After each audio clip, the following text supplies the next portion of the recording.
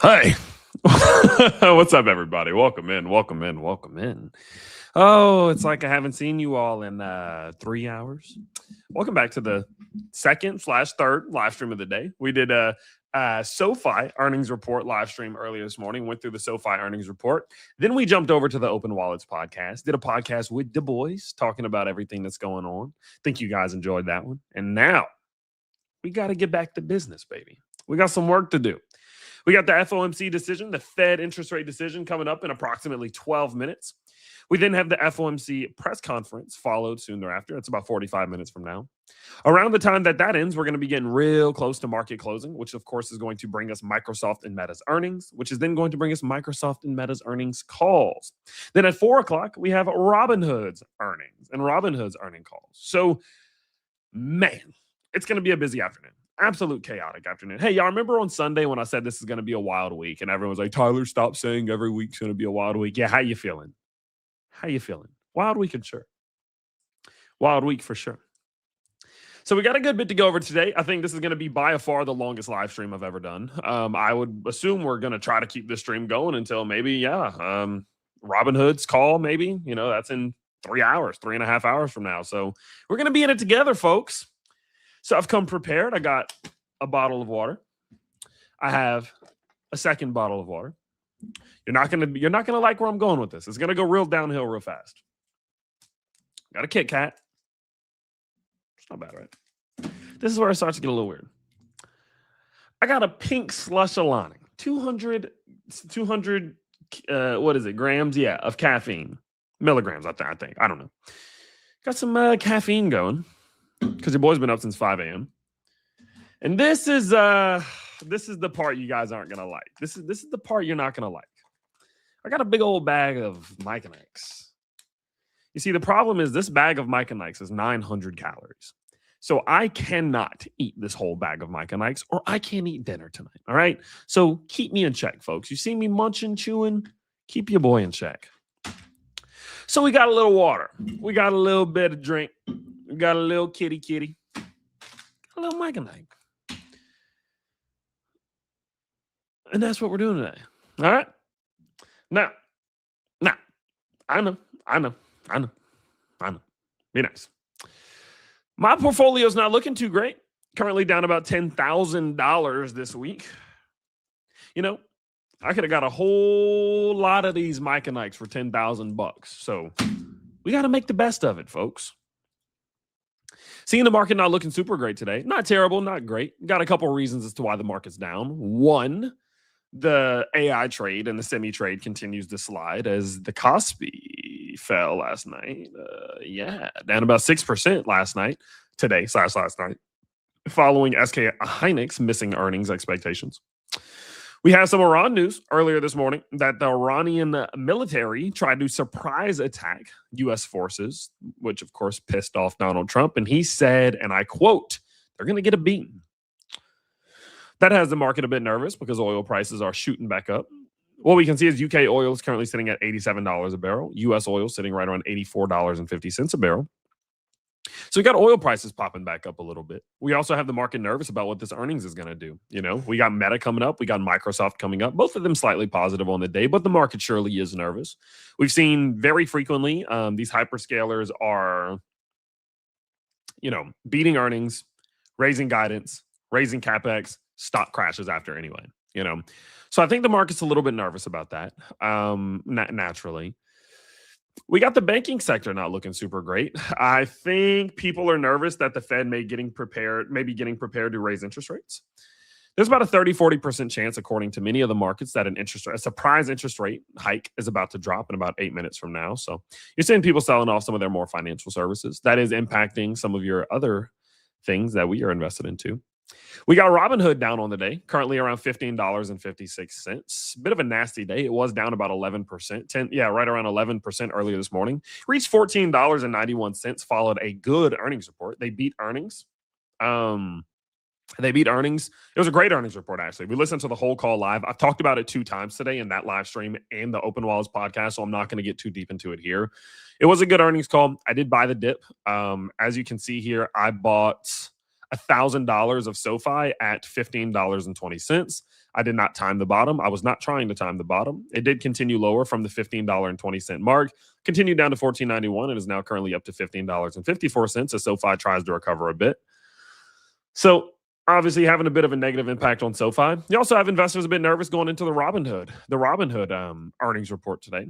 What we can see is that in the last earnings report, Robinhood actually missed back in May. They missed right here, right? And funnily enough, they still pumped afterwards. But it does seem as if people are nervous. Robinhood is getting rejected off the macro golden zone going into earnings, and this could be the catalyst it needs to really catapult then move back downwards. So market's a little bit nervous when it comes to Robinhood. A lot of nerves in the market today, folks. A lot of nerves in the market. A lot of worry, a lot of concern. I don't really particularly share that sentiment. I'm not super nervous. I do think, honestly, the market is moving into the state of irrationale, and that is always when some of the best buying opportunities present themselves. So I'm basically just sitting back watching and smooth sailing this bad boy forward. We got Google up a little bit today. Google and Amazon both up today, which is good for the new hyperscaler portfolio that we created. As you all know, I'm making a $10,000 bet into hyperscalers right now. Pretty somewhat evenly distributed across Google, Amazon, and Microsoft, with consideration of adding Oracle and what was the other one I was thinking about adding? Why am I blanking it? It was Oracle, and it was it ServiceNow no, it wasn't ServiceNow. There was one I was thinking about adding, and I'm just blanking it right now. But yeah, so looking to go in, and yeah, they got the portfolio looking decent. Almost a 1% gain on that capital injected. Not too bad. If we actually look at the investments in this portfolio, not looking terrible. We currently have the Google shares currently up about, let's actually look at this in terms of, it's not going to let me pull up percentages, but we got our Microsoft position up $40. We got the Google position up $50. Amazon position slightly negative, but all in all, building pretty healthily. We have about, let's call that about almost $4,000 deployed, with roughly $6,000 left to deploy. I did deploy another $300 today. I bought $300 yesterday. I bought $300 today. I'm going to buy $300 tomorrow and $300 the next day as well to do my $1,200 weekly DCA. Yeah, it was AMD. It was AMD, right? AMD is the only semi that I'm kind of wanting to buy. That's the only semi I'm kind of wanting to buy. Yeah, that was it. So yeah, that's where we are. So not too bad, not too great. Gladly, our hyperscaler portfolio is up $19 today. That's going to definitely cover a lot of the losses from the main portfolio, which is down $3,376 over the last hour or so. So good to see the hyperscaler portfolio hedging my losses here in the main portfolio, the public portfolio. So good to see that for sure. We also have MasterCard hedging pretty good right now. As you can see, my current MasterCard position is up $19 today too. So that's definitely going to do some damage, take away from this $3,350 loss on the day. So yeah, good to see some $20 gains coming in. Good old hedging. You love to see it. I'm basically break even. What's the other 3,300? You know what I mean? So that's what we're going to be doing today, folks. We are going to be going through basically everything together. We have the Fed's interest rate decision dropping in about 4 minutes. I'm going to dive into that. The market feels like there's a chance that they raise interest rates. I'm personally not expecting it, but nothing really surprises me here in this market. So going to keep an eye out on that. And then in 30 minutes after that, so 35 minutes from now, we are going to listen to the FOMC meeting, Kevin Warsh's second FOMC meeting as the Fed chair. In between those two, though, we will probably spend a little bit of time doing a bit of analysis. Some of the things that I warned you all about are now coming to fruition. I told everyone in a video a few days ago, hey, if AMD loses this golden zone between 481 to 497, I told you it's coming back between 436 to 408. I said it's not guaranteed. It doesn't have to, but more often than not, it will. So you're going to want to be careful. AMD has now visited the bottom side. Micron, I told everyone, listen, hear ye. Said if Micron comes back and it falls below $881 to $847, I said it's very likely coming back to $757 to $700. That's where I could see it coming. And look where it went this morning. Directly down to that breakdown target. Now, I know a few of you who actually shorted it. I know a few of you, 3 of you actually messaged me. You shorted it. The second we lost the golden zone on Micron and AMD, you shorted it with your take profits down here at the zone. It was one of you was on 11x leverage, if I remember correctly. So you just made a gain of 110% on Micron, and you just made a gain on AMD of, let's go ahead and call it, 100%. Congratulations. I obviously did not do that. I'm not big into shorting personally. It's not my thing, but I am happy for those of you who are able to at least capitalize on that downside move. And I was pretty damn confident. Like, you lose that golden zone, you come back down into your extension zone. It's just what happens, right? So a lot of the calls that we made over the last few days have now come to fruition. And yeah, we'll talk about that a little bit more after we get the actual decision. So, all right. Good pull out of MU after 3 months, now matching your hyperscaler portfolio. Thank you, TH. Love to hear it. Don't follow me into any bets, though, any buys, anything. Tyler Hill loses money with everything Tyler Hill does, and you will too if you follow me. So I'm not a financial advisor, just a random dude in the purple room. Take it all with a grain of salt. Take it all with a grain of salt. 150% gain on MU. Good old, that's a hell of a 150% gainer there. Great job. Bloom Energy is a great long-term company, in my humble opinion. Did I spell that right? Good job.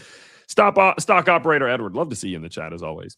But we got this Fed interest rate decision coming out in 2 minutes from now. So let's just kind of hang out and then, yeah, I guess we'll see what happens. They should release it in the releases. So going to be a good one. Going to be a big one, folks. Going to be a real big one. I think whatever happens here is about to have a big old impact on this market. So you're going to want to watch it super closely. What we're going to do is we're going to split screen this bad boy. I'm going to pull up the S&P 500 on one screen. One side of this screen here. You know what we're going to do for now is I'm going to remove all of this, and I'm going to come down to the 5-minute charts. Let's watch how this bad boy responds to this interest rate decision, which should be releasing in a few minutes here. Just bought SoFi this morning. Perfect time to buy. Awesome, awesome. Yeah, you bet. Waiting for Meta and Microsoft earnings to see if I had money in the beaten down data center stock. All right. I'm maybe the only one that. No, a lot of people lost money on Micron. Don't you worry, folks. All right. Should be getting this decision in a second.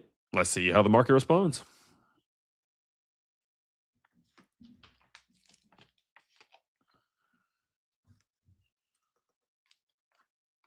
I do want to remind everyone, after the stream ends, we do go ahead and post. We go back and we add in the timestamp. So if you're just tuning in and you want to rewatch afterwards, no worries. We are going to update you.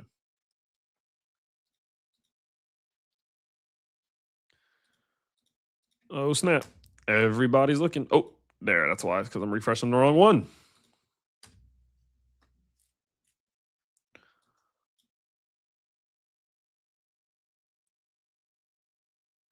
Everybody's on this website right now. And of course, they didn't update it right here because when do they ever update things in the right place?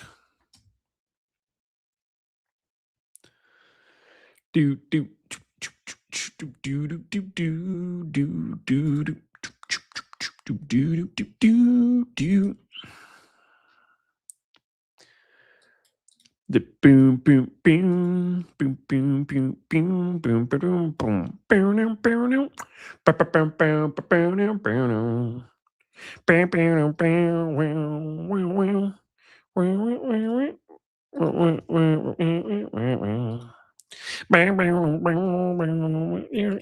yeah, that's about what we figured. The Federal Reserve leaves interest rates unchanged, remains at 3.5 to 3.75%. That's about what we figured. There was a chance. There was a chance. Nothing can surprise you in this market. But hey, you be nice, oddball. You're the oddball here, folk. Anyway, yeah, cool. All right. Well, went about as we expected there. Let's kind of get back dialed in then. Go ahead and toss her back on there.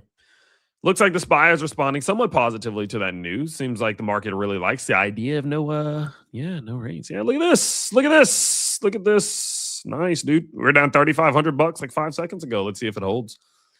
It does go to show that the market maybe started to get a little bit nervous leading into this decision today. Maybe like, the 30-40% interest rate hike odds, or, maybe they were like, that's the final nail in the coffin. But no, it's not what we got today. It's not what we got today. I am going to wait and see when the looking for the nope. Is there a better spot I can go to grab this?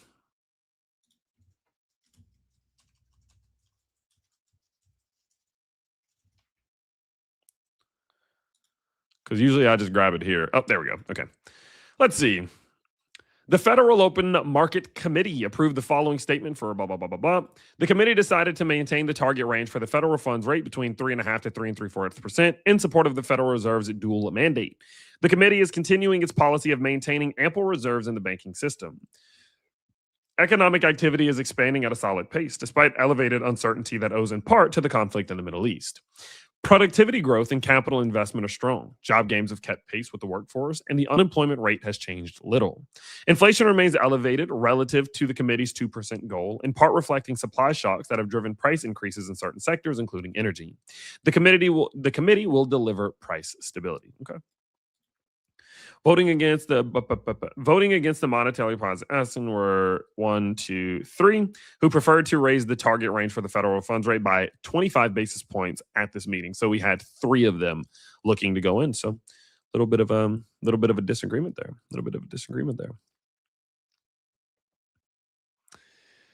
Cool deal. All right.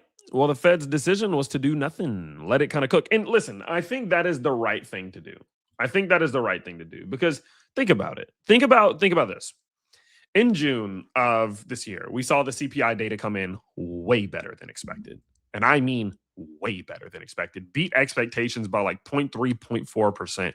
It was big. We saw inflation really, really falling. But the problem with that was that inflation data that we got in June was prior to the Iran conflict sparking back up. It was prior to oil jumping back up to $80, $90 a barrel, $100 a barrel earlier this month. Like, it was before all of that. But what that told us, although it was outdated information, what it tells us is that, hey, look, this inflation thing might take care of itself once the Middle Eastern conflict resolves, right? Like, what we're seeing right now in the Middle East is clearly the reason as to why inflation remains elevated. So going in and raising interest rates might not really help anything, right? Like, it might not be positive. It might not be a net benefit. It actually might be a net negative, because now people and every day are just getting double whammied. Now they have, and that's what Sam said on the podcast. Shout out to him. He's like, it's like a double whammy, right? Like, we have the Middle East causing gas prices and everything to go up and inflations. And now everything, borrowing money and getting access to capital, goes up even more. That's just going to put strain on the U.S. economy for almost no reason.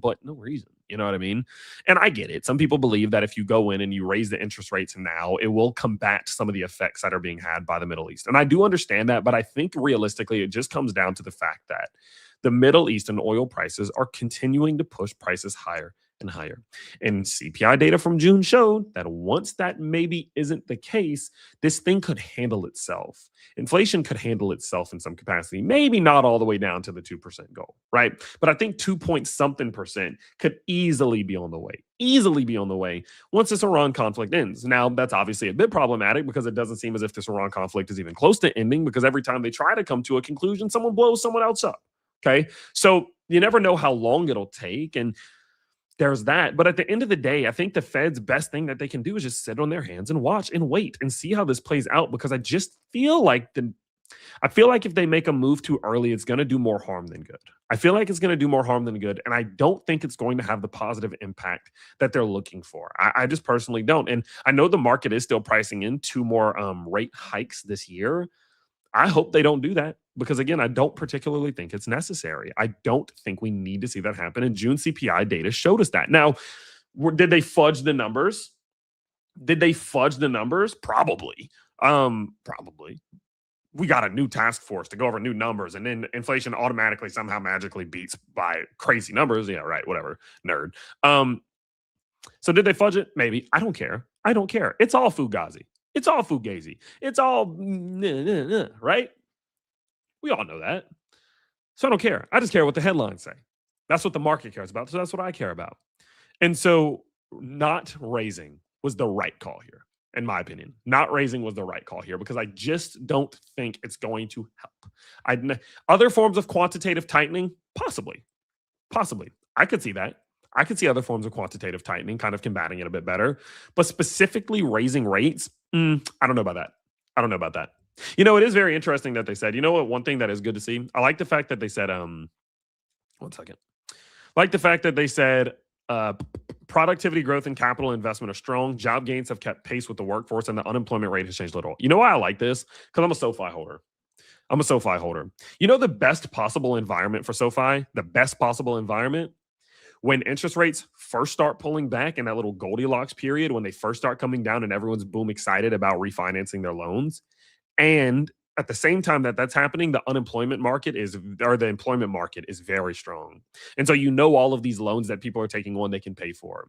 That's the perfect environment for a company like SoFi, and that's usually where they bloom. That's usually where they do the best. And because we are currently seeing the second half of that situation lining up still with the jobs market performing decently well, it's definitely a little bit shaky long term. But as of now, it's looking pretty decent. I think that's a very good sign that, again, once this inflation comes down and maybe this whole Iran conflict actually ends, it's probably going into next year, and we see those interest rates start coming down, what could be the middle to end of next year, maybe early the next year, I think you see a SoFi that just starts to absolutely bloom. And I think many of these fintech companies do well. And I think you do see the finance sector doing amazing, especially anyone who has a loan-based revenue. And I think you probably in that environment could see a SoFi giving you a 100% gain, a 200% gain. I think it's more than reasonable. So I love to see this. I think it's great news. And I'm glad they didn't raise interest rates. I usually don't try to give you too much of an opinion in that nature, because at the end of the day, listen, I understand. I am not a banker. I'm not even that smart, if I'm being honest. I'm just someone who looks at all this stuff all day.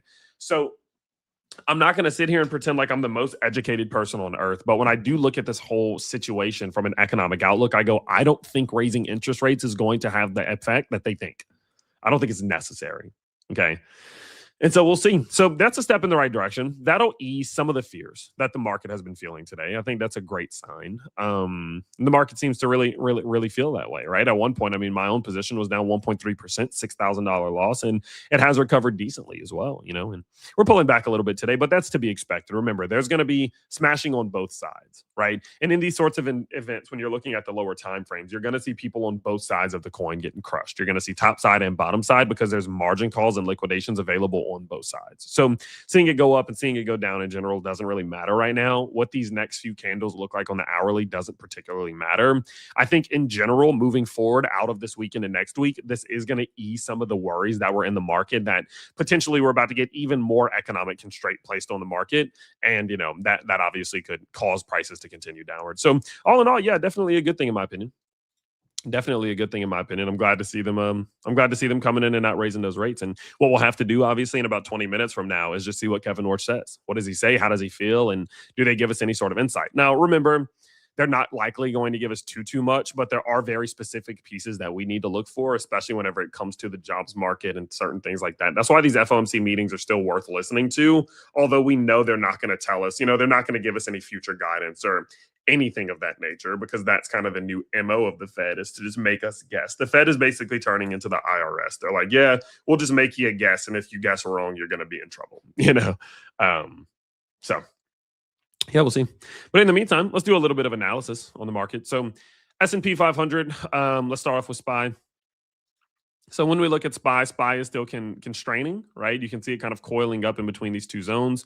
You have a clear seller zone right here, a pretty big one. Or sorry, a buyer zone. You have a pretty big buyer zone sitting directly below SPY's price, which ranges between $733 and $715. And it has a clear seller zone sitting directly above it. One would call it decreasing. I would maybe go ahead and just call it something like so. Something along these lines here. And so what SPY is doing is it's still just range bound. And you can see the effect, right? You can see the strength. Do you notice how in this moment right here, we have this support and the buyer stepped in and pushed the price up into that seller zone there.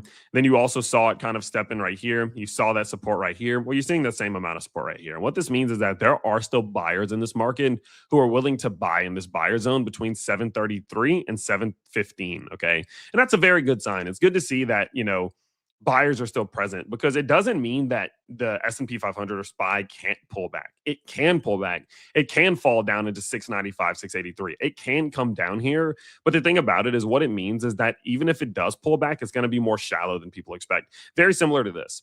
Do you see how as it started to kind of flatten out right here, you had the buyer stepping in here, buyer stepping in here, buyer stepping in here? Well, this was a good sign, because as you started to capitulate, although you were falling, because the buyers were present and willing to slow down this correction to the downside, this was a bit of a shallow pullback that was followed by this pump. And so I think it's the very same thing. Like, even if we do see the S&P 500 start to roll over, I think it'll be somewhat shallow, similar to this, and you will get some sort of recovery back to the upside. Hopefully more long-term recovery than what we've got here.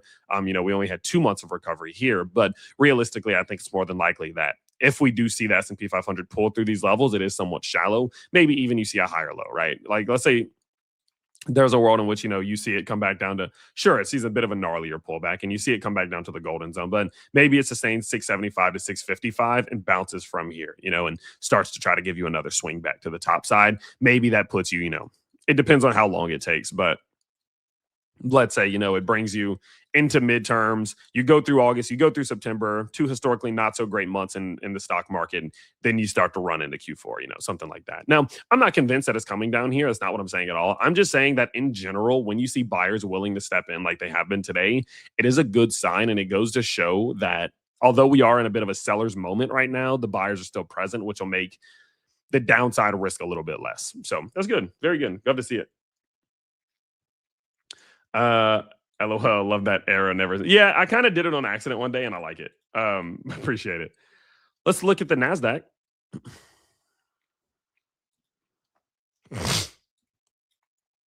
Let's see here. Very interesting moment here for the NASDAQ, actually.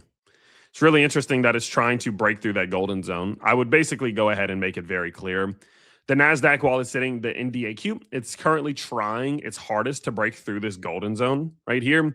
The golden zone tops out at $96.06. The NASDAQ is currently right around $96.45. So right now, I would be doing nothing but just watching to see if we can close these candles above the golden zone, right? Does it hold above $96 and call it, let's just say $96 in general? Does it hold $96 or not? If it holds $96, there's actually a world in which you see this bad boy not only return back up towards that previous all-time high around $102, I think even coming back up to around $110 to test this upside, what's it called? This upside extension zone, break up zone up here between 121 and 110. I think it's very reasonable.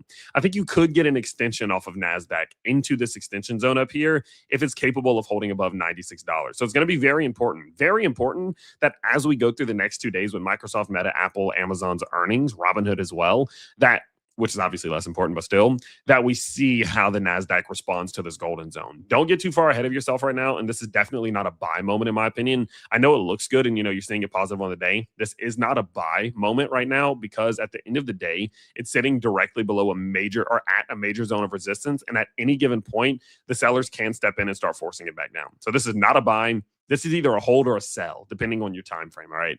But it will be important to watch it because it will give us a bit of a clue of what the upside potential is from here if we're capable of maintaining above 96 bucks. So I'll keep you guys updated as it tries to break that level.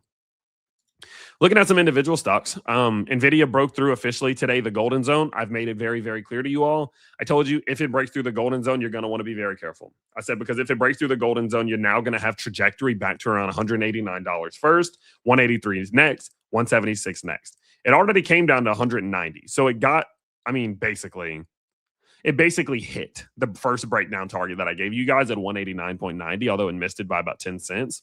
If it's unable to hold here, it still has trajectory to the downside. So when I'm looking at something like NVIDIA, I'm telling you all, hey, be very careful right now.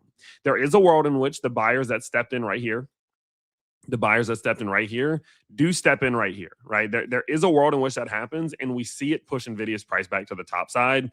But that is still going to be a little bit of a gamble knowing all of the AI stuff with the hyperscalers going on, right? All these earnings from these hyperscalers. So if I'm looking at NVIDIA right now, I'm being very careful, very careful. I could call this a very conservative and cautious buy zone for NVIDIA.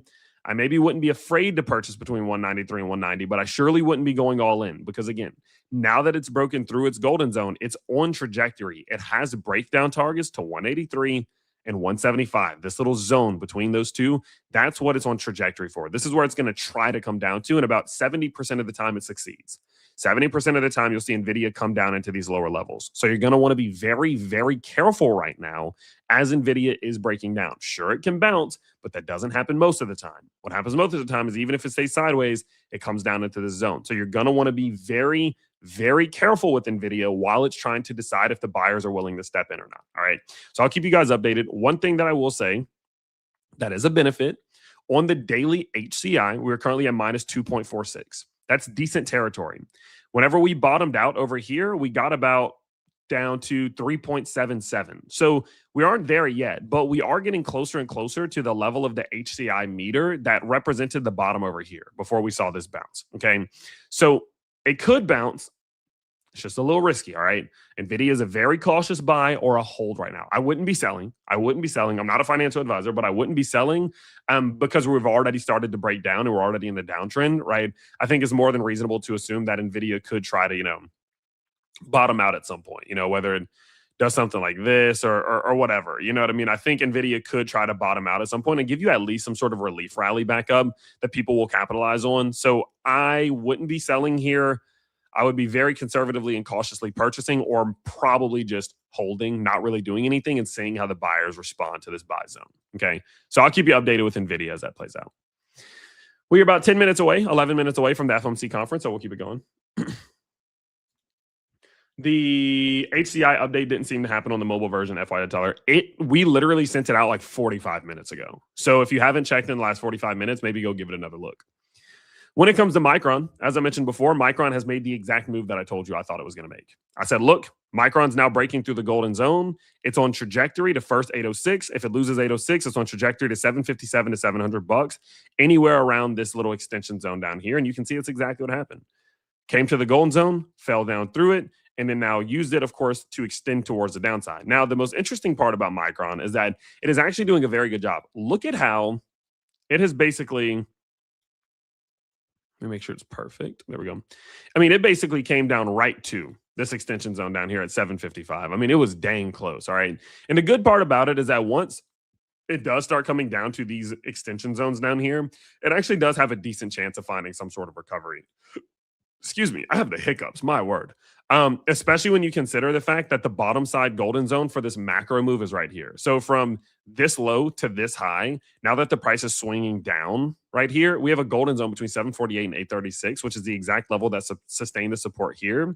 So we have the bottom side of the golden zone right here, which lines up very well with the top side of this extension zone to the downside, meaning that there's going to be a lot of buy pressure between now and like $650. I think this $110 window that we're in right now between 765 and I would actually go ahead and say 765 to $650 right here. I actually think this is a very strong buy zone. And although I'm not, 100% convinced that Micron will bottom here because you never really can know where the bottoms will be, I will say that it does have decent chances of trying to find some sort of recovery out of this green zone. It could just look like this, right? It literally could just look like this, in which you have a Micron bouncing, 26, 27% off that level. But I think it's very possible, especially when you consider the fact that your HCI is now about to dip into the -3 territory on the daily. Your 4-hour HCI is now back at -4.61.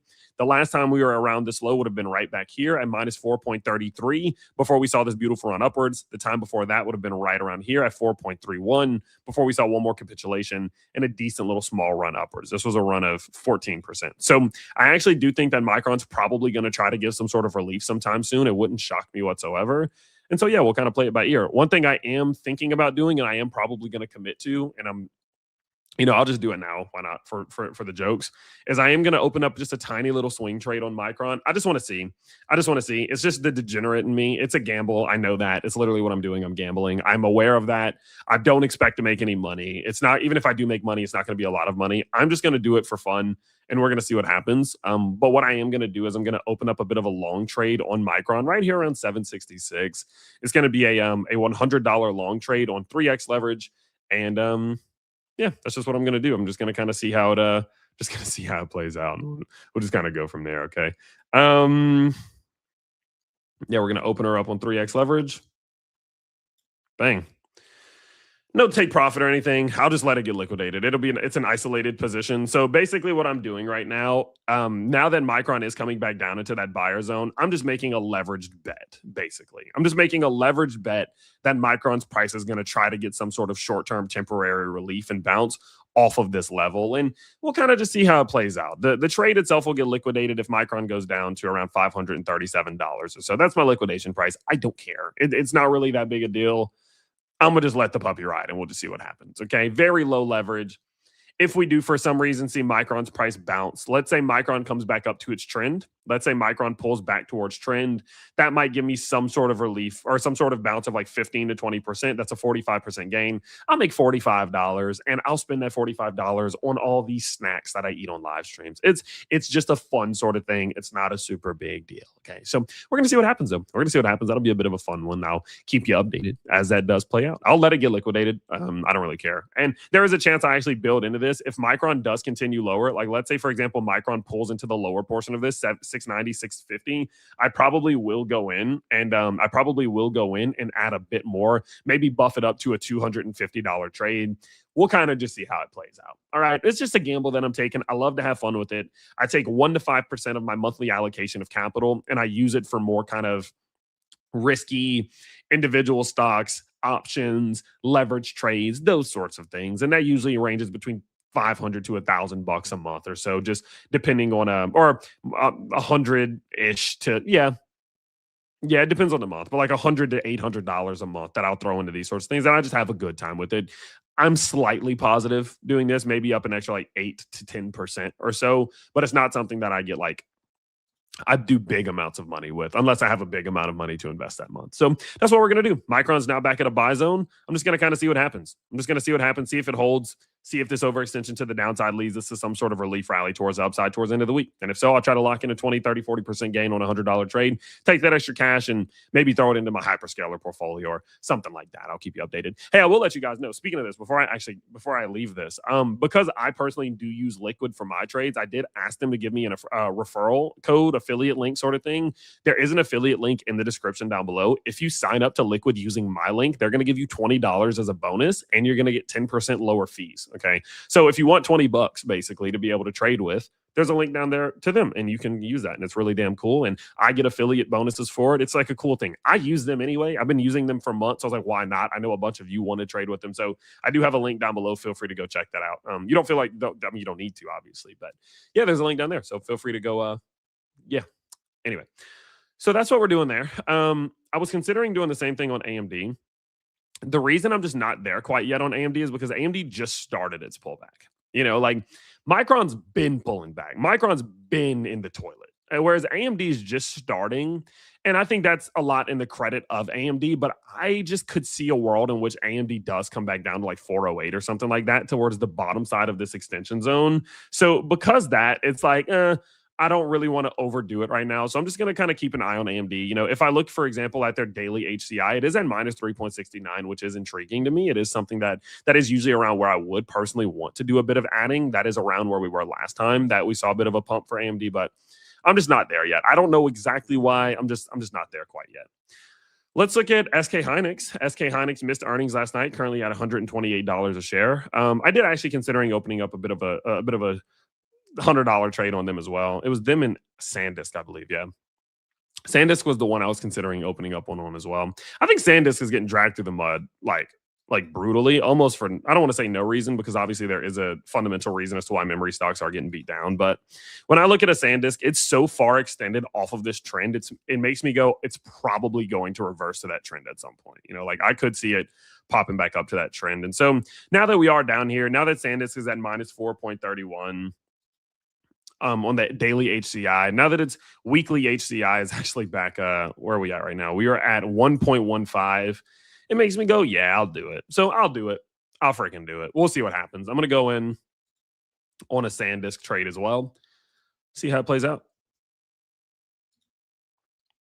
Go in 3x leverage on this bad boy as well. $100 trade. Liquidation price at $741. I'm feeling pretty decently confident in that. Yeah, boom. Open up a bit of a little swing trade on that as well. So we got about $200 deployed into these little swing trades. I'm gonna probably add a couple more just depending on how the day goes. Kind of see how it plays out. But I'm feeling somewhat confident in SanDisk. It's like, all right, you look at something like SanDisk. It's currently down 55% from its high. It's extended off of its trend, its current top side of the downtrend by about 30%. The last two times that we saw SanDisk get this extended off of its trend, we did get that reversion. We saw it revert back to the trend here. by 31% move upwards. And then we saw a reversion to the trend here for 31% move upwards as well. 30% move here for me is a 90% gain. It gives me $90 to go spend on more Mike and Ikes. So yeah, I'll do that. I'll happily go in with a low win. And at the end of the day, they might just continue lower. It is what it is. I'm not going to trip about it. See how it plays out. I'm not building these into my long-term portfolio right now. I'm still not interested in terms of the macro prices, but it's definitely enough of a downside extension that I'm willing to go in with some swing trades. Willing to go in with some swing trades. All right, but look, folks, we have the FOMC meeting coming up in 3 minutes. So let's kind of shift gears a little bit. Let me make sure that the sound is going to play for you.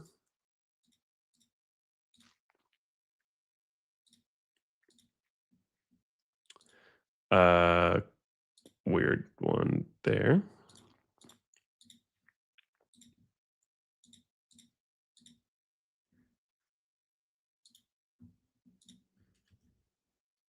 My screen share is being weird.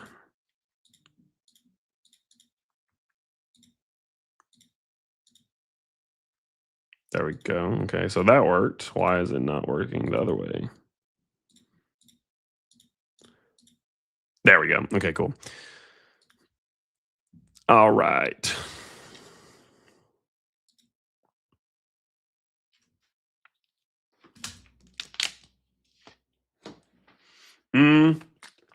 I'm going to go through Microsoft, Meta, and Robinhood tonight. I'll be listening to the Microsoft earnings call, though. Hey, did y'all hear that music just now?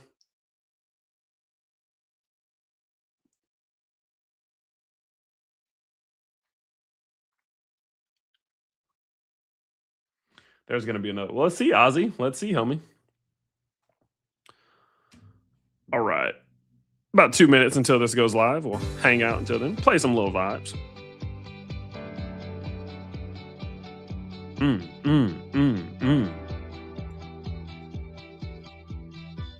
Are y'all ready to hear dual mandate and we're not giving guidance for the next 2 hours?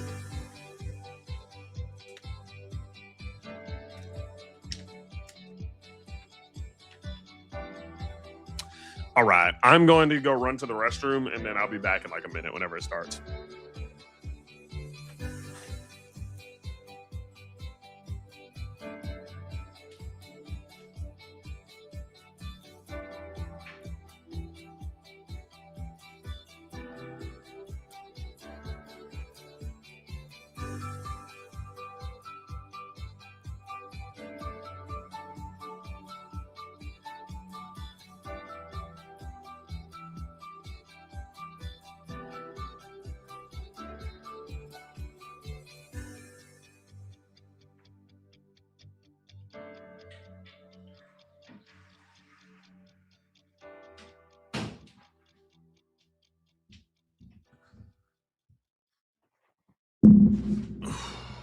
All right.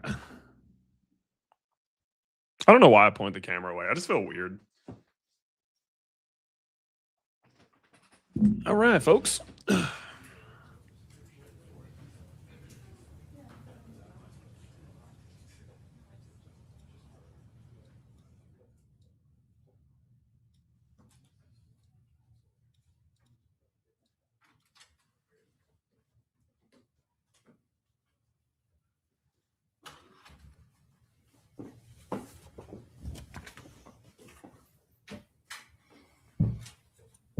Good day. My second FOMC committee meeting as chairman has come quickly. It's probably too early to call it a streak, but our discussions again were collegial and constructive. I'm truly lucky to work with colleagues so capable and mission focused and so determined. I got you. Give me 1 second, folks.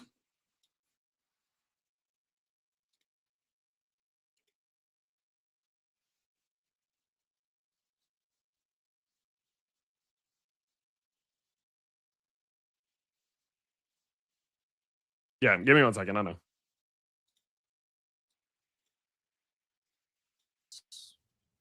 Even with recent shocks, the trends are positive and reveal solid growth.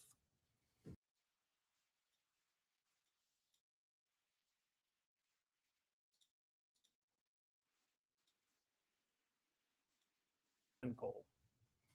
The committee remains resolute. You've heard this before, but we will deliver price stability.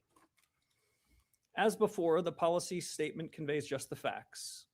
It's steering clear of forecasting, a choice we consider especially prudent at these uncertain times. Uncertainty, however, does not mean a lack of clarity. For some households, businesses, and market professionals, 5 years of high inflation have left a mistaken impression that's hard to shake, that the Fed's implicit inflation target was somehow above 2%. Let me reiterate, there is no soft inflation target. There is no soft implicit target, not on this committee's watch. There's only a target, and it's 2%. Not one of my FOMC colleagues is under any illusion. We have begun a new chapter, and we understand that the 5+ years of inflation above target cannot be cured in 9 weeks or by a single month of modest price decreases. This Fed will not waver. Our credibility rests on performing our duties and delivering on our responsibilities. Americans are right to expect that because our nation's prosperity depends on it. To the regulars here in the press room, today's assessment might sound familiar, yet there was nothing inertial about our discussions, our policy, or our strategy. 2 economic developments are worth highlighting. The first is a very notable change since our last meeting 42 days ago. Nominal and real yields are materially higher across the Treasury curve. In fact, some of the increases in market interest rates between FOMC meetings are among the most significant in the last 2 decades, ranking around the top decile or so. But if the committee didn't change its policy rate, what happened? In the intermeeting period, market attention centered on real data and real economic developments. Prices reacted in real time to incoming information, and the reduction in forward guidance may have been a factor. Market participants are learning to play the ball, not the referee, and market prices will continue to respond in the direction and magnitude they see fit. This is, in my view, a change for the better, and we're just getting started. After all, the central bank need not always and everywhere be the center of attention. I understand the desire for forecasts and commentary from this committee, but for our reaction direct and unfiltered. I want to stress, of course, that decisions by this committee matter a great deal. And where necessary and appropriate, we will not hesitate to act. A second economic development is one that I noted at the congressional oversight hearings this month, but it's worth repeating. The most striking feature of the economy is the strong growth of business investment. The surge in high-tech CapEx has been remarkable, but that does not necessarily make the Fed's role any easier. In the AI-related category of high-tech equipment and software, the most recent data shows 4-quarter growth rates of nearly 20%. This is helping to sustain the healthy momentum of manufacturing output. More generally, CapEx is preparing the ground for future growth. Nonetheless, the precise timing and magnitude of effects on the supply side remain hard to predict. FOMC meetings produce policy decisions, but just as important is candid discussion of the big things that matter most. That too is a priority in this new chapter at the Fed. In our meeting, vigorous discussion centered on 4 questions, which I will enumerate. First, we talked a lot about the implications of the past 5 years of high inflation on the current policy conjuncture. To echo an old phrase, has the past really passed? Second, My colleagues and I considered the economic shocks of recent years, strained supply chains arising from the pandemic, military conflicts, energy supply disruptions, substantial increases in tariff rates, and yes, the surge in AI-related investment. These differ in their sources. Do they also differ in their effects on output and employment? Third, we took up the related question of price increases arising from shocks. The business CapEx boom, for example, is driving up prices of memory and logic chips and associated AI infrastructure.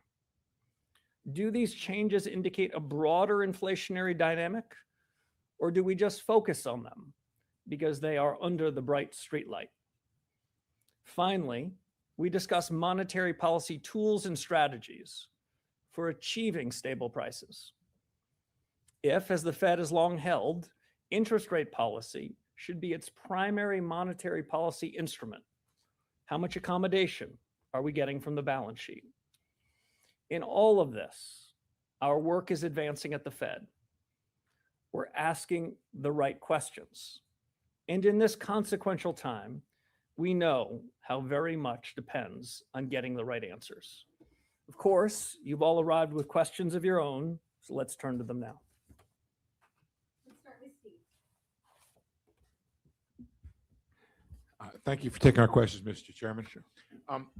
You've had a couple months now, or 9 weeks, or whatever number it is, to see the markets behave in the absence of forward guidance. I'm wondering if you could tell me, what message are you getting from the markets as to where policy ought to be right now? Yeah, so I think officially it's 8 weeks and 4 days, but I'm not counting. The message from markets is the message from markets. What I've really been trying to do, Steve, as I think you appreciate, your colleagues appreciate, is getting an unfiltered message from markets, getting a direct message, letting buyers and sellers meet at prices for treasuries, for the foreign exchange value of the dollar, and then trying to judge for ourselves, what does that mean about our remit? How are we doing on inflation? How are we doing on employment? We're trying not to interfere with that market signal. That's part of the reason why we've been somewhat spare in our words, why we pulled back from forward guidance. So they're reacting to events, I would say, much more directly over the 42 days since we last met. This is a good thing. As I mentioned in the prepared remarks, we've seen a material tightening, not just in nominal rates, but in real rates too. And we're observing it. We're trying to stay out of that because, you know, many of you might be interested in our reaction function. We're interested in the reaction of financial markets. I get that, Mr. Chairman. And I guess the follow-up question is, if the markets are talking to you, what do you hear them saying? And if it's real rates are higher, it would suggest that that's where the funds rate ought to go. Yeah, so Sorry. I'm sorry, it's your question. So interpreting markets is an imperfect business. We central bankers like market pros can think these things are overdetermined, but let me offer some speculation. First, as we said in the FOMC statement that you got at 2 o'clock, the economy output is solid. CapEx and productivity are strong. Labor market's solid, steady. The bond market, the treasury market, it seems to be saying that as well.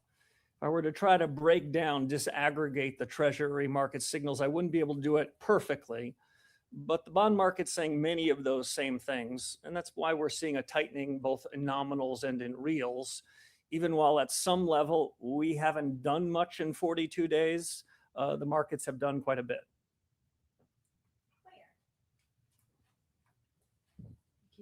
Claire Jones, Financial Times.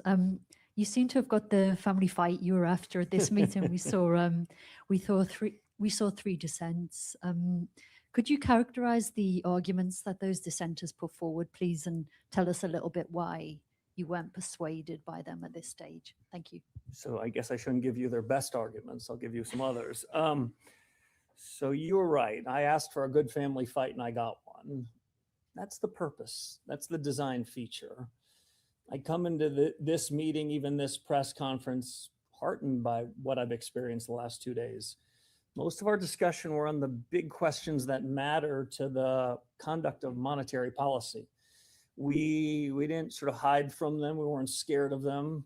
There was a lot more interaction between and among my colleagues. It was a real family fight. My view, which you've long heard, is that's the better way to get policy right. That's our North Star. So there was a lot of agreement that I heard that we have the powers, the tools, also the authority to deliver stable prices. No walking back from our responsibilities. There was a large majority support for the decision that we made in the room. But I also want to leave you, Claire, with one other impression. There was nothing inertial about that discussion. It was an active, robust discussion about what's in the full range of what we can do and might want to do in the period ahead. You characterized accurately, there was a disagreement about a decision today. I would say that doesn't sort of capture the full essence of the discussion. The path to central bank heaven requires delivering on our remit. These days, that means delivering on price stability. I wouldn't measure that path in 42 days or any one particular meeting. And I came out of that meeting even more confident that this is the right team to win the battle against high inflation. How much do you think not going in July was down to the cool CPI print for June? So in 2 words, not much, not much. I'd like to believe that the committee shares my views, which is the historic problem with data dependence is the data and the dependence. We are not relying on any one individual piece of data as cover or as an excuse or as validation. What I care about and what I think the committee cares about is trends on the data. Sure, we got some encouraging inflation data. I think at the meeting 42 days ago, I said something like 63 months of inflation above target. I didn't say 64, though the final calculation might be a close one. So we'll be watching inflation data over the period ahead. But I also don't want you to leave the misimpression that we're sort of breathlessly waiting that. I've called for a task force to revisit both the private and public data we use to make our decision making. That task force is out doing their work. I'll be checking back in with them the next couple of weeks, but I wouldn't say we overly relied on any one piece of data, including that data, which surprised some a couple of weeks ago. Hi, Chairman Warsh. Thanks. Neil Irwin with Axios. Thank you for taking our questions. So the Fed funds rate is now about 75 basis points below the 2-year yield. It suggests markets think you'll have to tighten eventually, about 100 basis points below most Taylor rule estimates. You're hitting your employment mandate, inflation stays high. Why should rates not be higher today? There's a lot in there, Neil. So rates are higher today than they were 42 days ago. Markets have made decisions because we step back in part from trying to influence those. Market judgments have moved up on what nominal rates are across the Treasury curve. That doesn't mean we take them as by dictation, but we're observing them. So I think it's a mischaracterization to say that markets haven't reacted because we didn't move today. Markets are reacting in real time. In the period ahead, we've got important decisions to make about the policy rate. Markets in the intervening period, I think, have quite a bit of decisions to make. I'll see if I can put it this way. Monetary policy matters not just by what we say or even what we do. Monetary policy matters by how it affects the real economy. And these prices that we see in financial markets is one of the many ways in which it affects the real economy. We'll be continuing to watch that market information, see how it responds to incoming events, and that can help inform our decision making when we meet in 7 or 8 weeks. How would you characterize in the family fight the last couple of days of you and the other 8 members who wanted to hold? Was that a strong conviction or was that a hair trigger close call on holding versus tightening? He's not about to answer this. The vote was 9-3. The broader discussion to my ear over the course of the last days showed a lot of agreement on the hard questions. The 4 questions I raised at the outset about what's really happening in the economy with the Damn, market shocks and green absent again. shocks. Wow. What are our tools and our capabilities? What's the effect on prices on output? I heard a lot of commonality on the questions. Hey, trades Were are there looking different decent. leans on the answers? You bet there was. So could people come to different conclusions? Absolutely. But my own judgment is this is a period of watchful Oh shit, my bad. thinking, not watchful waiting. And I think the score on that vote was unanimous.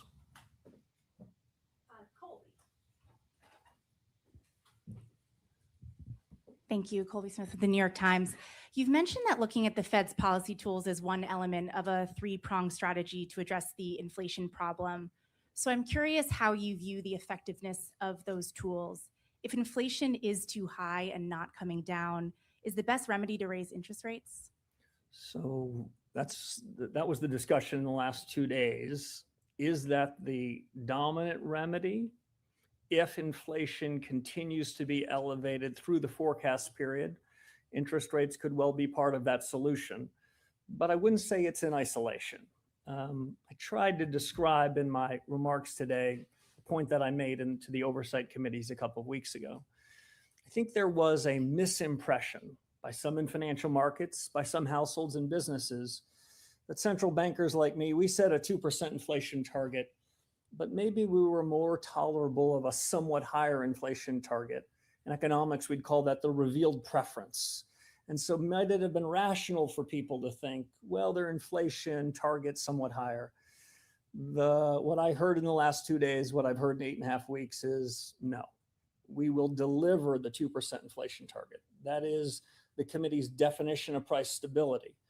So one way, absent the tools that you reference, to ensure that we get there is ensure that expectations are centered around the right number.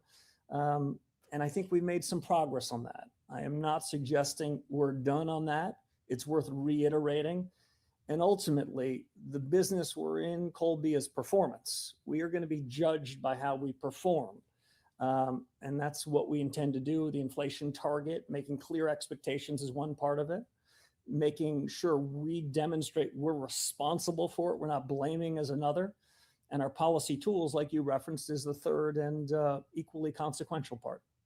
How are you factoring the fact that a large portion of the If you were listening to our discussion in the last day and a half, a lot of our focus was on trying to understand and identify underlying inflation dynamics amid shocks. We take these shocks seriously. There have been a series of them that have been hitting this economy. We're not looking through them and saying, oh, they don't matter. What we're trying to understand is to what extent are these shocks broadening in their effects, broadening in their impact on prices that are quite far removed from it. Our goal is to have growth that is broadening and inflation that is becoming more limited, more circumscribed. I'll be the first to admit the shocks make this job and this policy conjuncture a little tougher, but that's among the chief questions we've asked ourselves. And around the room, people have different views on it. I tend to think in the coming months, we're going to refine that view and have a better judgment. And we're going to have market prices trying to help inform it too.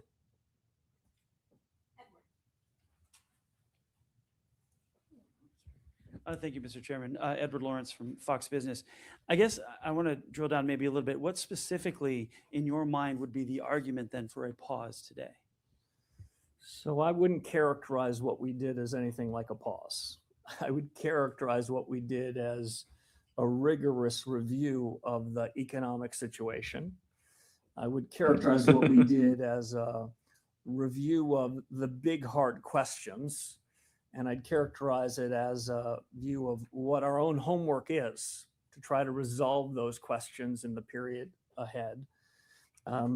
If you were to try to force a description that this was a pause, I would say financial market prices would take the other side of that.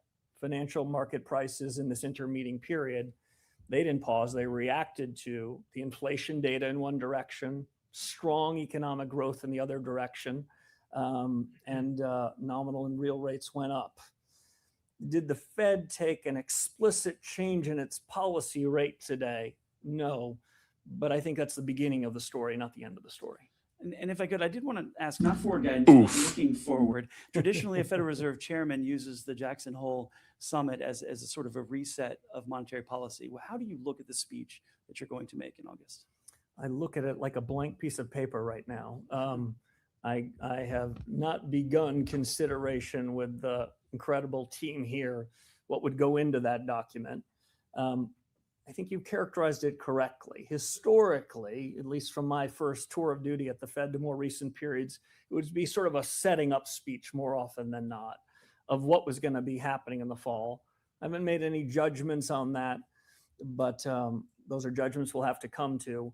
If I could, in the high mountain air in Jackson, Wyoming, I'd like to also frame the big questions. There is a tendency, especially with the proliferation of meetings and press conferences, to get caught up in the myopic.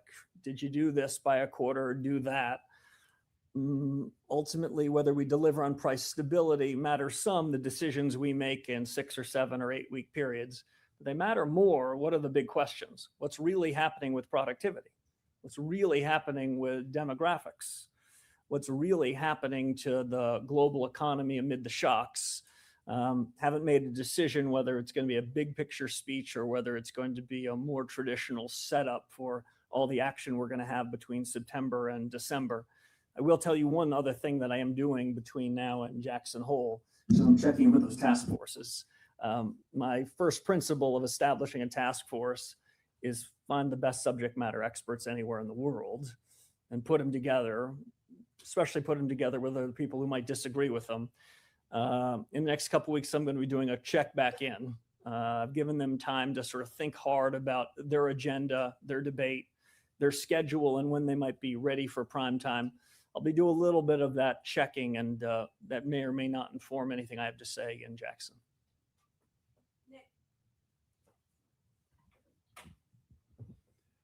Nick Timmeros of the Wall Street Journal. Chairman Warsh, I want to follow up on Colby's question about policy transmission. You've said there's no cruel choice between stable prices and full employment. Rates bring inflation down by cooling demand.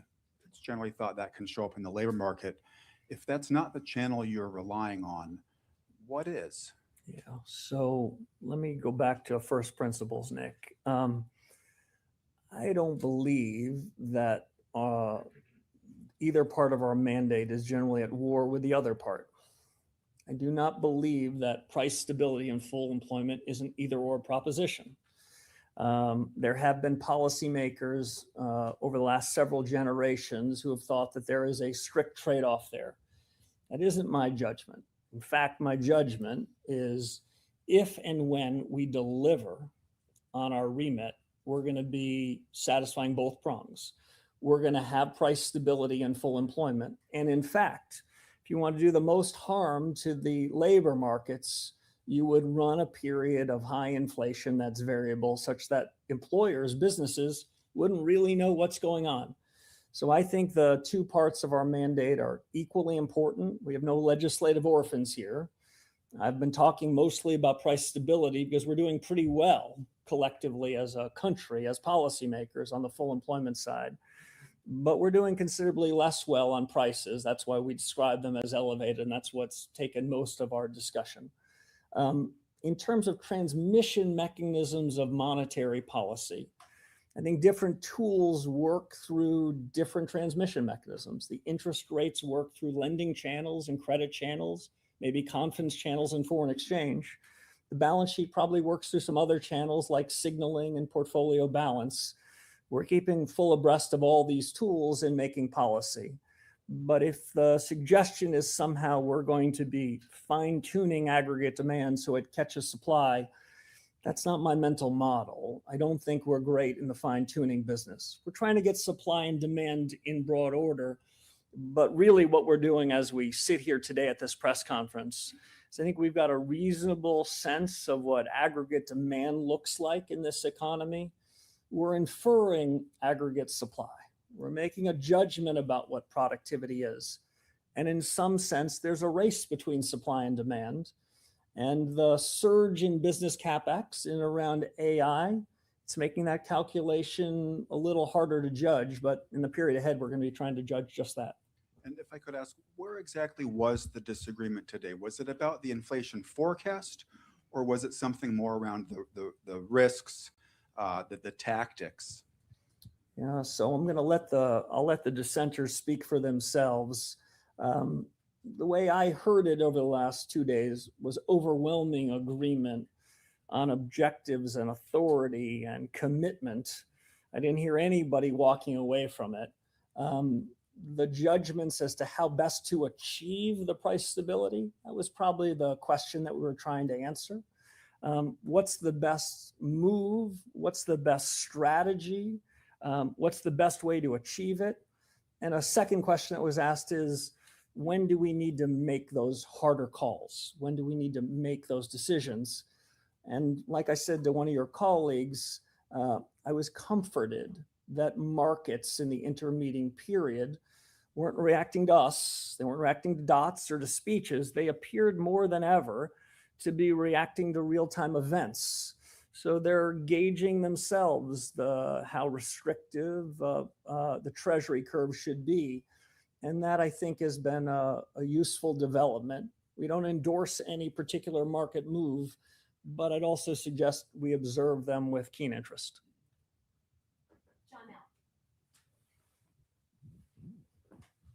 Janelle Marte with Bloomberg. Following up on that, there was more uncertainty in the markets about what the Fed would do at this meeting. To some extent, you might think that's what you want to see. But my question is about, is there a point at which you would not want to surprise the markets if they were pricing in something with higher certainty that was opposite of what you were intending to do? What are the risks that you see associated with that? Yeah, so it's a good question. Surprise is not the objective function. Surprise is not what we're solving for. We have a clear North Star. What we're solving for is how to make the best decisions. Almost everything else should be in service to that goal. By not spoon feeding markets, by not previewing our decisions, by not sort of giving nudges and leans, my colleagues and I have found in the intermeeting period, what we're getting is the views from a very accomplished economist. That's the internals of financial markets. Instead of just repeating or echoing what we were saying back to us, they're giving us somewhat, not perfect, their own judgment.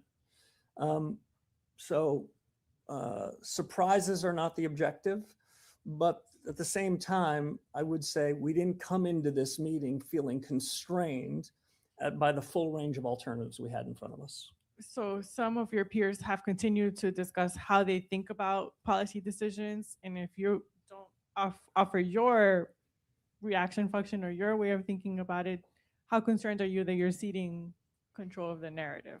So not very concerned. That's a short answer to the question. When some people that follow the Fed say, well, we don't want your forecast. We don't want your dot. We just want your reaction function. Part of me hears what we really want is your forecast. What we really want is your dot. In terms of reaction function, let me sort of disabuse people of a question that may or may not be real and be out there. Any central banker, especially a central banker where the labor markets are more or less at equilibrium.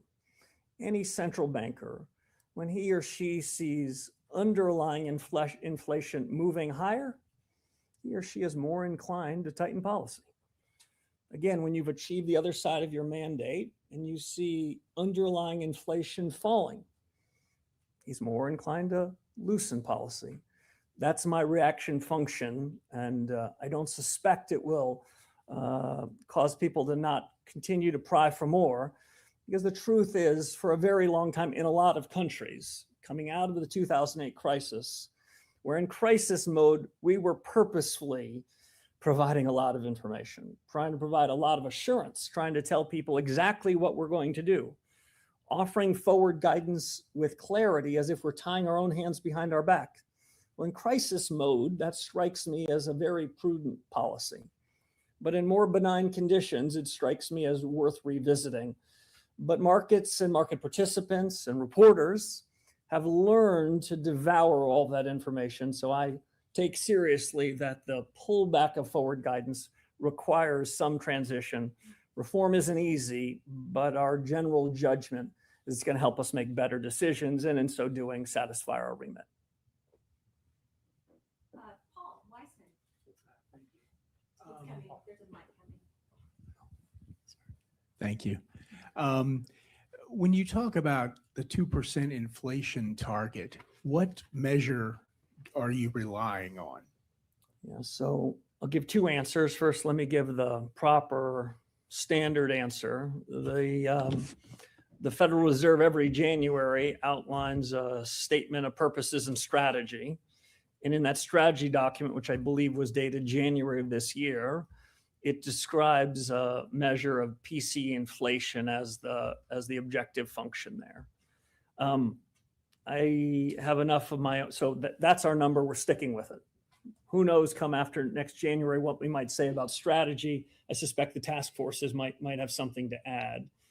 But I'll say this, some version of the Lucas critique, some version of Goodhart's law in economics should remind us that when we talk about measures of inflation or something else, and we describe those measures as being consistent with our objectives, we might make them such that they're not very good measures or very good objectives. Broadly, if you said to me standing in front of you, I abide fully by the strategy document, we're going to deliver 2% inflation and not a whisper more. But to achieve that, I'm looking at a broader set of inflation data than PCE. So without sort of fully revealing my cards, I'm trying to understand, like my colleagues, what's the underlying generalized change in prices that are happening in the economy. It is not a perfect science. I might have said 42 days ago, I've got a task force for that. But we have a data project that's trying to look and see whether we can't separate the noise from the signal. And so if you would hear a message from me, yes, I care about what the PCE prints are. I care about what the contributions are from CPI and everything else. But my lens is broader than that, even though the remit is quite narrow.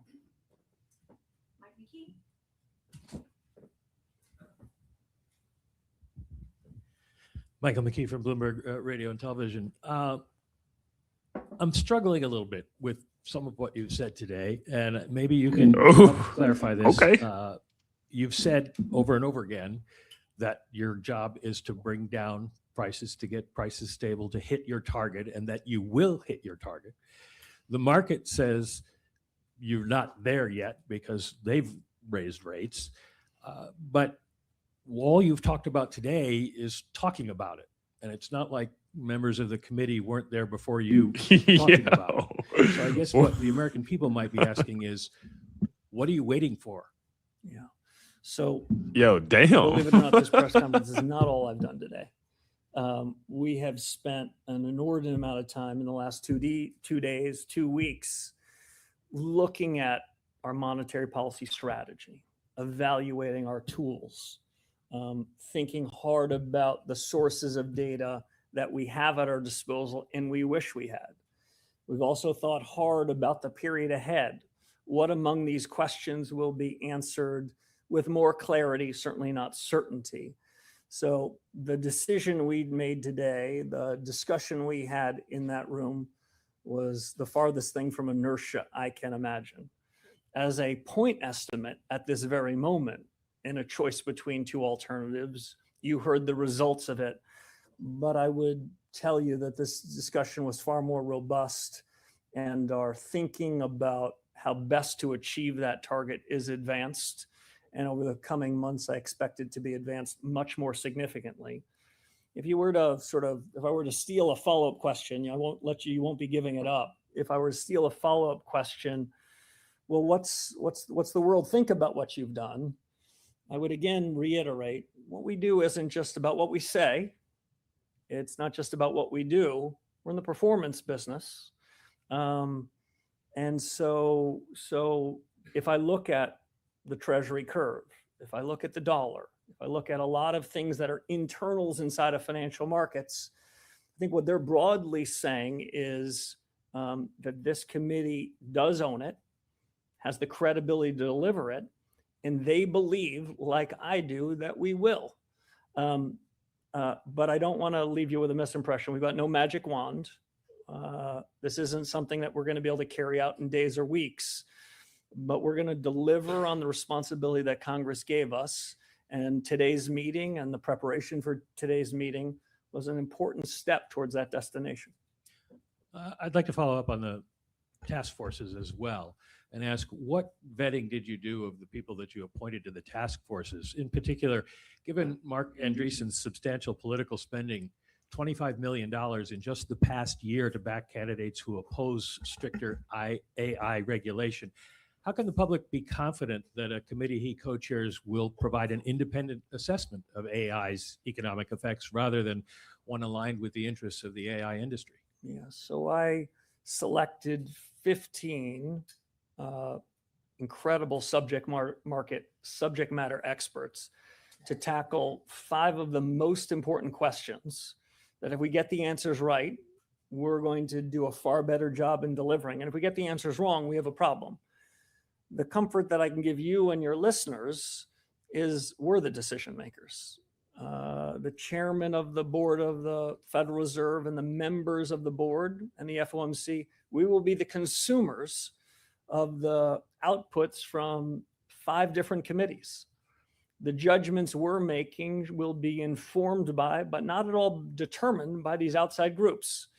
My theory of the case in establishing the task forces were to pick people with extraordinary talent, depth of expertise, and a divergence of views inside every committee, so they too can have a family fight. This is not outsourcing to people that aren't known and haven't been vetted. This is seeing whether new ideas can catalyze a broader, better, more informed discussion inside the room. And I'm very confident that we're going to be able to do that. I am impressed by the credentials of these 15 people. And full disclosure, I've known almost all of them for a very long time. And I think they're going to give their best views on the subject. But ultimately, these are decisions we're going to make, and we're accountable to our oversight committees and to the remit Congress gave us to deliver.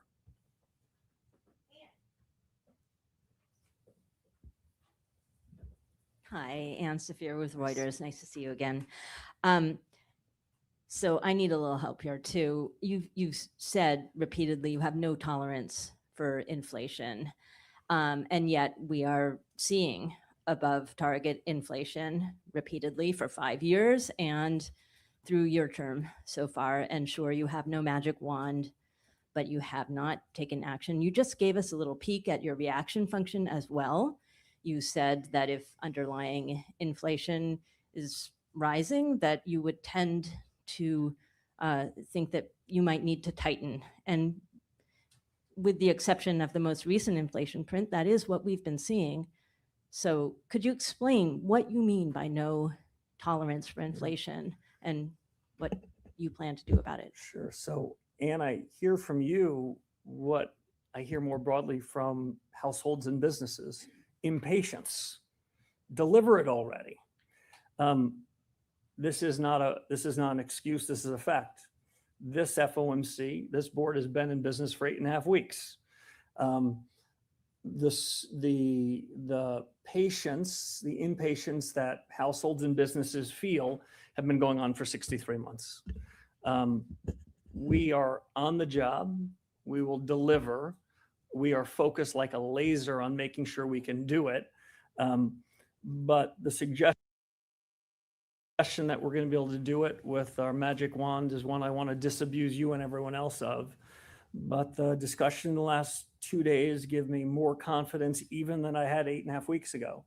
This team that we have at the FOMC, the support that we have from board staff, and the new hard questions we're asking, we need to resolve those. And as we resolve those questions, get smarter on those, we're going to deliver on the remit. You don't have to take my word for it.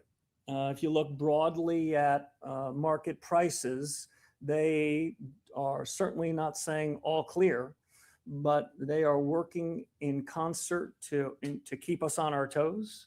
And they have tightened financial conditions in this intra-meeting period. And that has given us, that has provided us some comfort that we've got the ability and capability to deliver.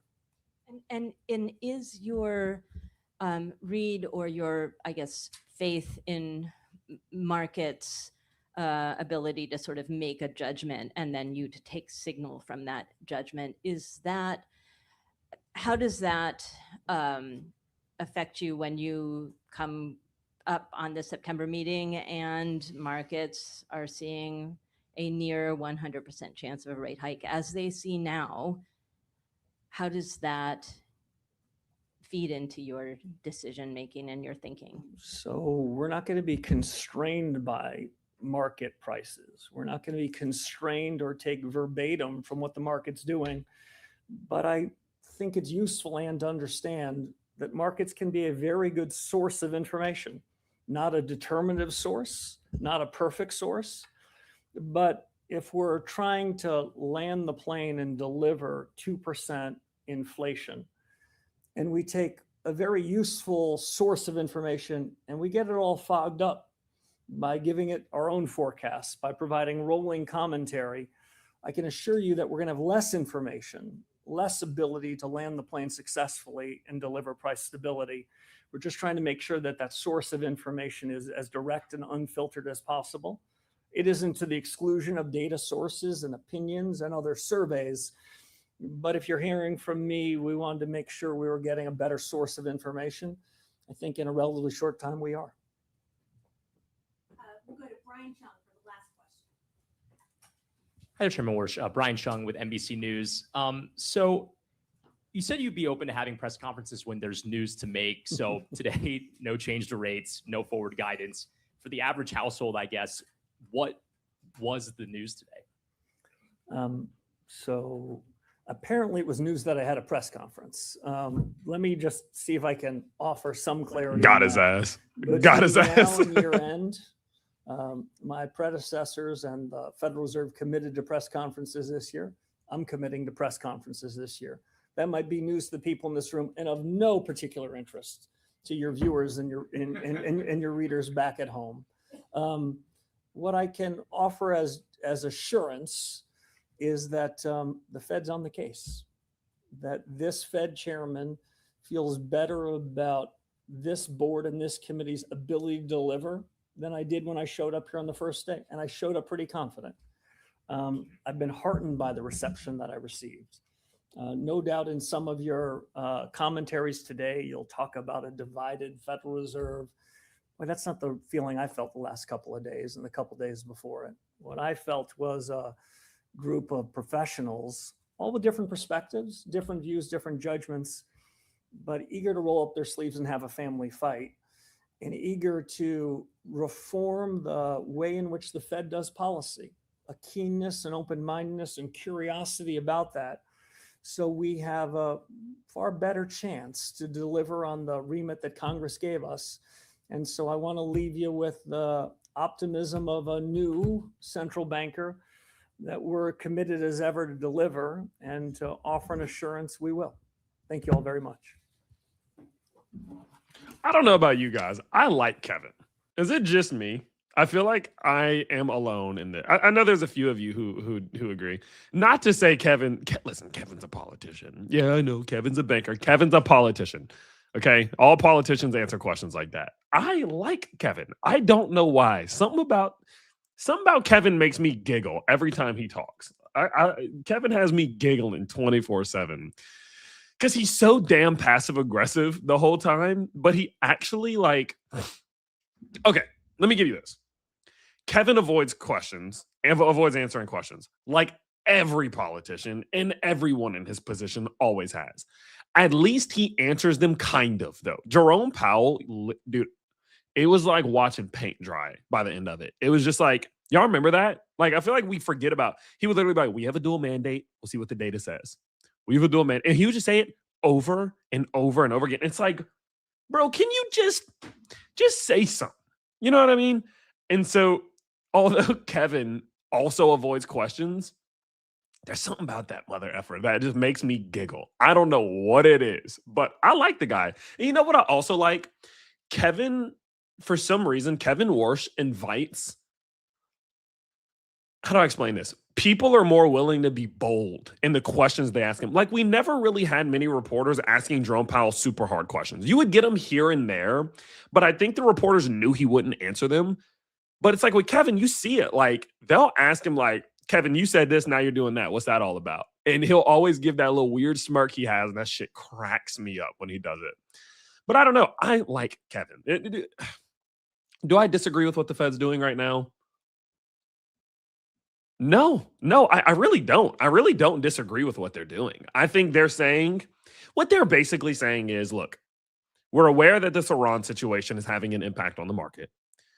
We're gathering the data to see how things go. We're aware of that. We are committed to bringing this down to 2.0%, which is them saying, if we need to, we will start raising rates. We'll raise rate at the drop of a dime if we need to, but it doesn't seem like we need to yet. Let's give it time. That's what they're saying. That is the exact thing I would say. I don't know what else I would do. I'm also not very smart, but in general, like, I don't know what else I would do. I like Kevin. Man, that was a crazy timing, huh? So there we go. Yowza. Where did I get in and get out? Obviously, again, guys, these are tiny little trades and I don't care.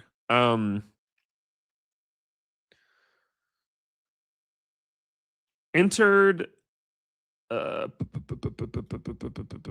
I wish it showed me order history. No, it's going to be broken down into pieces, isn't it? Yuck. Well, we made a little bit of money off that move. Because the reason I entered was just because the TH toolkit. So, like, I entered in on SanDisk because at the time, TH toolkit was at like minus, I mean, what was it? Like -1, -2, yeah. Or no, it was like -1 at the time, yeah. Got a nice little overextension to the downside. So we just scooped up some tiny little trades here. We scooped up a little Micron gain of $10, little SanDisk gain of $16. Just made a little extra cash. Why not? A little $25. It cost me damn near $25 for all these snacks. So that's nice. But anyway, seeing a little bit, I mean, the market's really just being like it. Nothing. Okay. The thing is this, nothing that Kevin just said warranted this to happen outside of the fact that it was like, okay, cool. They're not raising rates. Just like nothing that he just said warrants this pullback. This is literally just the market bidding. That's all they're doing. They're just bidding. The market's nervous, and now they're like, oh, shit, now we have earnings coming up. What's going to happen? And so they're bidding, selling some stuff, buying some stuff, right? That's all it is. That's realistically all that this is. You know what I mean? Decent entry there. Decent entry. I'm glad we got in and got out. The reason I exited was just because I was looking at SPY, and I was like, ooh, that looks like it's rolling over. It was right. I saw divergence on the 1-minute chart. You always want to look for these divergences, folks. So yeah, look at this. I want to point something out to you guys. Do you see how we saw it peak at 4.90? Look at this number right here. When I hover over this candle, we were at like 4.90, and as it was going up, it started falling. What that means is that although you're going up, but if your HCI is going down and your price is going up, that's called divergence. And it means you're losing strength as you're going higher, and usually pullbacks can come, and you started to see that happen. So I was looking at it and I was like, yeah, we'll probably just get out. I gave it some time. It started to flatline. It failed to gain momentum here, and that's why we exited. Or that's why I exited at least. And obviously that worked out decently well. Now I am actually considering re-entering right now. I'm testing my luck if I do re-enter. The reason I say that, though, is because look at this divergence. So minus 4.89 on the 1-minute charts, pulling now currently into a -4 on the $736.73, which to me makes me go like, okay, we're pulling back into this liquidity zone that we were previously in. Like, who's to say we don't yo-yo this? You know, pump off of it, come down to it, pump back off of it, and try to see these buyers step in and try to push it. I'm not going to do it because I'm like, I made a little $25. I'm going to take it. Oh, you know what I want to do? Hold on. This is fun. Let's do this. It's really not going to make much of a difference, but I want to do it anyway because it feels good. I'm going to take that 25 and toss it into something. What we got reporting today? Microsoft. Screw it. Let's just do this. Let's roll that $25. Why not? Cool. All right, fun. But yeah, it's just the market's just being irrational. You can't really read too deep into this. I think a mistake that a lot of people make is they see this happening. They see a pump, then they see a dump, and they go, "Oh my God, Kevin said something great. Oh, Kevin said something bad." No, Kevin didn't say really anything that mattered. Kevin just said everything we already know. You know what I mean? The market is this is just what it does. This is just what the market does. Okay, let's take a look at how things are responding though. NVIDIA came up for a back test. I told you all with NVIDIA, again, you just have to be very careful with NVIDIA for where it is right now. You got to be super duper careful with this bad boy because it's falling through the golden zone. Yes, it has this buyer liquidity. It has this buyer liquidity between 190 and 193. See it reach. But there's just danger here, right? So Micron's pulling back into this bottom side. You know what I may end up doing now that we have reversed back down into this and we erase that gain? I actually may re-enter into a more long-term swing trade. I might enter into one where it's like, let it get liquid. Like, do I want to? It's one of those things where when I start double dipping is when I start losing. But it's hard for me to ignore the fact that Micron is sitting in...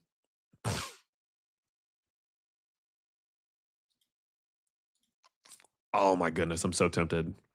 Because, when I see a Micron and when I see a SanDisk, they are sitting in these bottom side buyer zones and they might revert, like they might return to trend. I'm telling you they could. I just don't know. I don't know if I feel like playing the game.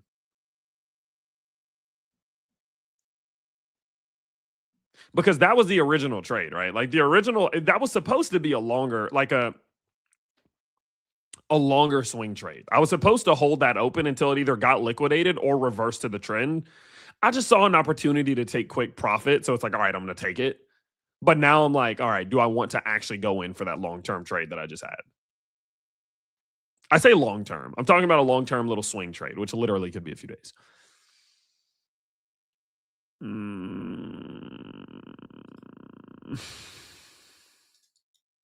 Bearish engulfing candle, almost nearly.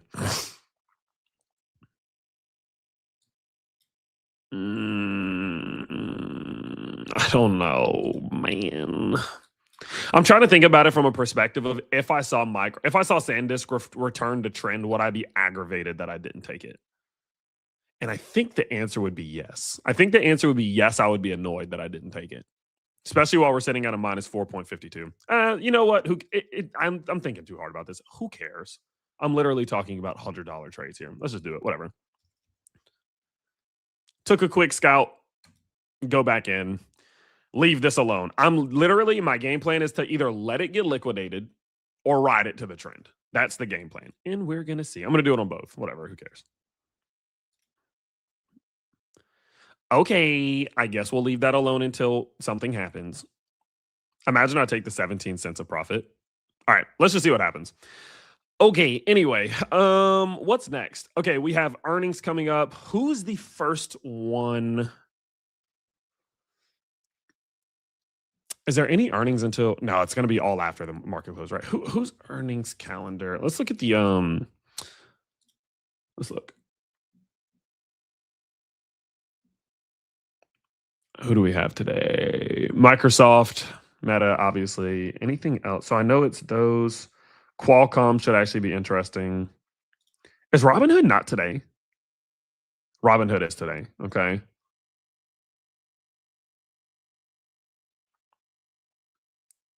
Some control, Vertiv. Starbucks, who cares? Carvana. I think I only care about Microsoft, Meta. Microsoft, Meta, Robinhood. We had SoFi this morning that beat. How's Robinhood looking right now?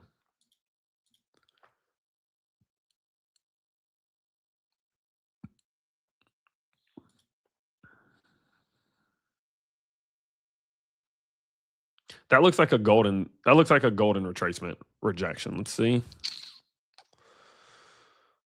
Oh, let me change the title of this.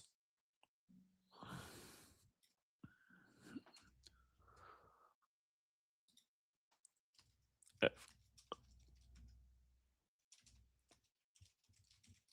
we go.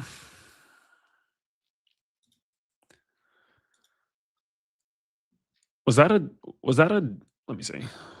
Get rid of all this. Was that a daily golden zone rejection there? Is that what just happened? Yes.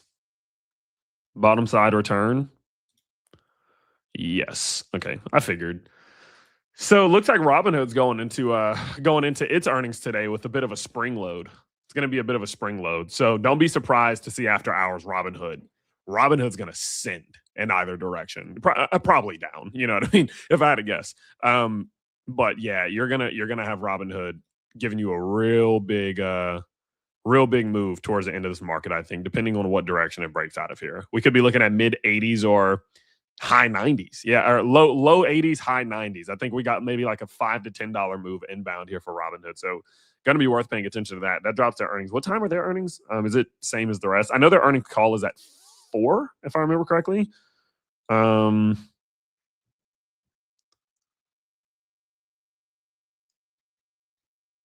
guess it doesn't show me on here. Cool. All right. Yeah, we'll keep an eye on that. Oh, wait, it should show it. Yeah. 4 p.m. Okay. I think that's my time. Pretty sure that's my time. So I think it goes Microsoft first. No. Meta at 3:30, Robinhood at 4, Microsoft at 4:30. So we might try to just bounce from each one. I guess we'll figure it out. That's like an hour and a half from now. So we'll just figure it out. But the market closes in about 30 minutes. So cool. What are y'all doing? Yo, Freak, why are you tripping? What is going on? All right, let's go through the numbers. Oh, look, I'm going to do this. I'm going to go run to the restroom. I've been smashing a bunch of water today. I'm going to go to the restroom, and then we are going to go through this. Let's get ready for the earnings. I'm going to walk you through all the numbers and stuff, okay? I have a presentation prepared. So I'm going to run to the restroom, and then we are going to the FOMC was good. FOMC was good. It was about as expected. Didn't raise interest rates. Didn't really answer any questions, but the market seemed to respond to it positively at first. And, it's a bit of a neutral. So you get a pump, you get a dump, whatever. But yeah, I'm going to go into the restroom, and then we are going to go over the numbers, what we're going to be looking for tonight with Robinhood. So I will be right back.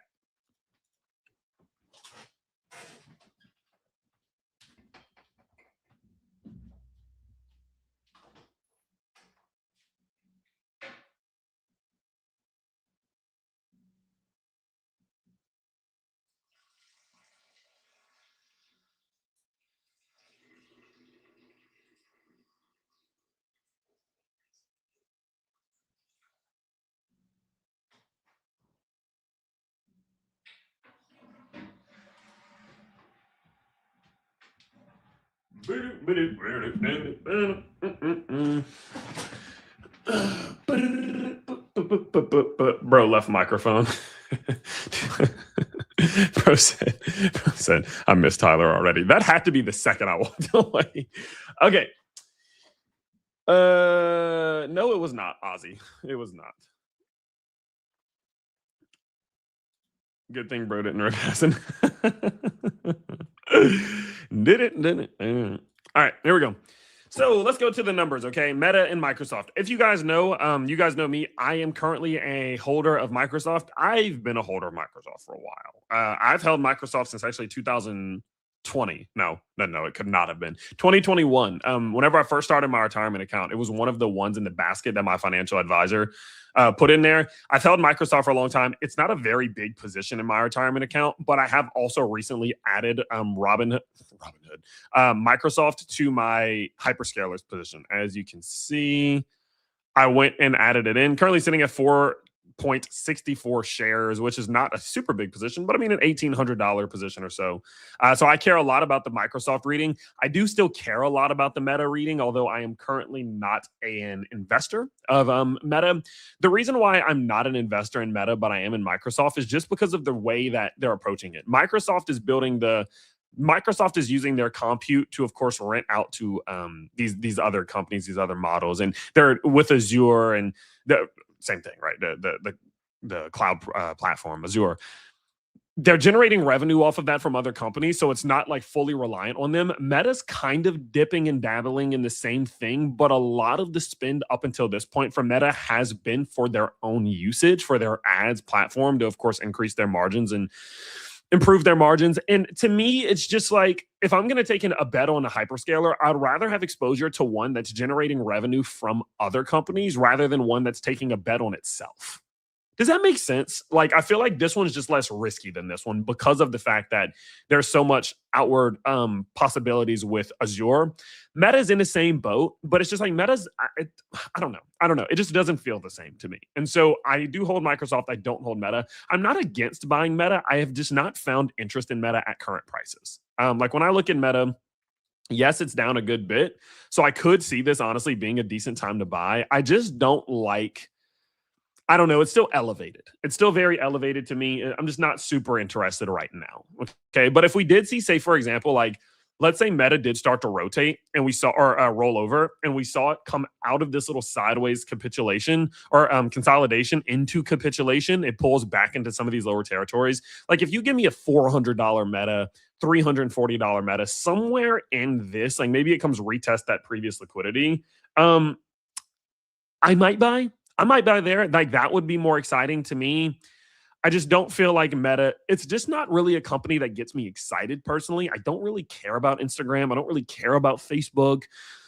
The whole Meta thing was a bit cringe, even though I'm a crypto guy myself. Like all in all, it's just not for me. Okay. It's not a bad company whatsoever. And again, I would be willing to buy it. I would just need a better discount. I want a better discount than what they're currently offering, especially right now. Meta's down like 27%. I would be looking for, I would reasonably looking for like a 40-50% pullback on Meta. And if I can't get that, I just won't buy it. Like I'm happy to buy Microsoft around this price, but it's just different. Okay. So I do find a lot of interest in both of these. So this is going to be some big reports. I think Microsoft is going to be the last one to have their earnings call tonight at 4:30, which is about 2 hours from now. So I guess I'll probably be live until then. So let's get into it. So yeah, let's just dive on in, I guess. So this is going to be very important, okay? And most of you already know why Meta and Microsoft earnings are very important, because they're just the two of the biggest companies in the world. I mean, we look at it. Microsoft is the 4th largest company in the world. Meta is the 9th largest company in the world. They're both a part of the Mag 7. Everyone knows that, but it's a bit deeper than that, okay? It's a bit deeper than that. Both of them are spending enormous amounts of money on AI right now, a ton of CapEx. And I think the numbers for here, let's just go look real quick. Oh my goodness, there we go. So was it 100? Yeah, 190 billion for Microsoft, and then 145. Yeah, 125 to 145. So we're talking about, let's call it 300 to 400 billion dollars across the two going into AI, right? Building out this AI infrastructure. Meta is using a lot of that, or a good bit of that, at least up to this point, to, of course, for their own personal use for their platforms. Microsoft, of course, has Azure, which is their cloud program, which is similar to like AWS from Amazon, and which they, of course, have deals with like Anthropic and all those fellas. And they're currently, of course, tied in with AMD to produce that infrastructure. But they're very, very deep. They're two of the biggest spenders in the world of AI and CapEx. And so naturally, the market's not only just looking at these earnings to try to figure out, hey, what's going to happen with two giants? It's more like, okay, how are they doing? Right? How's their revenue looking? What's their forward guidance saying? And how much are they spending? Okay. How much of the CapEx? So it's always a 3-parter. When you have the Mag 7, it's a 3-parter. Revenue, guidance, CapEx. That's the 3 things that everyone looks at. Now, you can take revenue and break that down into subcategories and say, okay, with a company like Microsoft, for example, how is Microsoft as a company doing? How's Microsoft's AI revenue doing? Azure, how's that doing? right? So you can almost break that down into two pieces on its own. And what that'll do is it'll give you a full overview. How's Microsoft as a company doing? How's Microsoft's AI infrastructure build out turning into actual revenue? What are they expecting to happen for the rest of the year? And how much are they planning on spending going forward on more infrastructure? That'll cover all your bases, basically. So that's what we're going to be looking for in those earnings reports. So when it comes to Meta, let's just start with Meta. Meta's earnings per share is expected to be $7.20. Revenue at $60 billion. Revenue growth year over year at 27%, with about an 8%, and this is coming in with about an 8% price move expected from options traders. Okay, so but let's ignore that. I'll come back to that in a little bit here. Okay, so estimates again cluster between $7.13 and $7.23. So anything in this would be in line. Anything below this would be a miss. Anything above this would be a beat. I personally believe that Meta is going to beat across the board. I think their EPS is going to beat. I think their revenue is going to beat. And the reason why I say that is because Meta just has a history of beating. Pause. They did miss. They did miss back here. They missed by a decent amount back in that was that. Yeah, wow, that was actually a decent amount. They missed by $1.73 billion back in their October 2025 one. But outside of that, that was the first time that they missed since 2023. Now that we're kind of in this whole world of AI, they have had a pretty solid history of beating expectations and raising their guidance. I am expecting them to do that again here. I would be very surprised if any of these Mag 7 miss. Okay. I'd be pretty surprised if any of these Mag 7 miss. I know we had SK Hynix missing. It's different. That's different. Okay. Now, to dive into that story a little bit more, remember I told you, right? You can kind of break these into subcategories. Consensus currently has revenue growing by about 27% year over year, while EPS lands roughly flat year over year. So the earnings per share. Now, the reason being is because operating margin has already slid from a 48% peak to around 41%, meaning that as their revenue is growing, their margins are not improving. Their margins are not improving. Their expenses are actually growing equally and proportionately. Because the ad business isn't the problem. Ad pricing hasn't cracked. Impressions are still climbing. The cost of building AI is eating the earnings. So with Meta, it's important to see the revenue number, see the EPS. How did their actual margins go from here? And did it get worse? Because if it got worse, for example, if the cost of building this AI is eating into their earnings worse than people expect, you're going to see Meta take a beating. You're going to see its price take a beating because people already question whether or not capital expenditure into this AI infrastructural build out is going to be worth it in general. People are already questioning it without any proof that it won't work.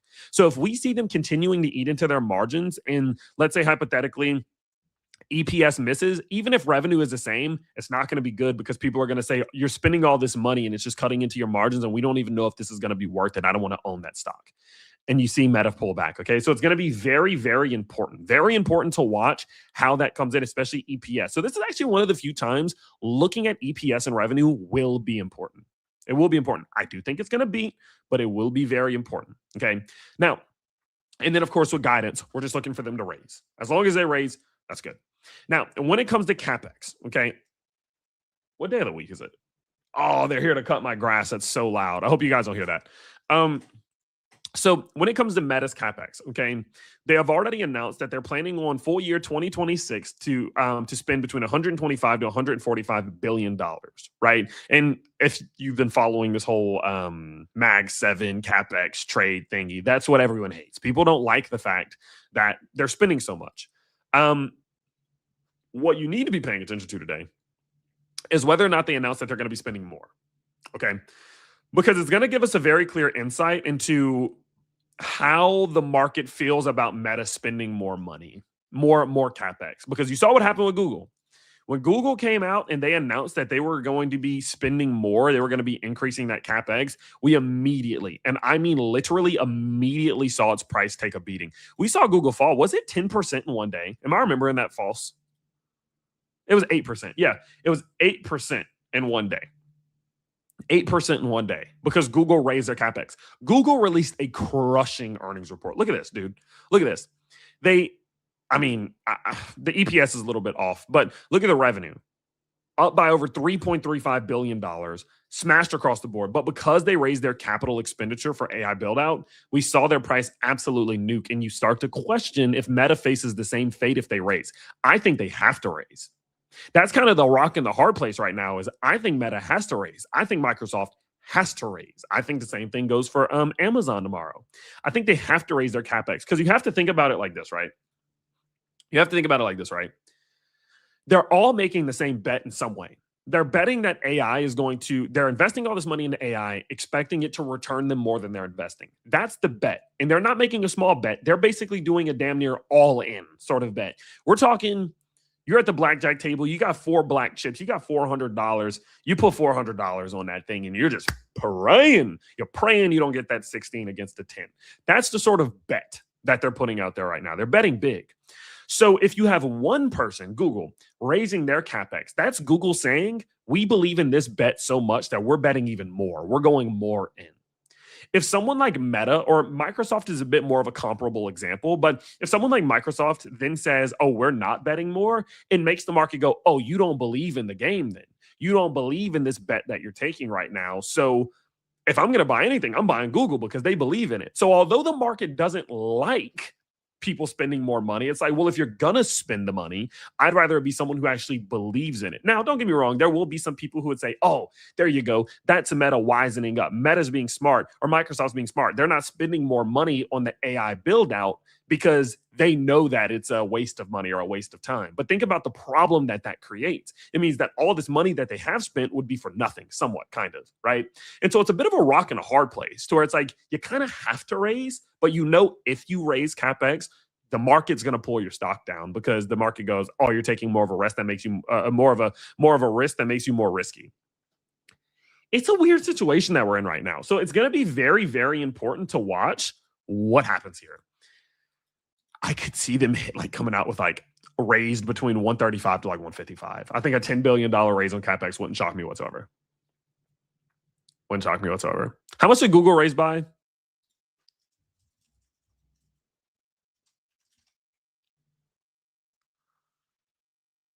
Yeah. Yeah. So they raised by about 15 billion. I could see Meta coming in with 5 to 10, something like that. It's a different situation. Meta is a bit different, but still. So going to be very worth watching. Okay. Oh, yeah. I forgot about this. I'm glad I put this in my notes. Because if y'all don't know how I build these presentations, I take a bunch of notes and I consolidate it using Claude. So this is also something I'm going to be watching. I'm not a Meta investor, but I am actually interested in what's going on with this whole Reality Labs situation. So I don't know if you guys know about this, but they recently, of course, acquired Reality Labs. It lost $4 billion last quarter on $402 million of revenue. And the CFO, Susan Lee, has guided full year losses to land on par with 2025's roughly $19 billion. So they think they're going to lose another roughly $19 billion this year on Reality Labs. Okay.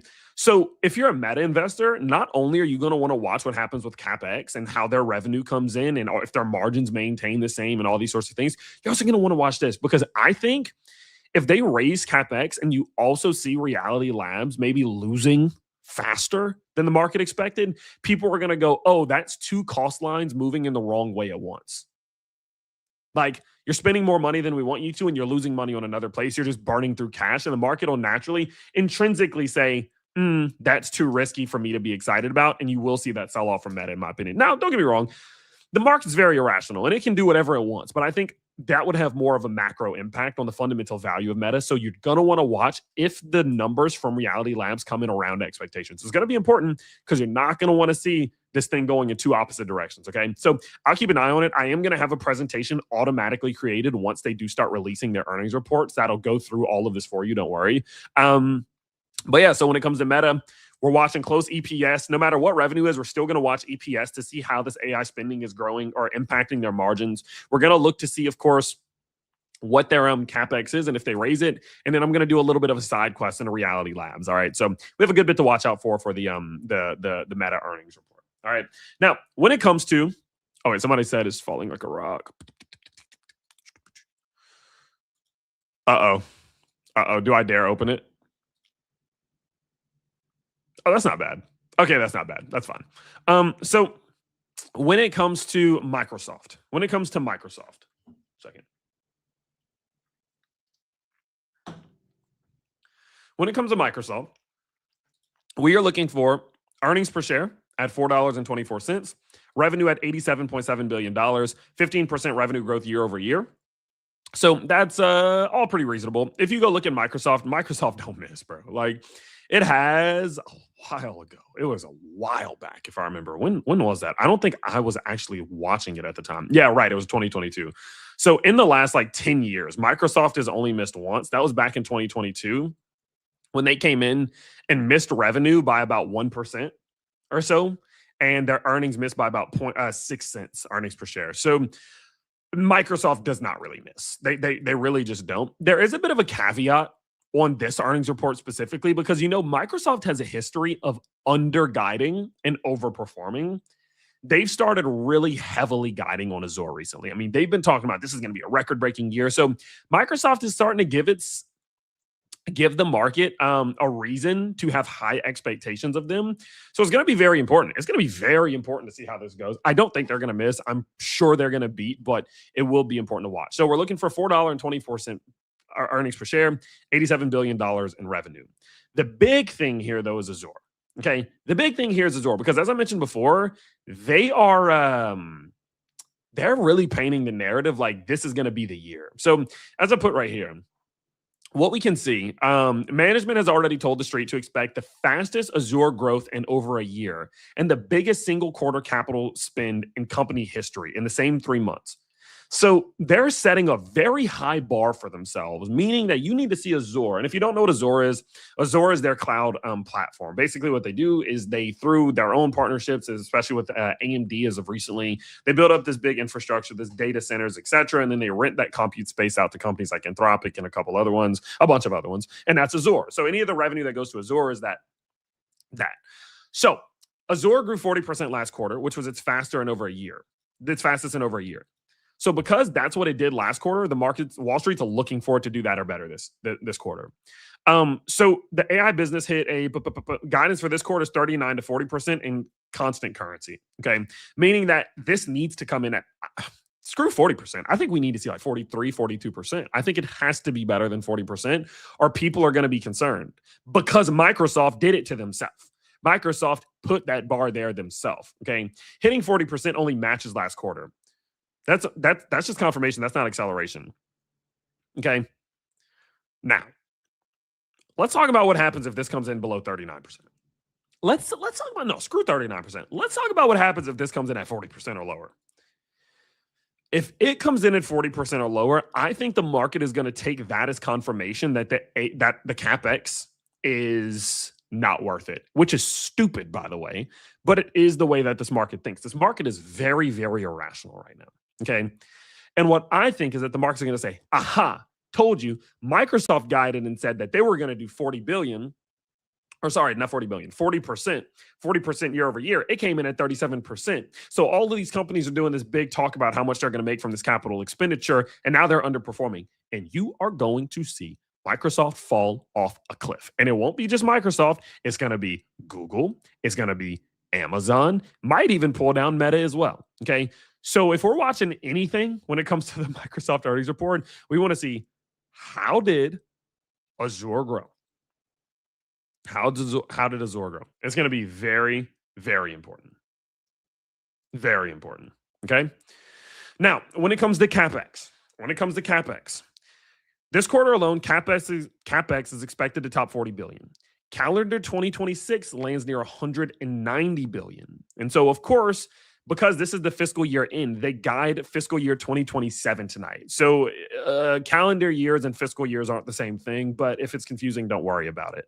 But all in all, analysts are expecting Microsoft to announce $220 to $260 billion in fiscal year 2027 CapEx spending. Okay, that is a big spread.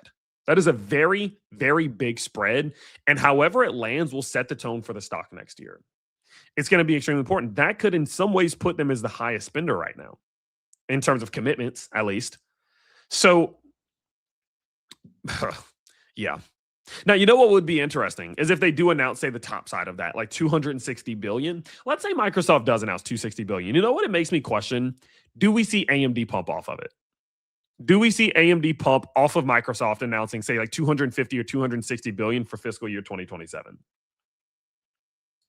You could. You have an AMD that's sitting in that reversal zone. It's sitting in the buyer zone right now. And remember, Microsoft is building out all of this infrastructure, partnering with AMD, right? Look at that recent news. Helios, that was the name. I couldn't think of it. Remember, recently they just announced Microsoft will deploy the AMD Helios rack scale solution at scale on Azure to power frontier model AI inference for Microsoft and its cloud AI customers. And that's full scale. It's not even just GPUs, it's all of it. It's all of it. They're using AMD for all of AMD's products for the most part, right? Not for the whole of Azure, but a lot moving forward. And so you wonder, it's like, does the market go, wow, they're basically going to put hundreds of billions of dollars in the pocket of AMD, and AMD respond positively? That's the question. I don't know. The only reason I'm skeptical is just because we are now in the downtrend and the market hasn't been working that way. Like when Google, for example, look at what happened here. When Google crashed, this was on Thursday of last week. How did NVIDIA respond? Did it pump? No, NVIDIA just also crashed. And like AMD, let's see. So did AMD. So like you didn't see the rotation last time. Usually what we've been seeing is like when the hyperscalers announced CapEx increase, it basically was like a catalyst for these semis to pump.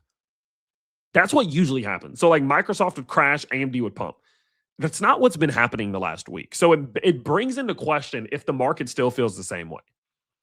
That's going to be super important. That's going to be very exciting to watch out for. I'm so curious about that because last quarter, operating cash flow rose 26% while free cash flow fell 22%. So we already know that spending is now growing faster than the cash the business generates. And how does that impact them going forward if they do raise this to like, if they push into the upper echelons of like 250 to 260 billion?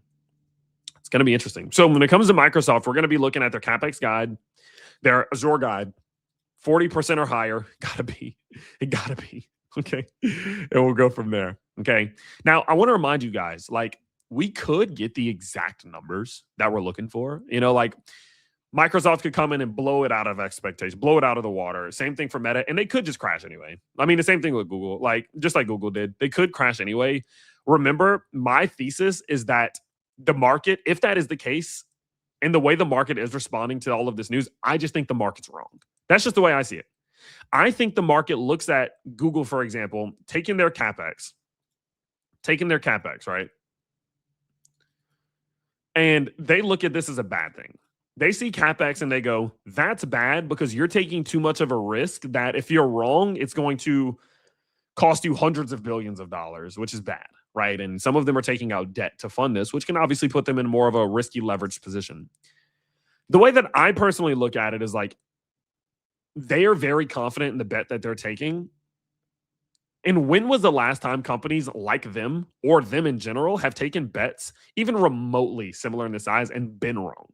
That's the point to me. The last time a Google took a gamble like this with this sort of thing or a Microsoft and was wrong. They have been wrong before. Absolutely. But when was the last time they were wrong? And even when they were wrong, right? Even if we look at a Microsoft, for example, and we go look back at history, even when they have had moments in which they've just made the wrong bet, look at how it still performs over time. Since 1987 now. These are the companies who will figure it out. These are some of the best at what they do, right? And so to me, it's like, if they're confident that what they're going to do is going to work, I'm going to bet on them to be right. And if they're wrong, they're going to figure it out anyway. Now, if they're wrong, my positions are going to get smashed in the meantime. But this market is forward-looking anyway, right? So how long will it stay down? A year? Okay, I don't care. So to me, it's just one of those situations where I go, yeah, I'm willing and I'm able to buy in those moments in which, you know, they raise CapEx and the price falls. It's the exact reason as to why I bought Google. The second Google started falling, it's the exact reason why I bought Google.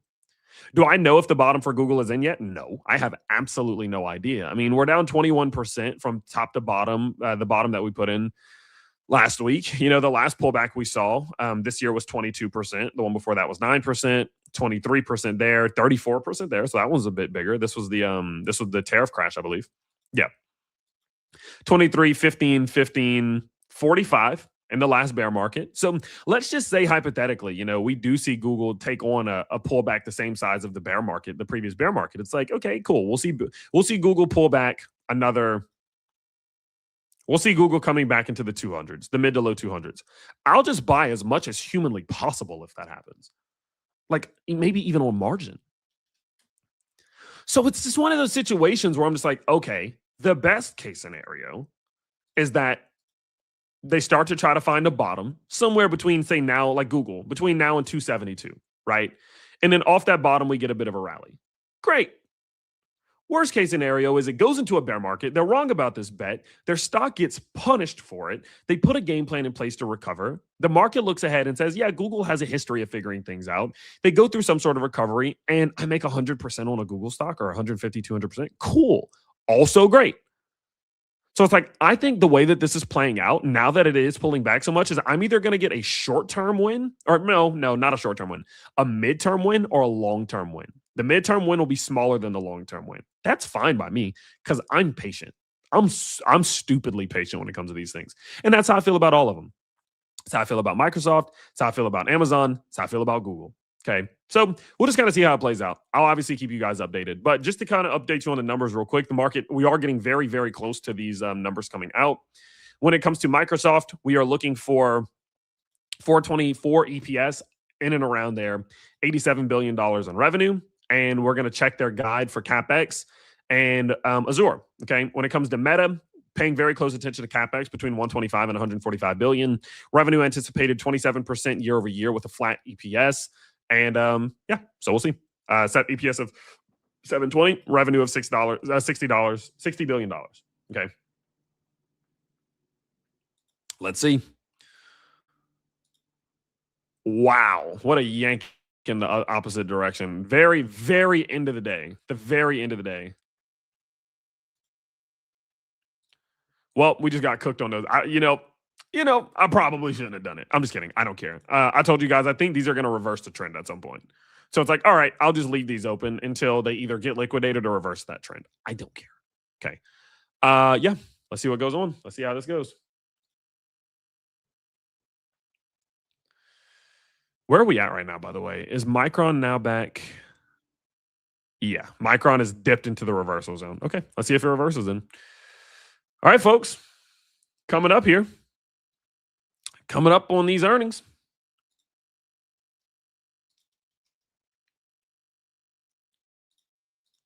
SEC.gov/Edgar.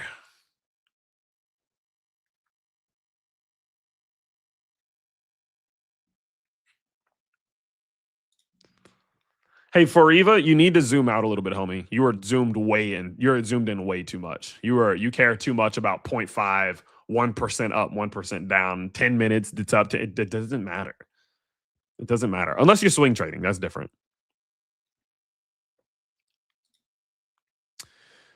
I got a pocket full of.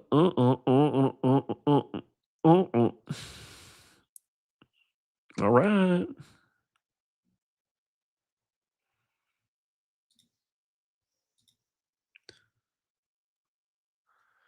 We should get earnings in a second here, folks. And then what I'm going to do is have my presentation auto running. Okay. So that should be good to go. That's going to take 5 to 10 minutes. That's going to take 5 to 10 minutes for that to load once they do start dropping.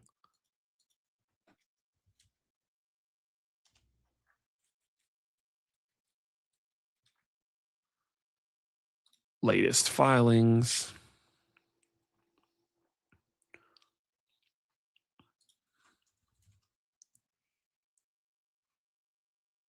All right. Let's see. 3 p.m.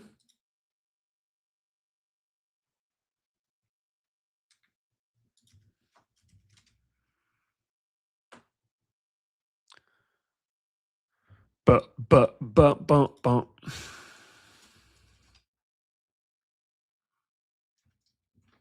I don't remember if they drop them immediately after.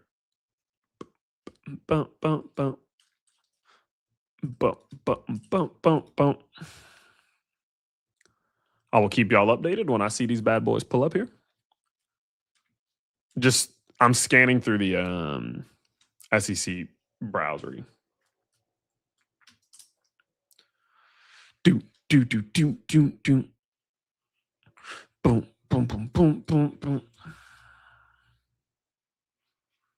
I'm not seeing anything yet. Boom, boom, boom, boom, boom.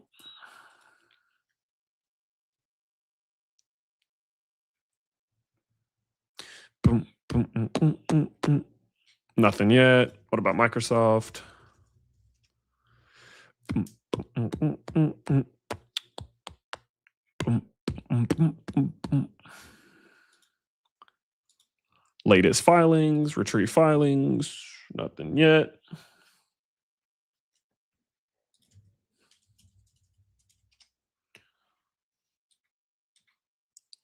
Bump, bump, bump, bump, bump. Let me go check and make sure I'm not missing anything.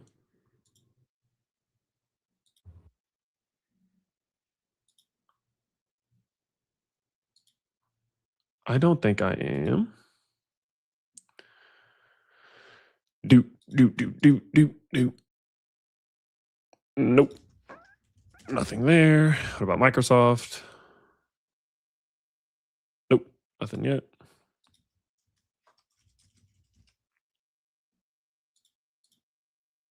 Oh, I think. Let's see. I think we may have earnings coming in here. Ooh. Hold on. Oh, wait. Hold on 1 second. Real quick. Dark Zoid, hi Tyler, watching video for I went DRM and micro recently. That's went down 20%. I think long term, but do you think after 1 year we'll be back in the green? I think within a year you're gonna probably end up seeing some sort of relief. I think I would assume a relief rally of some sort would come. So, but thank you so much for the $10 donation. I really appreciate it. Needed after these new swing trades. Thank you so much, homie. That is super thoughtful of you, and I really do appreciate it. I'm glad you enjoy the content. All right, let's see. Let me give it an update. Let me give it a refresh. Meta.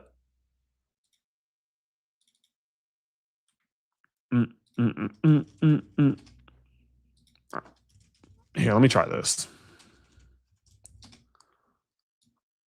Okay, it looks like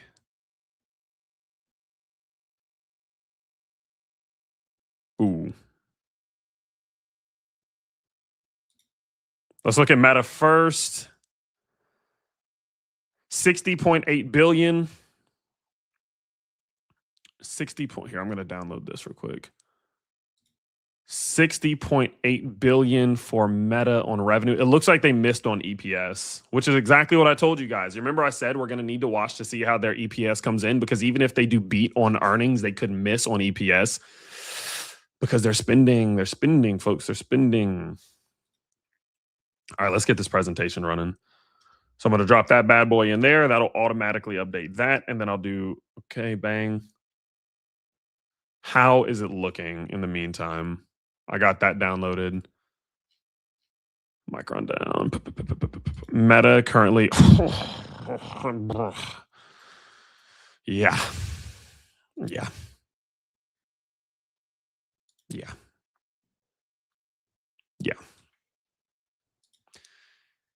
That'll do it. That will do it. Yikes. How are we looking on Microsoft? I haven't had a chance to go pull up the Microsoft ones yet. The Microsoft one yet. God, it's so laggy. So many people are on this right now. Let me exit out of Liquid for now.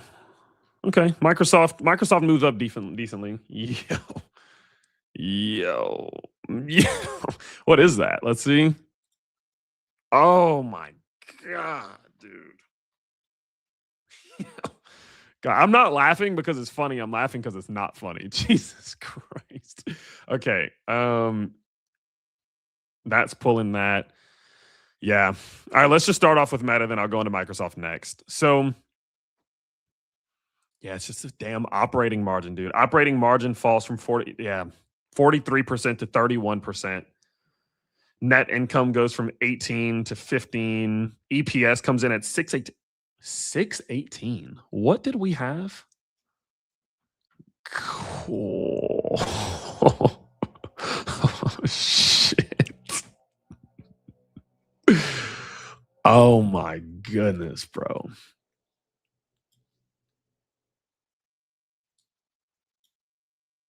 Yeah. So revenue beats by what's that?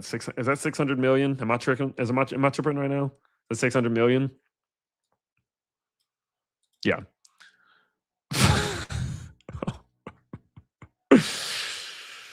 Oof. Yowza.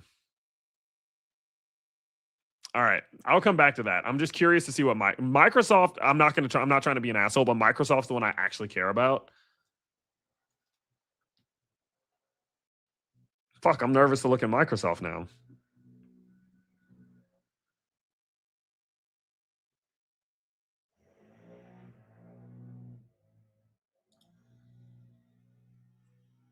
All right, let's see. Oh, goddamn, I'm nervous a little bit.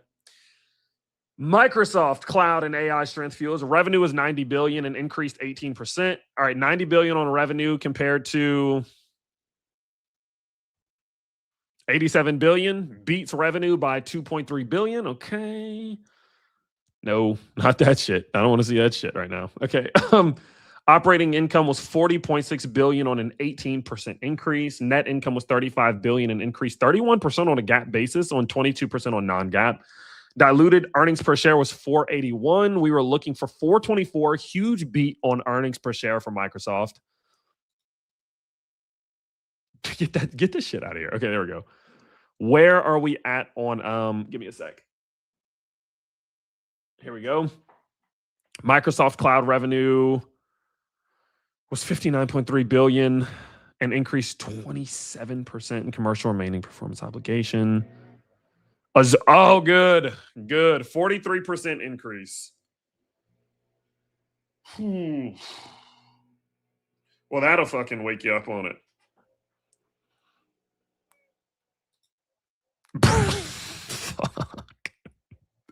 I'm trying to think about Microsoft because it's the thing I actually own, but holy shit. Dude.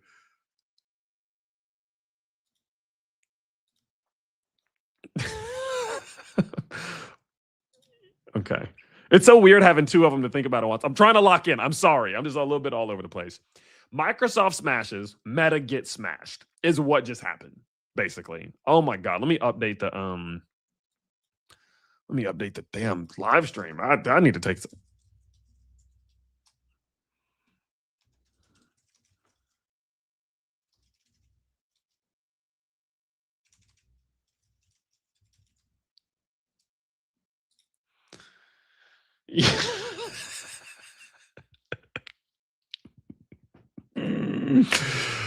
Whew. Wow.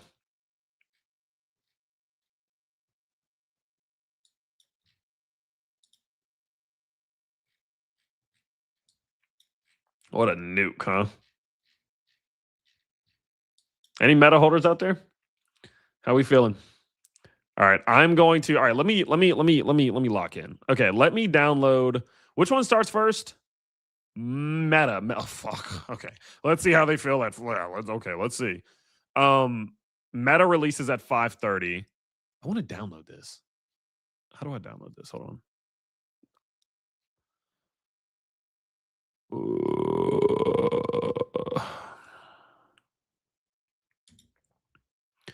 Why don't they just make it easy? Boom, boom, boom. I'm also not very tech savvy. That's on me, folks. Oh, there we go. All right. Let me download that. I'm going to get my presentation running. And then we will. Is this the right one? Yeah. That's crazy work, bro. This shit is crazy. Oh my goodness, bro. I mean, recovering a little bit right now, but 10% nuke just dropped on it. What is that? 200? How many billions of dollars did it just nuke? 100 and something billion? Yo. I have a presentation being made right now. We'll compare it. I'm just like trying to digest it. I am so relieved with this from Microsoft though. Oh wait, what did they say about, hold on.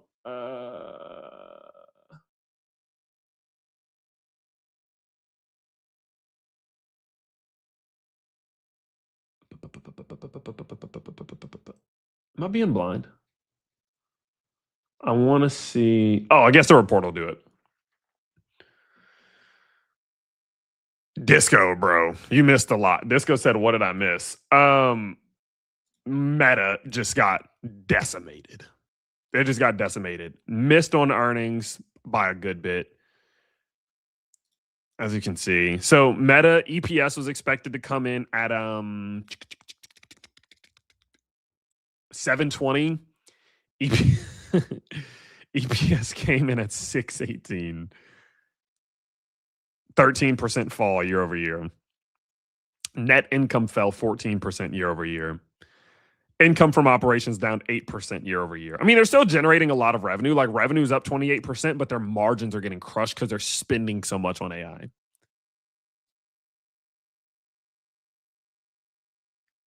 I don't know about that. When does our call start? Their call starts in 18 minutes. All right, let me see if my old presentation's finished. Not yet. So the CapEx narrowed from 130. Okay. Oh, wait, I missed that. Let me look.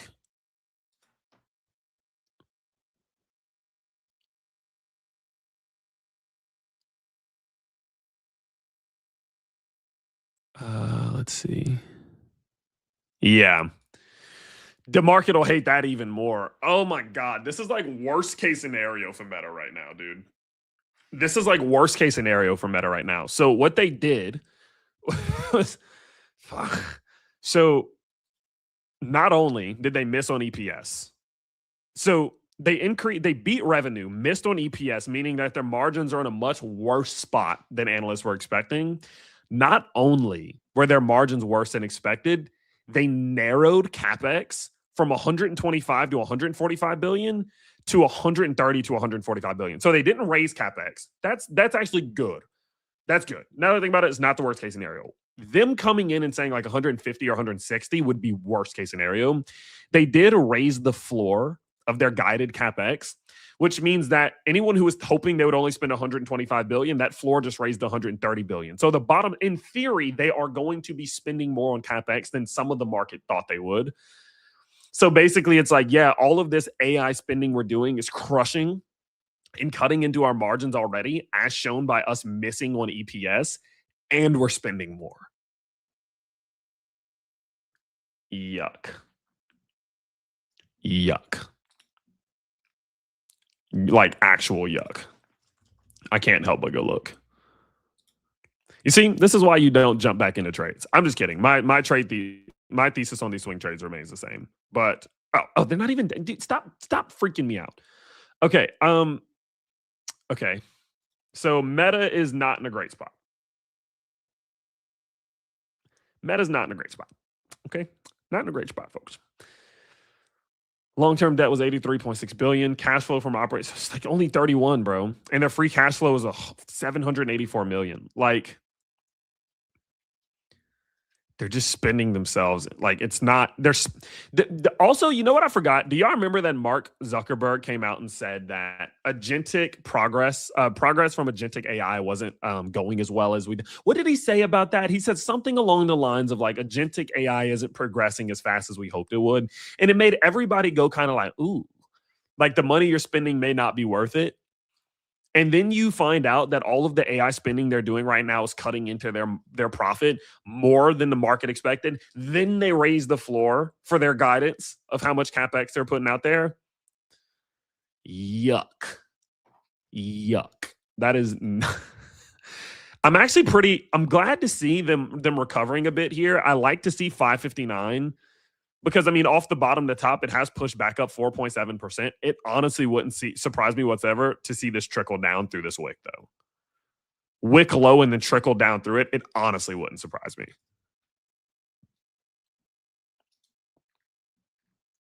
Yikes. Microsoft, on the other hand, is a different story.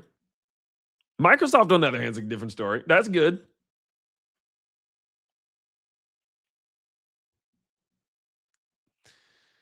Where are we at with this? These include a $3.2 billion gain from our Anthropic and lower expected. That's fair. That's something to consider. This year, Azure revenue surpassed 100 billion for the first time. Like, this is what you want to see. This is what you want to see. I want to see what they said about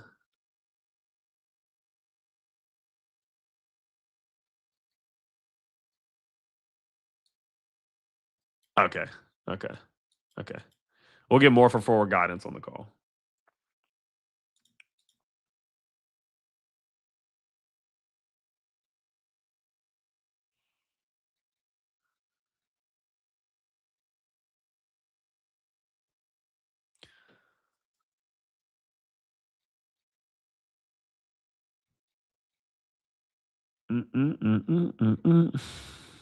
No. No.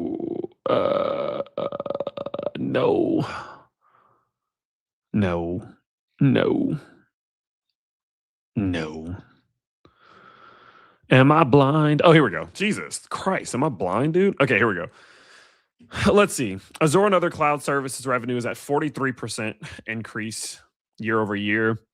Dynamic 365 up 13%. Look at this commercial remaining performance obligation at 84%. Microsoft cloud revenue 27%. Xbox content down 10. Who cares? No one cares.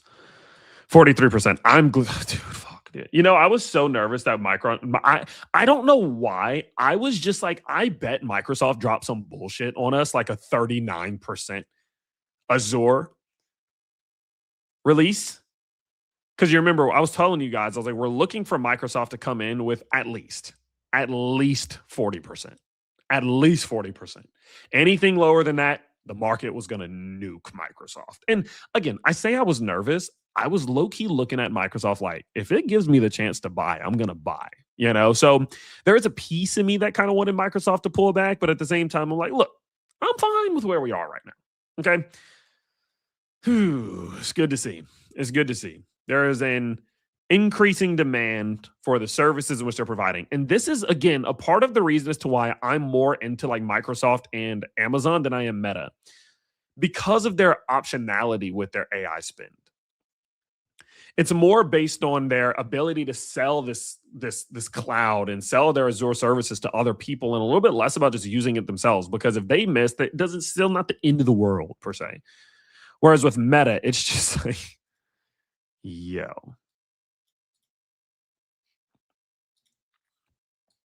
Yeah,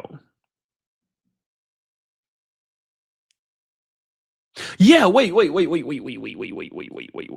going on here? Wait.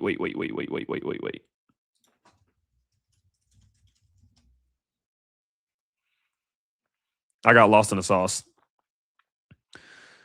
Okay, Robinhood reported a record second quarter. I want to just see the actual. Here we go. Okay. Q2 2026 press release. Okay, what we got with Robinhood? Total net revenues increased 32% year over year to 1.31 billion. What were expectations? I don't actually know.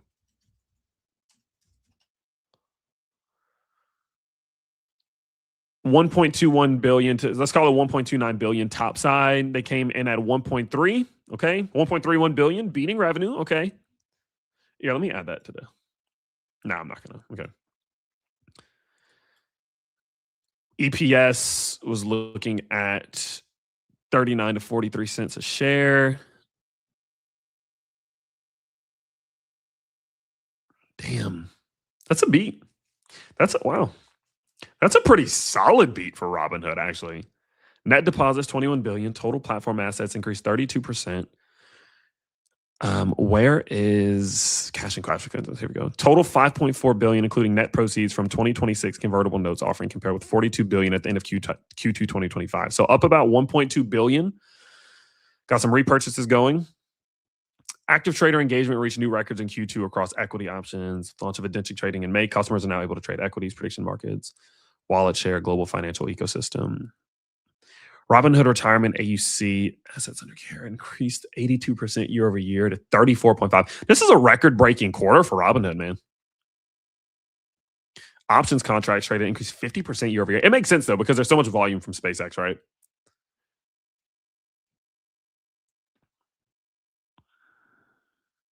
Wow. Wow. That's a great read for how are we responding? What's this thing doing?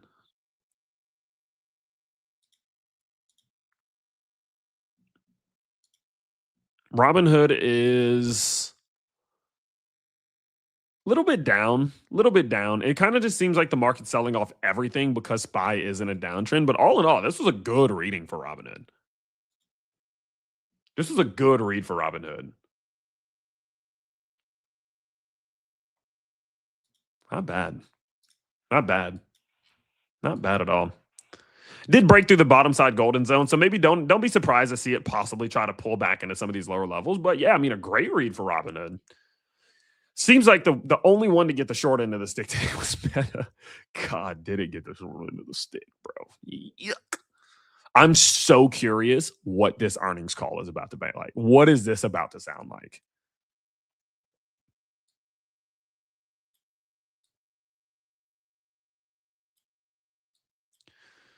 Right.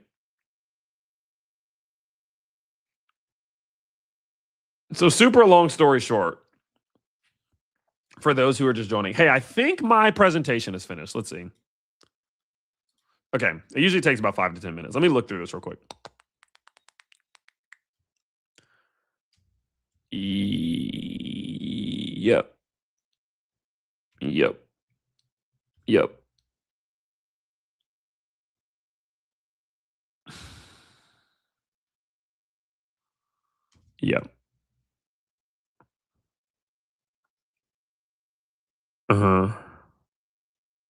Okay, cool.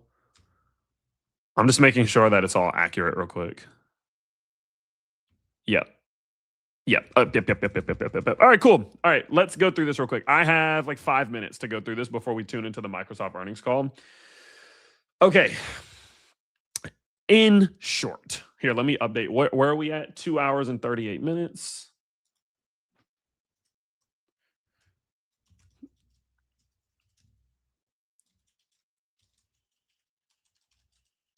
Earnings recap. All right. In short, Meta and Microsoft, the numbers are in. So Meta, it says mixed here because it was a mixed read. It was a bad read, bruh. It was a bad read. Microsoft came in looking pretty good. Which is pretty exciting. Let's start with Meta. So Meta's diluted EPS came in at $6.18 with expectations at $7.20, missing by 14%. Okay. Now, you might look down and say, oh, well, their revenue increased or their revenue growth was higher than expected or their ad revenue was higher than expected. Yeah, that's all fine and dandy. That's not what people care about right now. Okay. What people care about right now is the fact that they're spending so much money. They're spending so much money on AI and it's crushing into their margins. They announced that they're going to be spending more money. Their free cash flow is falling like a brick. It was $8.55 billion a year ago. Now it's less than $1 billion. So guess what? Going into next quarter, free cash flow gone. And the market doesn't like it. It's literally just that simple. And that is the reason as to why you're going to see a Meta falling like it did. Meta fell literally 10% over the span of like 1 minute. Newt. They're spending more money on AI. It's not contributing. I mean, it is contributing to their revenue, but it's costing them so much to do. The market just doesn't know if it's worth it. The market doesn't know if it's worth it. And that's exactly why you're in a situation like this in which Meta's falling. That's why it's falling. So we already kind of went through these things. Now, when it comes to CapEx, as I mentioned before, so they didn't raise CapEx, but they did raise the floor. So they previously had a range between 125 billion and 145 billion. They cut that range to 130 to 145 billion, meaning the floor came up by about $5 billion or so, meaning that anyone who set their estimates at 125 have to raise them. So anybody who doesn't like all of this AI spending is now looking at Meta, whose CapEx floor is a bit higher than expected. So not only, again, I know I've said this a few times, not only are they spending on AI and it's cutting into their margins, and although their revenue is increasing, their EPS is decreasing and they're burning their cash, the floor for how much they're going to spend in full year 2026, the floor is increasing. Not good. Not good. Market's not going to like that. We're going to hear from them in 5 minutes. We'll see. We'll see. We'll listen to it for 30 minutes, and then we'll actually jump into the Robinhood earnings call, I think. But still, man, crazy work. That's crazy work. Crazy work. By the way, Reality Labs, fine. Didn't come in super crazy. Okay. Yeah, nothing super exciting about the guide. Nothing about the guide. So it's all about the right now. Okay. It's all about the right now. Let's talk about Microsoft. Microsoft comes in, smashes EPS. $4.74 earnings per share, expected at $4.24, beat by 12%. Okay. Revenue comes in at $90 billion, beat expectations by $2.3 billion. Revenue growth at 18%, expected 15%. Azure, I told you, needed to come in over 40, came in at 43%. We're good. Big beat there, big beat. Microsoft Cloud at $59.3 billion, climbing from the $54.5 billion last quarter. Commercial Pro, I'm not super worried about, and their operating margin held. It was 44.9% last year, 45% today. And that is what you want to see. You want to see a company like Microsoft scaling their revenue. Things are growing. Azure is growing, but it's not coming at the detriment of their margins. You want to see that operating margin either decreasing somehow, which would be hard right now, or just staying flat. If it's increasing, especially at a higher pace than your revenue is increasing, not good. The market's not going to trust you. And this makes me go, yeah, Microsoft's going to figure this out. My response to seeing this op margin coming in at expectations and holding while revenue and especially Azure growth climbing makes me go, yep, they got this figured out. They got this figured out. Doesn't mean their bet's going to be right, but they got a damn good chance. So, if I do see Microsoft pulling back today, any meaningful amount, yeah, I'm buying. I'm buying. This is great. This is a great read from Microsoft. Love to see this. They set a high bar and they broke it. Very good. Very good. Now, when it comes to CapEx, what we can see is that so they're going to talk a little bit more about this on the earnings call. But this is what we can see so far from the report. Cash additions to the property and equipment were $35.8 billion in the quarter and $115.9 billion for the fiscal year, up 80%. So got to be careful. Okay, the $40 billion guide included finance leases, which this release doesn't break out. So it's not apples to apples. Please be very careful with that. I actually did see a tweet about that. That's not the same thing. Okay, so what we're going to need to look at is what they're going to say on the call. On the call, they're going to talk about their expectations for this, which is why we're going to tune in. That is going to be in an hour from now. Okay, so we're going to tune into that and see what they say. We didn't really get anything.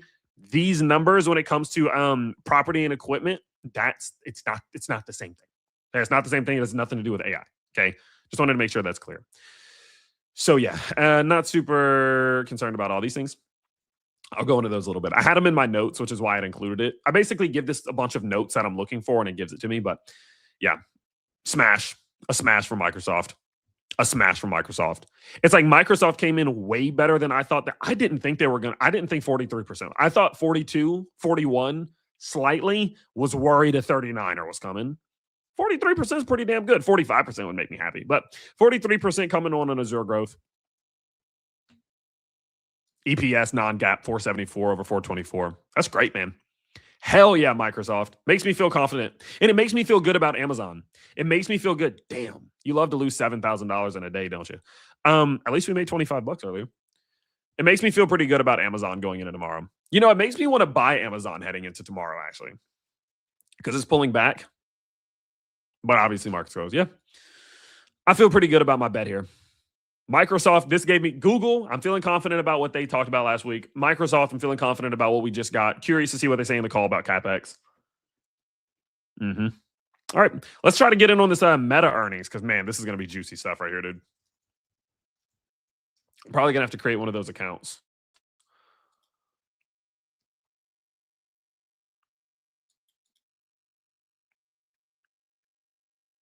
There's no way they come into this hyped up, right? All right, let's get rid of a lot of this. It's making my damn computer lag. Oh, it's because I got Liquid open over here. Okay. Let's just get rid of all this for now. And then I'll pull this back. Here we go. Give me 1 second. I got to enter some personal info.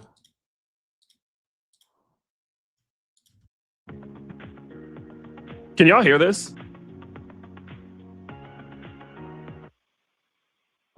and gentlemen, this is the operator. Oh. Today's conference is scheduled to begin momentarily. Until that time, your lines again will be placed on a music hold. Thank you for your patience. That's not me. I don't know why it's echoing like that. Back into a private mode. Amy, waiting on your begin. Okay, so we are going to go live momentarily. There will be a brief pause as we start the webcast. I'll begin my introduction and turn the call over to Mr. Heaton. As a reminder, your lines are open and anything that you say will be heard into the main call. Are we ready to begin? We are ready to go. Thank you. There will be a brief pause as we start the webcast. Please stand by for my scripting.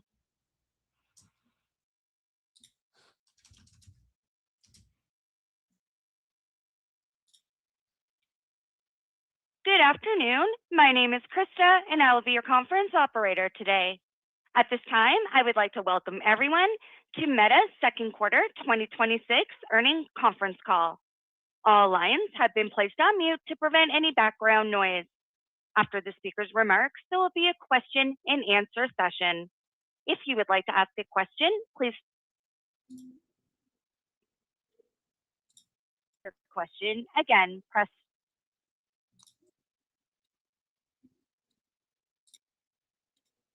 Thank you very much. Chad Heaton, Meta's Vice President of Finance, you may begin. Thank you. Good afternoon and welcome to Meta Platforms' second quarter 2026 earnings conference call. Joining me today to discuss our results are Mark Zuckerberg, CEO, and Susan Li, CFO. Our remarks today will include forward-looking statements, which are based on assumptions as of today. Hey, can y'all still hear it when I'm on the chart? Results may differ materially as a result of various factors, including those set forth in today's earnings press release and in our quarterly report on Form 10-Q filed with the SEC. We undertake no obligation to update any forward-looking statement. During this call, we will present both GAAP and certain non-GAAP financial measures. A reconciliation of GAAP to non-GAAP measures is included in today's earnings press release. The earnings press release and an accompanying investor presentation are available on our website at investor.meta.com. And now I'd like to turn the call over to Mark. All right. Hey, everyone. Thanks for joining today.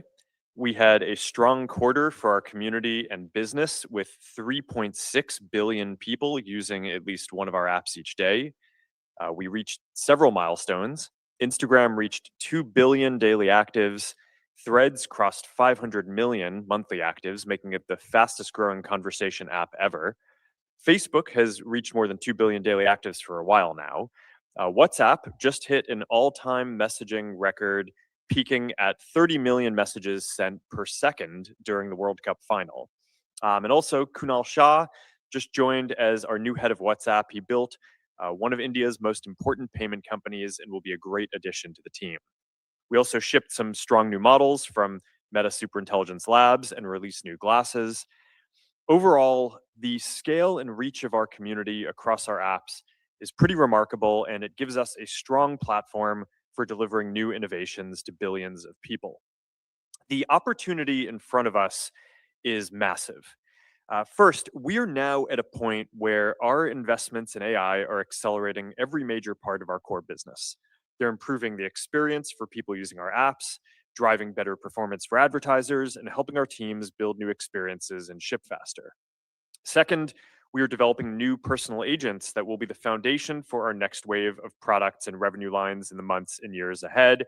And third, we see a large enterprise opportunity to sell to businesses, including APIs, business agents, potentially selling compute directly, and other services that we're building for large customers. And I want to spend some time today laying out exactly how our investments are delivering results today and the opportunities that we see over time.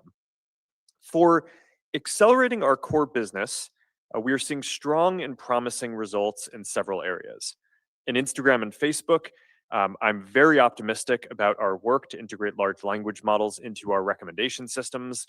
LLMs add a first principles understanding of what the content is about and why it is compelling, as well as a deeper understanding of what people are interested in and what their goals are when they're using our apps. So This means that we can show more relevant and engaging content that better reflects people's goals and interests.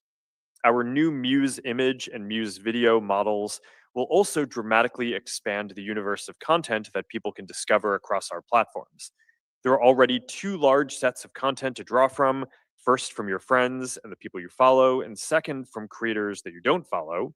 But now there's going to be a whole new and nearly infinite universe of personalized content. This is going to make our services a lot more useful and engaging for people. For ads, we are using LLMs to improve how our systems predict and rank the ads that we show. We've expanded the context that we can take into account around a person's organic and ads activity to determine an ad's relevance, driving significant increases in relevance and conversions on both Facebook and Instagram. And on a dollar basis, our ads business is reporting faster year-over-year revenue growth than any other company's reported ad business. So these AI investments are paying off. We are also seeing a lot of demand for our new AI-powered creative tools.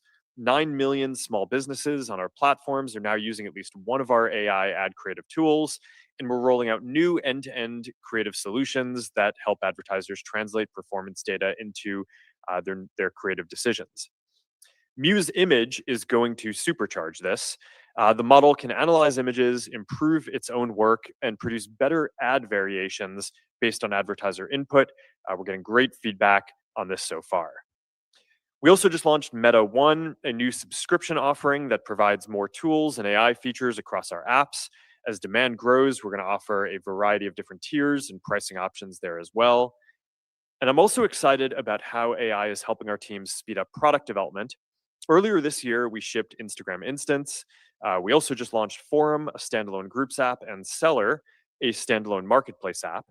And I expect it to become a lot easier to ship new apps. So we are planning to build out more ideas and use our recommendation systems to scale them to the people who will find them interesting, as we've done with Threads. It's been a little more than a year since we launched Meta Superintelligence Labs, and our trajectory is strong. In the last month, we shipped Muse Spark 1.1 and Muse Image. Since we rebuilt Meta AI and integrated Muse Spark, we have seen a 60% increase in the number of people interacting with the assistant each day, and that continues to grow quickly week over week. Muse Spark 1.1 is a strong agentic encoding model that is very efficient and excels at computer use, tool use, and multimodal understanding. It's available through our new public API, and we are ramping up distribution through partner channels and more coding agents over the coming weeks. We are also building out features to make it easier for enterprises to adopt Muse Spark, and that is an area that we expect to continue focusing on. One reason that we are so focused on making Muse Spark great at agentic capabilities is that we think that there's a very big opportunity to ship a few types of agents that are aligned with our mission and business. The first is personal agents. Soon, we will have agents that can work 24/7 on your behalf to help you achieve your goals and improve your life, your health, your relationships, your finances, whatever you want. The first domain that agents have really taken off in is coding, but engineers are more technical and willing to spend time making those agents work. So to build great personal agents, this needs to be a great consumer product that just works out of the box and is easy enough for billions of people to adopt and use. I'm very excited about this, and we're going to have more to share soon. As we move towards a future where we're all interacting with multiple agents, I think that WhatsApp and our other messaging surfaces are going to become increasingly important. WhatsApp is already the leading surface where people engage with Meta AI, and as we build out a platform for more agents across our messaging apps, we're going to innovate on how to deliver a private and secure AI experience. We launched incognito mode this quarter on WhatsApp and the Meta AI app, allowing people to have private conversations with their assistant that even Meta can't see. We're planning to make strong privacy and security a fundamental part of the agents that we're building as well. I'm also very excited about our progress with business agents. We made Meta Business Agents available globally this quarter on WhatsApp and Messenger, and there are already more than 1 million businesses using them to talk to their customers or complete sales every week. We're rolling business agents out on Instagram now too. One interesting thing about having an agent talk to your customers every day is that it learns over time and can bring all of those insights back to you. So we're building more agentic capabilities to summarize all of these conversations, digest what happened overnight, and surface what customers are asking for. And soon it'll go further, including suggesting ways to grow your business, giving you competitive intelligence and real-time insights into what's working and what's not. And over time, we'd like to build this into a business-in-a-box service that can help you start and run a whole business using Meta's platforms. In terms of how we will monetize these, we have a mix of subscriptions, volume-based pricing, and I expect that we're going to continue to evolve more of these products to be like our ad systems, where businesses only pay us when we achieve results for them. Over time, that will let us run an efficient auction over our compute, similar to how we do that for advertisers today. As AI usage in our products and businesses continues to ramp, we continue to invest aggressively in infrastructure to meet the demand. Yesterday, as part of our Meta Compute effort, we announced a new strategic venture with BlackRock to develop a new 1 gigawatt data center in El Paso, Texas. Overall, we expect that a significant portion of our compute is going to go towards training our models, growing our core business, and delivering personal agents and new products. But we also expect to grow a large business serving large customers as well. We've built our API, we're rolling out business agents, we're getting a lot of offers for compute at a significant premium over what we paid for it, and we have more coding and productivity tools on our roadmap as well. And we'll have more to share on all of this soon. As we get closer to personal superintelligence, we are also going to need hardware that allows you to seamlessly interact with it.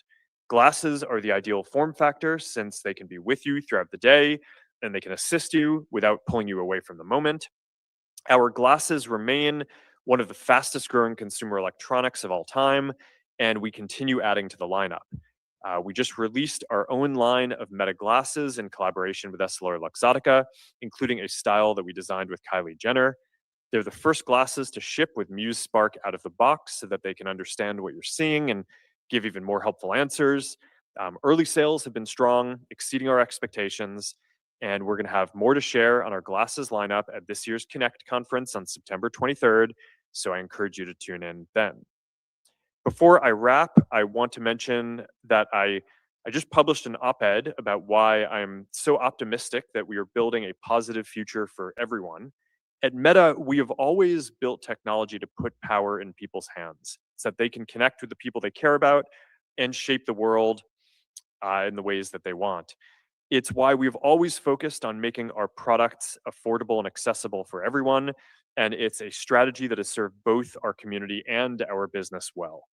As we enter this next chapter, that same philosophy is guiding how we approach developing AI. We're the only major company building AI with the primary goal of putting superintelligence directly into people's hands.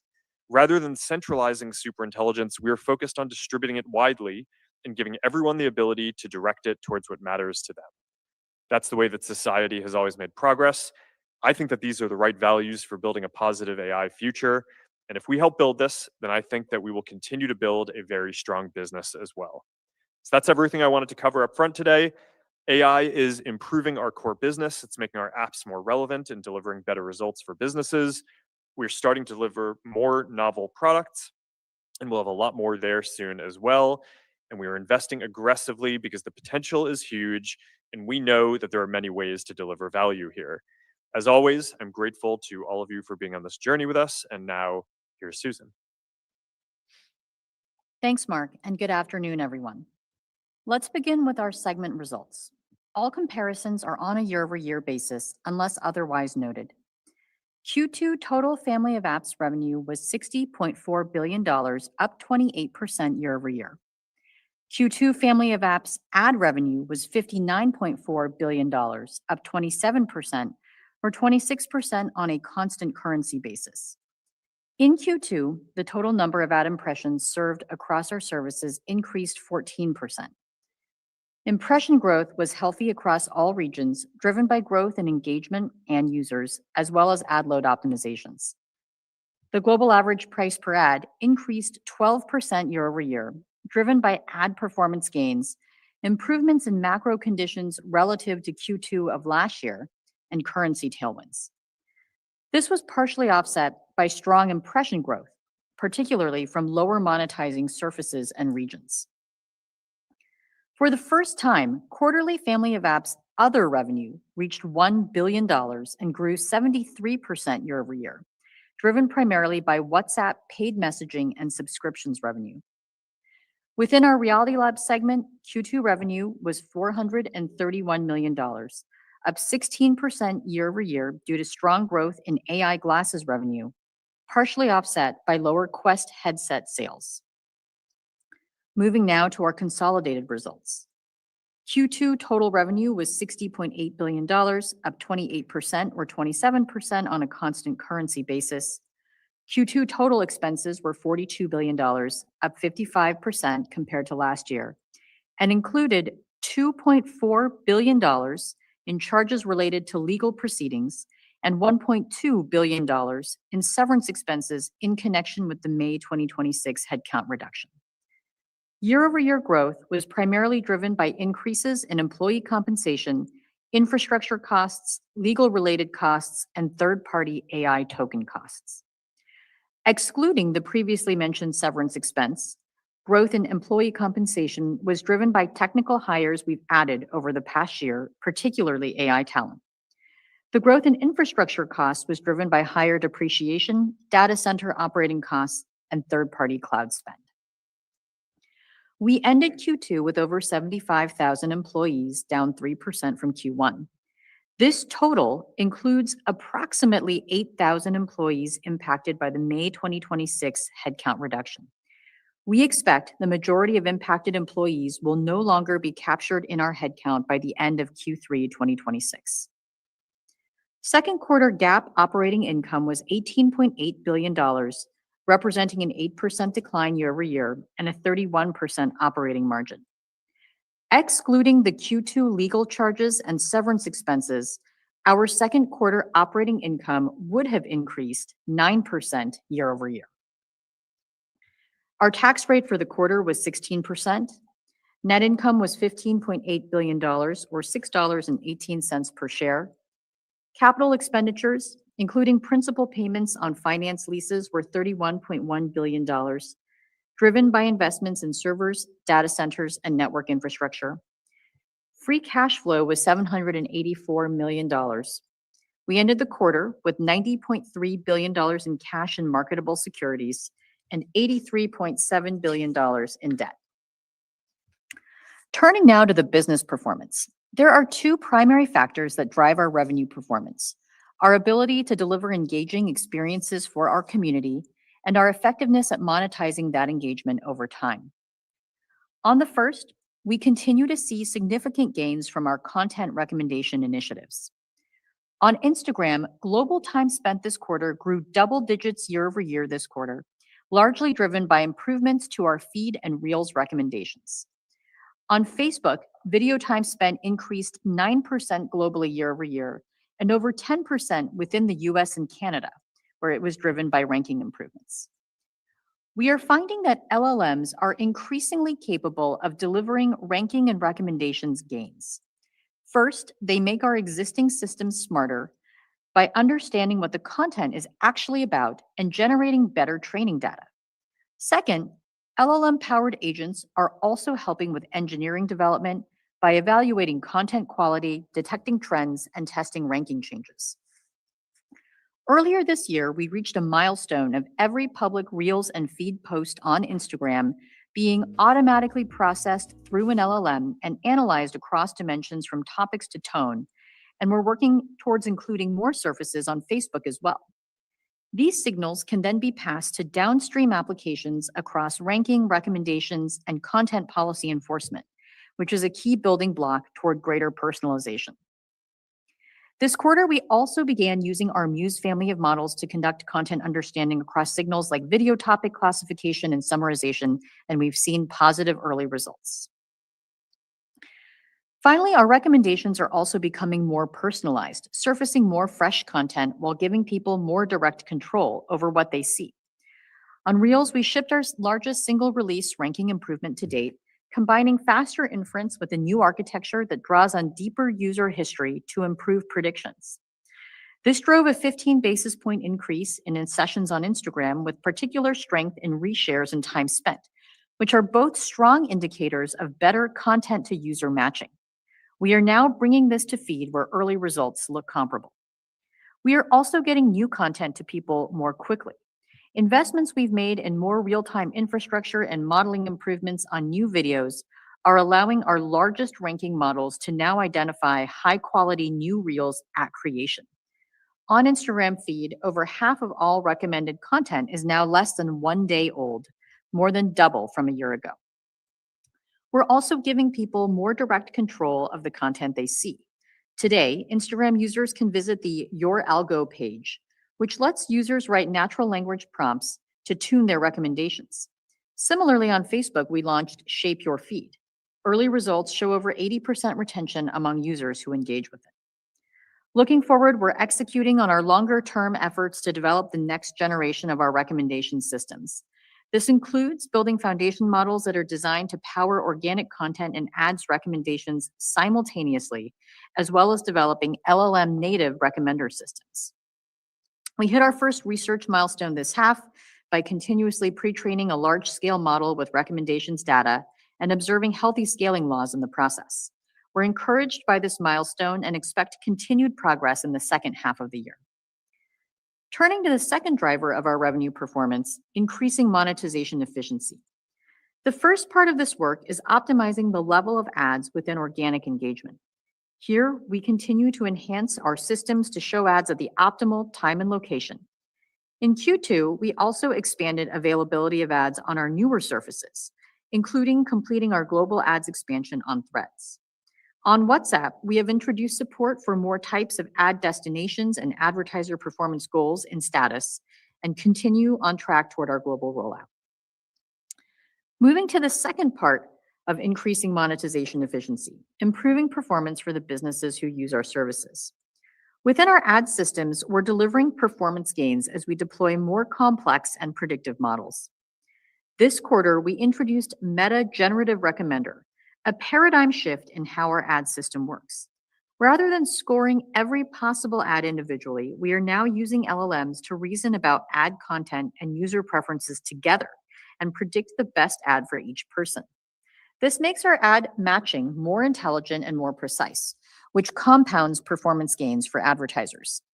We deployed the first generative model into our ads retrieval system and saw notable improvements in ads performance. Early pilots using LLMs to better understand user preferences drove a 1% increase in app event conversions on Instagram.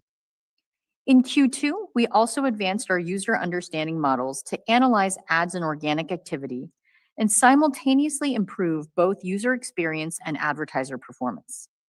Combined with our GEM model for ads ranking and sequence learning, these advancements generated an 8.3% increase in ad clicks and a 15.7% uplift in conversions on Facebook.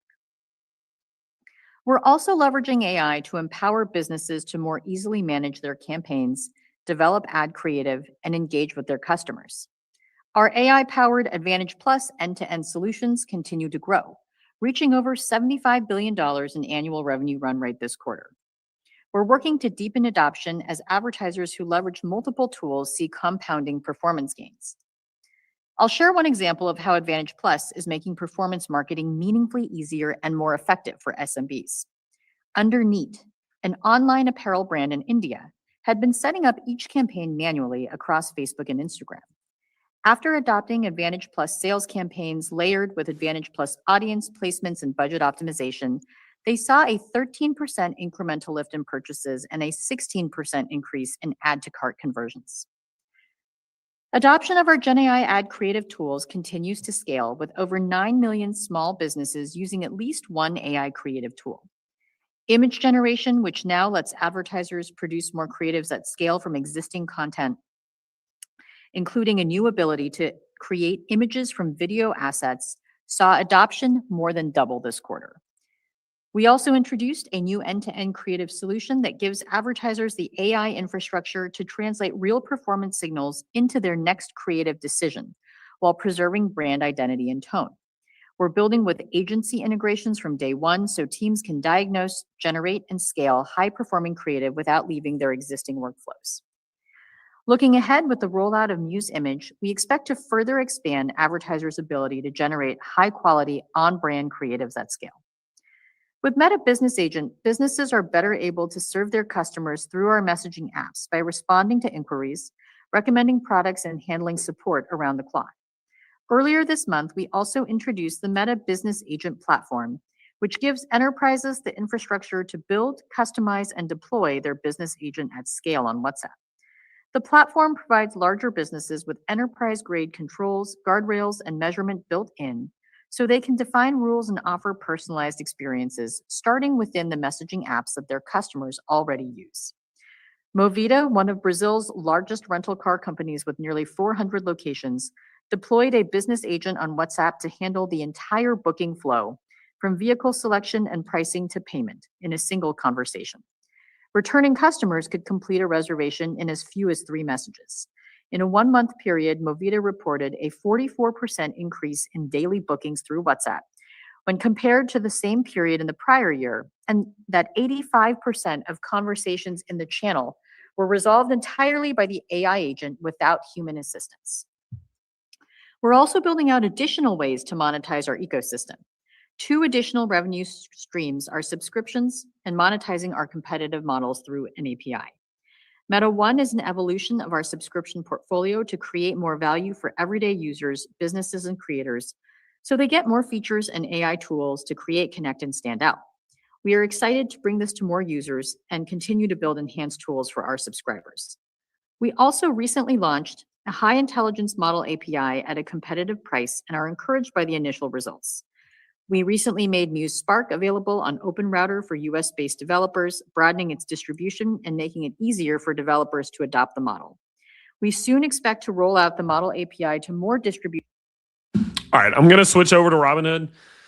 I'm gonna be honest, like Zuckerberg's section was decent and actually getting somewhat of an understanding of what they have going on. She's kind of just like going through basically every single metric and every single number. The reality is none of that matters. I'm sorry. None of that matters right now. At the end of the day, they're spending a lot of money. They're crushing their margins. Their free cash flow just fell from 1.2, what is that, 1.2 billion? No. A lot more than that. 12 billion to $784 million. And they're not even really talking about it. It's one of those things where, honestly, I struggle to listen to those sorts of reports where they're not talking about the thing that everyone wants to know about. This is what people care about. And if you're not going to talk about it, I'm not going to listen. It's kind of one of those situations, you know what I mean? Again, Meta isn't a holding of mine. It's not one that I'm personally interested in holding because I'm not sure that they're spending to increase their own revenue makes sense, especially considering how much is cutting into their margins. And I know the last few months are a bit different because they are changing things in terms of the AI infrastructure. And they also have the lawsuit going on right now, which I think was like $2 billion. But still, like, yeah, if they're not going to go into exactly what we care about, then it's like, I'm not going to listen. I'm not going to listen. Robinhood, on the other hand, is about to report. So we're going to jump into that. And then we're going to jump into our fellow Microsoft after. Microsoft is the one I'm high on life right now, folks. I ain't going to lie. Just because I'm big on Microsoft right now, dude. I'm really feeling it. There's something about me that's just feeling the Microsoft trade right now. So we're going to dive into that bad boy when the time comes. Yeah. Sucks to be a Meta holder today, man. Sucks to be a Meta holder today. I am not. So I'm not, but I'm not going to, I'm not going to talk shit on it or anything. Yeah, just not good. Not very good. Not a good day to be a Meta holder, man. What is that? What am I looking at right there? Oh, that's the breakdown targets that I set. Yeah. And it's breaking through its golden zone now. Coming back to 533, if I had to guess. 533, 524, 514. I think it takes out these lows probably. Yeah, sucky day to be a Meta holder. That's what I was telling you guys, though. It started to recover, and some people are saying, should we buy it on the recovery? And I'm looking at that thing, and I'm saying, look, I think it's going to take out that wick. And that's what it's doing. It's taking out that wick right now. So, all right. Let's get into this bad boy.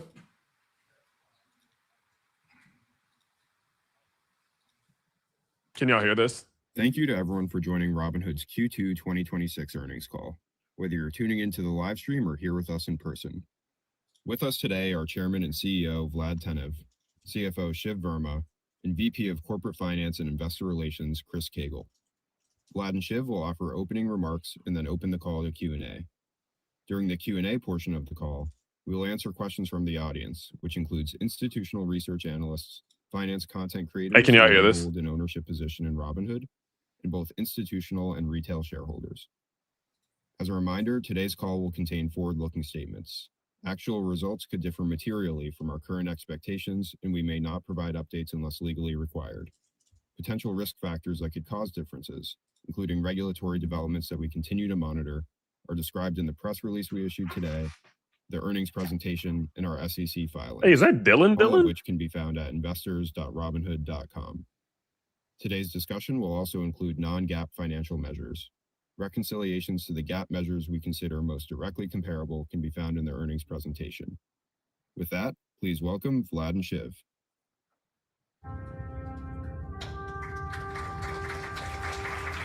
See, this is more like it. This is what I want to see. Some bullshit. That's what we're getting from them, is some bullshit. This is sick. I love this bullshittery that we get from them. This is awesome.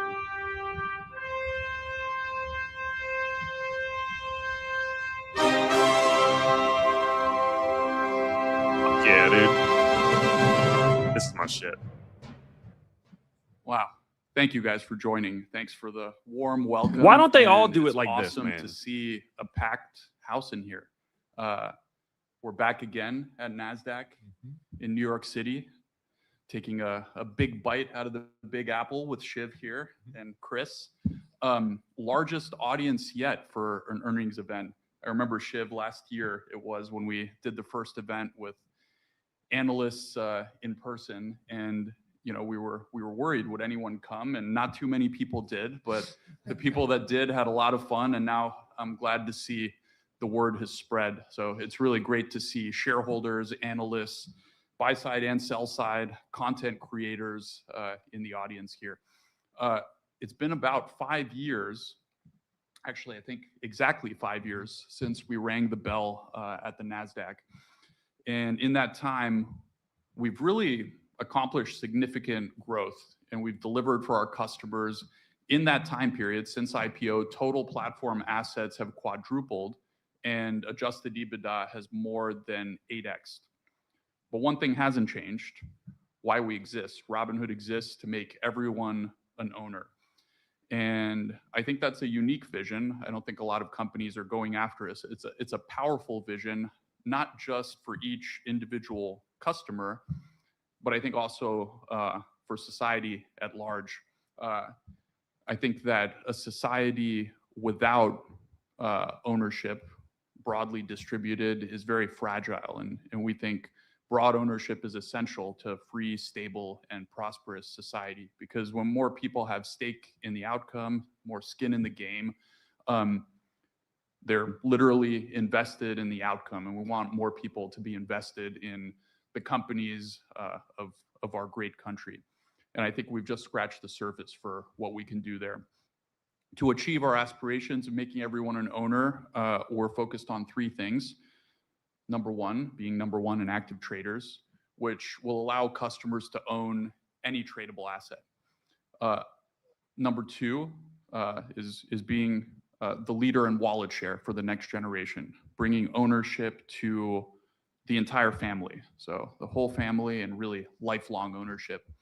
And then number 3, building the leading global financial ecosystem, which is really about expanding the ownership that we've been able to contribute to in the US, worldwide. Billions of people around the world could benefit. So in Q2, our continued product velocity across these 3 arcs led to a bunch of records. On the active trader front, core business is humming, which drove market share gains and record volumes across not just equities, but also options and prediction markets in the quarter. Also, have to highlight, Rothera started supporting Robinhood prediction markets and has rapidly become a top 3 DCM, so top 3 designated contract market in the US. We also launched the first version of agentic trading, which allows customers to build AI agents to trade equities, options, and crypto, and to have access to Robinhood tools and features. We're very excited about that. So looking at wallet share, Trump accounts have officially launched, which is a historic step towards enabling broad financial ownership from birth. We're honored to serve as broker and sole initial trustee, helping millions of American children become owners of our great economy from day one. We also crossed an exciting milestone for the Robinhood Gold Card, 1 million cardholders. Yeah, that's a number we're very excited about. And actually, the Gold Card is now driving over 17 billion in annualized purchase volume. So it's being heavily used. I think a lot of people in this room maybe have them. Plus 3 billion. We broke 3 billion in banking deposits since we began rolling out just last November. And all of this put together contributed to record net deposits. Customers are continuing to trust us with more and more of their assets, which in turn help drive total platform assets to record levels in quarter as well. Finally, global financial ecosystem. We closed our acquisition of WonderFi in Canada. We received our capital market services license in Singapore, and at our crypto and international event, The World is Flat, we introduced a suite of products, including Robinhood Chain, which is the first chain purpose-built for real-world assets. And we've been seeing a lot of great initial traction on all these products, but in particular the chain. So we saw over 12 billion in DEX volume. So that's over 12 billion in trading volume on decentralized exchanges after launch, which made it one of the largest chains by transaction volume over the past week. It was also the fastest chain to get to 100 million transactions. I think we're well north of 150 million transactions at this point, which is very, very cool. Also, customers have deposited over $200 million into Robinhood Earn. So remember, Robinhood Earn is our stablecoin lending product that's powered by Robinhood Chain and our stablecoin USDG. So now it allows customers to earn 7% APY, which is a competitive rate. So 200 million so far, and it's just been a few weeks. Stock tokens, which I'm perhaps the most excited about. We're very excited about bringing ownership of real-world assets to everyone in the world. Stock tokens are available in more than 120 countries, which allow many people around the globe to experience the idea of ownership. Tokenization makes it possible to expand exposure to high-quality assets like US stocks to every single person with an internet connection. So if you have a smartphone, you have an internet connection, you can connect to our blockchain, you can get exposure to US stocks, and that's very exciting. Overall, we're now serving over 1 million accounts outside the US, and very much at the beginning there. So continued product velocity across these three arcs led to record results in Q2, record revenues of 1.3 billion. That's up 32% from last year. Record net deposits of 22 billion, which is a 28% annualized growth rate, and record gold subscribers of 4.8 million, which is now 17% attach rate relative to our net funded accounts. Now I'll hand it over to Shiv to discuss our results in more detail. Shiv? All right. Well, thanks, Vlad. Before getting the results, I wanted to share 3 big takeaways from the quarter. To start, the core business is going strong. So net deposits were a record 22 billion, a 28% growth rate, and we drove new records across equities, options, prediction markets, and margin. It's also great to see top of funnel growth picked up as we added nearly 1 million funded customers in the quarter. Second, this led to both record revenues up 32% year over year, but also another quarter of strong profitability with 57% adjusted EBITDA margins. So we're continuing to drive strong top line growth and profitability at scale. And lastly, we're dialed in on expenses. So we're lowering and tightening our outlook even as our core businesses grew to new highs and we layered on new products. So let's review our Q2 results compared to a year ago. As we said before, revenues grew 32% to a record 1.3 billion, and this was driven by strong growth across the business. So transaction volumes increased to record levels across the majority of our asset classes, and we drove market share to new highs. Interest earning assets also grew, and we had records across margin, our credit card book, and also Robinhood Banking. And finally, other revenues were up as Gold subscribers reached an all-time high of 4.8 million, and we started generating revenues for our work on the Trump accounts. And while product velocity continues to increase and revenues continue to grow to new highs, we also stayed disciplined on costs. So adjusted OpEx and SBC was 641 million, as we managed expenses well below our prior outlook range, all while including costs related to two new businesses, Rothera and WonderFi, that were not included in our prior outlook. As we look to the rest of the year, while we're adding costs related to Rothera and WonderFi, we also continue to get even more efficient in how we operate. And this is allowing us to both self-fund Rothera and WonderFi costs, but also remove additional costs from the system. So we're lowering and tightening our 2026 outlook for adjusted OpEx and SBC to a range of 2.675 to 2.775 billion. We believe it is a competitive advantage to not only be a growth company that can invest for the long term, but also leverage our lean and disciplined operating model to self-fund a meaningful amount of these new investments. So you take it all together, the strong top-line growth and expense discipline we drove in Q2, it flowed to the bottom line. So adjusted EBITDA was 741 million, up 35% year over year, and a 57% margin. And earnings per share was 62 cents, up 48% year over year. So if we turn to capital allocation, there's a few top of minds. In June, we opportunistically raised 2.2 billion of capital to give us even more flexibility to invest for future growth. We believe we have a massive opportunity ahead of us, and the capital gives us even more capacity to go after it. And we raised this capital at attractive terms for shareholders, with both a 0% coupon and no net dilution until our share price exceeds $300. And even while raising capital, we are prudently managing our share count. Year to date, we've repurchased 7.5 million shares for 664 million. And as we said before, the denominator matters. So overall, we're really proud of the results we drove in Q2, and Q3 is also off to a good start. July average daily volumes compared to a record Q2 are in a similar area for equities, options, and event contracts. And July net deposits are tracking towards the $4 billion area, and this does not yet include deposits into the Trump accounts. So stepping back, we feel great about all the products we're shipping and the growth that we're driving. But we've also heard from some investors that it can be difficult to know which growth areas to focus on. So I wanted to share 3 areas that we think are important for measuring progress and success on our long-term vision. First, net deposits. Customers continue to trust us with their hard-earned deposits at over a 20% growth rates.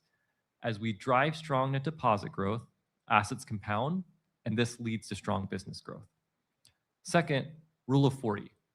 We're driving double-digit revenue growth with strong adjusted EBITDA margins, a combination that has made us more than a Rule of 80 company for the past few years. We think it's important to be both a growth company and a company that operates with strong margins. And all of this at our scale of over $5 billion of annual revenue, which is quite rare. And third, $100 million ARR businesses. We're excited to share we're now up to 13 businesses that have reached this level as we rapidly ship for customers, including 2 new more that we added just this quarter, Robinhood Legend and the credit card. As we build out a family of financial apps, we plan to add even more 100 million ARR businesses in the year to come. So if we keep making progress on these areas quarter after quarter, year after year, the financial results should follow and take care of themselves. And as we've shared before, our financial North Star remains the same: maximize earnings per share and free cash flow per share for shareholders over time. So before I move to Q&A, I'm actually going to turn it back over to Vlad to show us a few of these great products that we've recently built. Vlad? Thanks, Shiv. I want to try something a little bit different, if I may. So a lot of you are probably familiar with our main app, but over the past few years, we've really expanded from a single trading app to a broader system. So what I wanted to do was just give you a little tour of some of the other family of apps that we've built and we've really been improving upon very recently. So here they are, our four apps. I won't show you the main one, but why don't we start with this one here, Trump Accounts. So again, this has been an incredible collaboration between Treasury, National Design Studio, Robinhood, our teams, and BNY. And I believe it's the best digital experience the government has ever delivered. Actually, Secretary Besson a couple of days ago said this was like the best product launch that the government has ever done. And I think that's high praise because, I mean, NASA, I think, would be in that.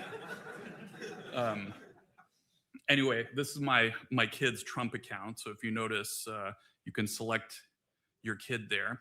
One of the things that I think we've done really well, and maybe you'll recognize some of the design language and inspiration from Robinhood, is showing the magic of compound interest. And that's front and center. So you not only see the account values today, but you can see what happens by age 18.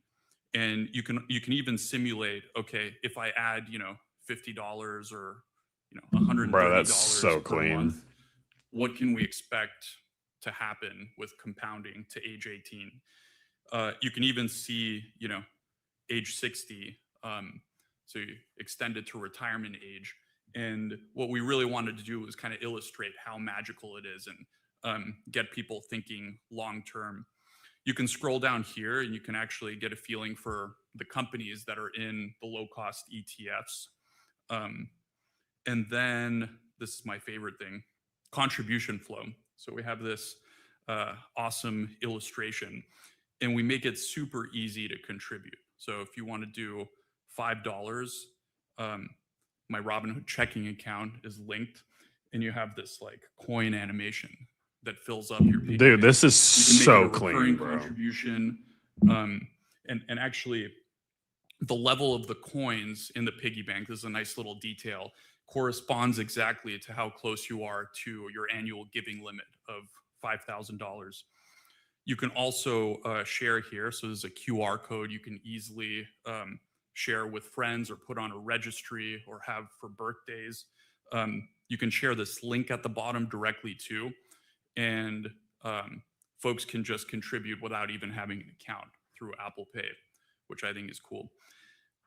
Here's the educational content. And we try to make it easy to just go through and learn the basics about the stock market and investing. And that's the idea. There's plenty more coming. We think it can be the best charitable giving vehicle. So we're working hard on that. Michael Dell, as you guys know, gave a very large donation with his wife, Susan, and many others as well. We're working to make it easy for employers to donate. So there's a $2,500 tax-free employer limit per year, which Robinhood is participating in. And so if you guys don't have it, I definitely recommend picking it up and getting it for your children or grandchildren. And you should expect that it just continues to get better and better. So that's the Trump Accounts app. And again, great collaboration between Treasury, National Design Studio, BNY, and our team. Let's take a look at the banking app. That's the second one up here. We believe we're building the best digital banking experience. Bro, just casually in the has market. 64,000 in a test account. You can get a sense of like the premium Art Deco feel. And we wanted to build a banking experience with no compromises. So usually other neobanks have sacrifices that you have to make from the experience being purely digital. But we want it to be a true private banking product. One of the things people love about it most is your APY. So we've now made it so that you can earn high APYs on both checking and savings just by setting up direct deposit and being a gold subscriber. So no minimums. And people really love not having to think too hard and concentrate on moving their funds back and forth to make sure the bulk of their money is earning the highest yield. So we just give you 3.5% automatically on every account. And customers love it. So far, about 40% of customers are signed up for direct deposit, which is a great attach rate. You can also see down here, we've got the rewards menu, which we've done a redesign to make it easier to get into. So 3% cash back, you can see you can upgrade to the gold card, and we have all sorts of other reward redemptions. And then down here, that's the family tab. So you can add family members. This is really the first banking product where the family is the first class citizen. And then all of your transactions are down here. So really, I think this is a key part of building a financial ecosystem for our customers. Customers direct deposit into banking. They can spend with their credit card. Cashback flows back into brokerage, which kickstarts or turbocharges their investing. And we make it incredibly easy to do that. Also, just one note, I'm not going to show this, but we just started rolling out the Platinum card, and it's looking really good. I think we've gone through a lot of the feedback that we had on launch, and I encourage you guys maybe after earnings to check out the website because it's looking really good. All right, let me show now the third one, which is the Robinhood wallet. So as part of our announcements that the world is flat, we launched Robinhood Chain Mainnet. And of course, a robust chain like Robinhood Chain needs a robust wallet to match. So let me show you how customers are using it. Now, I'll do a caveat. I'll show a lot of features that actually aren't available in the US. So these are really just ex-US products. So think of it that way. They're not available here, but people in over 120 countries outside can actually use them. So you'll see right away, similar design language to Robinhood, but everything is powered by crypto technology. One of the tabs we have on the bottom there is perpetual futures. And this chain, the wallet itself is well integrated into Robinhood Chain. So the chain is a first-class citizen. So here through our partnership with Lighter, you can, if you're an active trader outside the US, get leveraged exposure to not just crypto perps. That's but actually also really damn commodity cool. perps As somebody and who's in single the stock crypto perps scene, this as is cool well. as shit. And we make it easy to add funds, deposit, and withdraw and place trades. The other thing I'm very excited about is stock tokens. So here I'll show you what they look like. This is NVIDIA. So if you're a customer outside the US, you can get exposure to NVIDIA through stock tokens. And they have certain advantages over traditional stocks even. So they're tradable 24/7, including Saturdays and holidays.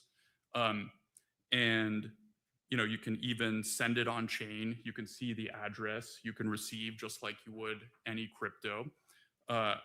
And this makes it really easy to expand ownership worldwide. All you need is an internet connection and to be connected to the blockchain.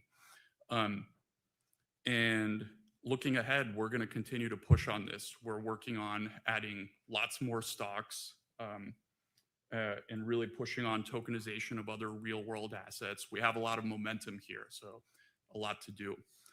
And there's plenty of other products in the pipeline. So we have our third annual Hood Summit in a couple months.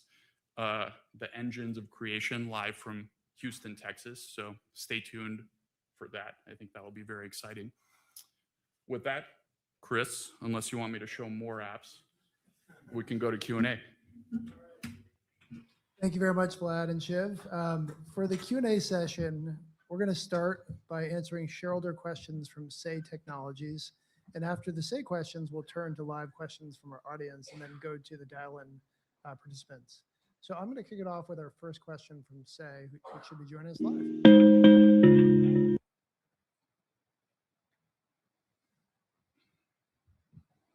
Zach, are you joining us? Zach? I don't see him.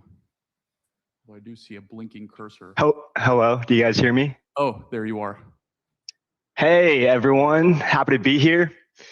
Just wanted to know, what is the goal of Robinhood Social and when will it go live to the general public? Thanks for the question. I also noticed you are on Robinhood Social, if I'm not mistaken, and there was some discussion on Robinhood Social about this question, so it's very full circle. Yeah, the goal with Robinhood Social is actually Robinhood up until now has largely been a tool to place the trade, but the idea for the trade would typically come from outside. So you'd get the idea somewhere from, you know, the real world and then come and place your trade. And so we asked ourselves, can we actually help customers learn from one another? Can we take advantage of the large community that we've built? And can we make it so that we can help you with idea generation? And so far, we're seeing great early signs. And one of the advantages that we have compared to other social media platforms is, since we have the trading data, we can make sure that everything is validated. And when you say you've made a trade, it's actually real. And you know, you can see that the customer actually has the portfolio that they claim they have. So we're adding more and more features. The goal is to get it out to everyone by the end of the quarter.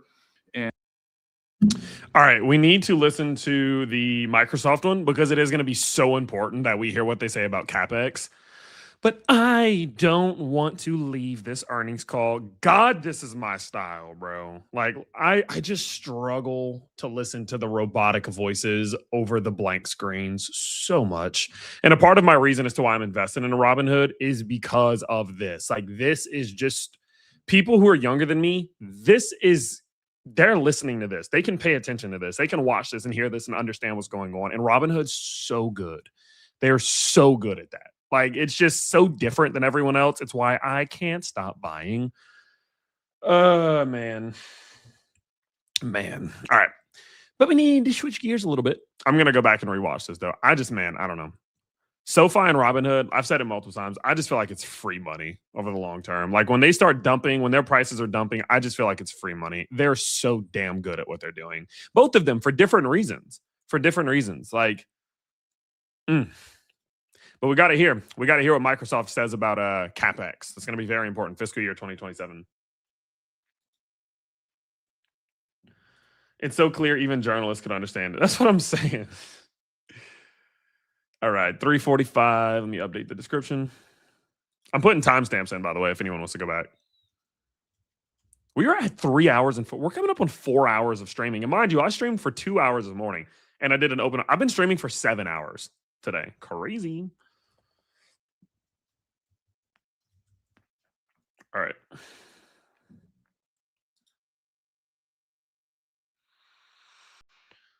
Okay. See what they say about CapEx. Relax. Relax. That is insane.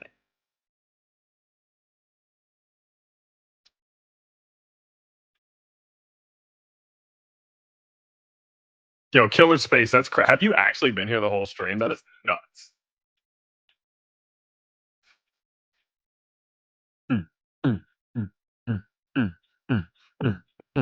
Meta raised the floor for their CapEx range, but they didn't raise CapEx as a whole.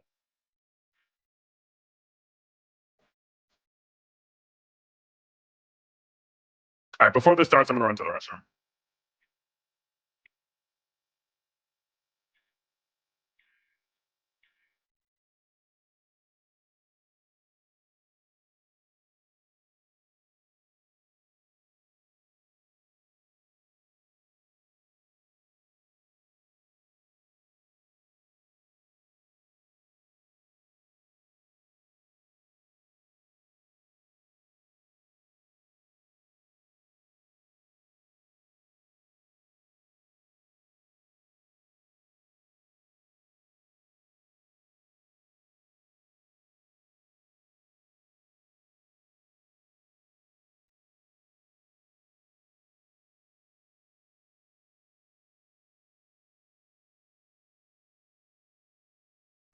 Yeah, I muted it this time.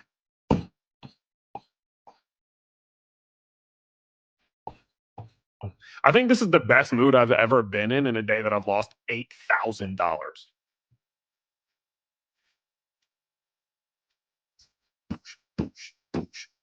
What's $8,500? Huh? You make it back. What's 12? What's $13,000? It's not like that could have bought me a lot. Who gives a shit, dude? Fucking bullish Robinhood. I don't care. Robinhood put me in such a good mood. Their earnings call is so. It makes me just so confident in my positions. Like,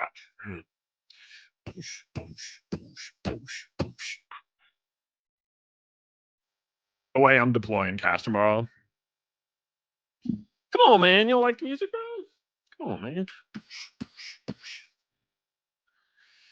Did I buy anything other than SoFi? Yeah, I bought a little Microsoft, Amazon, and Google today. A little bit of those. Yeah, real talk. RIP, my boy.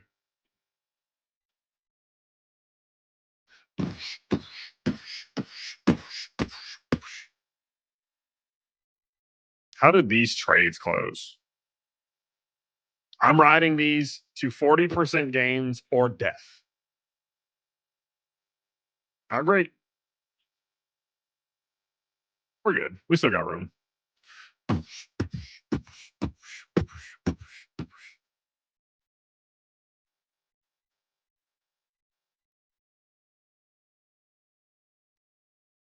Am I tripping? Are they late?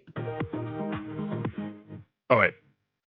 The call My bad. view the transcript on the Microsoft Investor Relations website. During this call, we will be making forward-looking statements, which are predictions, projections, or other statements about future events. These statements are based on current expectations and assumptions that are subject to risks and uncertainties. Actual results could materially differ because of factors discussed in today's earnings press release, in the comments made during this conference call, and in the risk factor section of our Form 10-K, Forms 10-Q, and other reports and filings with the Securities and Exchange Commission. We do not undertake any duty to update any forward-looking statement. And with that, I'll turn the call over to Satya. Thank you very much, Jonathan. It was a very strong close to what was a record fiscal year for us. All up, our annual revenue surpassed $331 billion, up 18%. Microsoft Cloud surpassed $214 billion, up 27%, and Azure surpassed $100 billion, up 41%. Going forward, we have two goals. First, ensuring AI empowers every person, amplifying their agency and ambition. And second, empowering every organization to build their own continuous learning loop and ensuring that they don't outsource their core IP. Now let's talk about how we're delivering this across our stack, starting with our AI platform and infrastructure. We added 31 new data centers across 5 continents this quarter, bringing the total to 88 this year as we expand our footprint in response to accelerating demand. We're also bringing capacity online faster than ever. Over the last fiscal year, we have reduced dock-to-live times for new GPUs in our largest regions by nearly 50%. All up, we added another gigawatt of capacity this quarter and remain on track to roughly double our overall capacity in just 2 years. We're also getting more from the infrastructure we already have by optimizing across silicon systems and software. For example, we increased the throughput for Copilot workloads 4x since the start of the year. AI sovereignty is increasingly top of mind for our customers, and we are expanding our offerings to meet that need. Just last week, we announced a partnership with Mistral to bring its models to Microsoft's sovereign cloud, enabling customers to run them across public, customer-controlled, and fully disconnected environments. We also continue to modernize our fleet with our own silicon innovation alongside the latest from NVIDIA and AMD. Maya 200 continues to scale. It delivers 30% better performance per dollar than the latest generation hardware in our fleet and is now supporting both OpenAI and MAI models. And we will be among the first cloud providers to deploy next generation rack scale AI infrastructure based on AMD Helios and NVIDIA Vera Rubin. When it comes to running agents, CPUs are just as important as GPUs. Our Cobalt VMs are powering both our own first-party workloads as well as workloads for customers including Adobe, ARM, Elastic, OpenAI, Sprinkler, and TomTom. And by the end of this month, we expect to have our Cobalt 200 racks in over 25 data centers around the world as we rapidly expand capacity. Now let me turn to the end-to-end platform we're building on this infrastructure to run, govern, and distribute apps and agents. It starts with model choice. Every customer wants the right model for each task based on quality, latency, cost, and compliance. We offer the broadest model catalog in the cloud with over 11,000 models, including the latest from OpenAI, Anthropic, Mistral, XAI, as well as our own MAI family. Since the start of the year, we have seen 5x increase in the number of customers building with models from multiple providers. Levi Strauss & Co., for example, is using models from OpenAI and Anthropic on Foundry as it brings more than 1,000 domain-specific agents into a unified enterprise AI platform. We're also accelerating our own model development. We announced more than a dozen new models across image, voice, transcription, coding, security, including our first reasoning model, MAI Thinking 1, all with cost-efficient inference at the core for the enterprise use cases. We are co-designing these models with our silicon, and we are seeing 40% better performance per watt when running MAI models on Maya 200. But more importantly, we are building a new model system where the harness, context, memory, and action space are separate from any one model family, thereby moving the frontier on the cost to outcome curve. And it's not just about cost, it also has the added benefit of business continuity and resilience because every model is substitutable. This is the system we're using in our products with great results. For example, millions of developers have used MAI Code 1 Flash on GitHub Copilot, achieving higher code acceptance rates and 10% lower median token usage, while still having access to frontier capabilities from OpenAI and Anthropic. In Excel, MAI Code 1 Flash is delivering comparable quality to GPT-5.6 for the most common tasks, while operating at significantly lower costs. In security, MAI Cyber 1 Flash achieves better performance than much larger Mythos model, but at half the cost when combined with our multi-agent security harness. More broadly, across our model implementations, we are seeing significant efficiency gains, including 89% reduction of GPU costs in Dynamics 365 with MAI Voice 2 Flash, and up to 84% reduced GPU costs in PowerPoint with MAI Image 2.5. And this system is available to any company to use as part of Foundry. The next layer is the enterprise data and context. The data estate is evolving from primarily supporting apps used by people to supporting agents. Customers are rapidly adopting our AI-optimized databases like Cosmos DB and PostgreSQL to give agents fast, secure access to real-time data and context they need for memory and retrieval. PostgreSQL revenue was up 55%, accelerating for the third consecutive quarter. Also, the number of PostgreSQL customers also using Foundry increased 80% as customers increasingly choose it as the database for AI workloads. And we are going further with Horizon DB, our new fully managed PostgreSQL service on Azure, which delivers 3 times the throughput of self-managed deployments.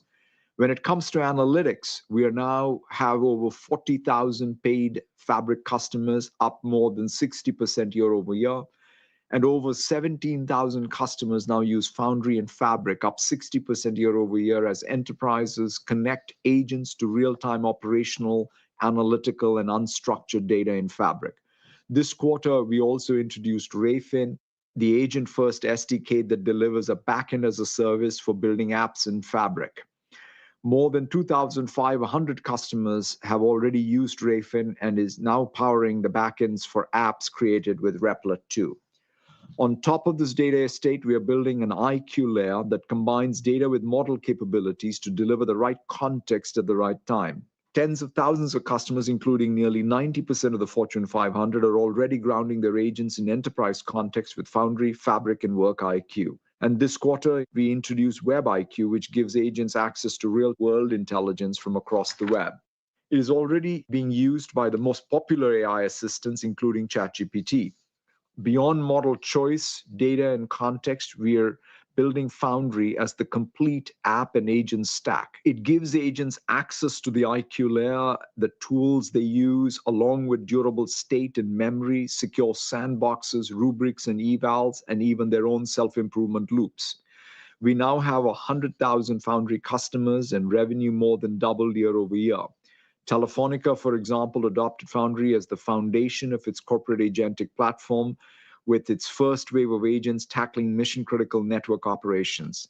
All up, the number of Foundry customers at 1 trillion tokens annualized run rate increased 4x year over year. And finally, with Agent 365, we offer a control plane that extends companies' existing governance, identity, security, and management frameworks to agents they build. Just 2 months in, Agent 365 now has nearly 40 million agents registered across tens of thousands of companies. Now let me turn to the apps and agents we are building on top of this platform for individuals and organizations. When it comes to knowledge work, one quick thing, do you see how they're focusing on the thing that everyone cares about? This is what you're supposed to do. Meta can take some damn notes. Quarter. Copilot is evolving rapidly from chat to cowork to autopilots. Last month, we made cowork generally available, helping customers complete multi-step tasks grounded in their work data while meeting enterprise security and compliance requirements. This quarter, we also introduced autopilots, autonomous, long-running agents with full enterprise compliance, including always-on personal agent powered by OpenClaw. And this quarter, we are bringing these Copilot experiences together, including code in one super app spanning both consumer and commercial experiences. This is a major step forward, and I look forward to sharing more soon. More broadly, we have steadily been improving the quality and performance of Copilot and have been delighted by the recent customer feedback. Over the last 3 quarters, user satisfaction scores have doubled and are now at an all-time high. And this quarter alone, we cut latency by 25%. These quality improvements, together with continued product innovation, are driving record usage intensity. The number of conversations per user nearly doubled year over year. Average weekly engagement is on par with Outlook and Teams. And the time from deployment to what we think of as high usage, meaning monthly active usage, about 80% across a customer's user base, has fallen from months to just days over the past year. The number of customers with more than 50,000 seats increased over 7x year over year. And the number of enterprise customers deploying Copilot to the majority of their information workers grew nearly 75% quarter over quarter, a signal of how central Copilot has become to their operations.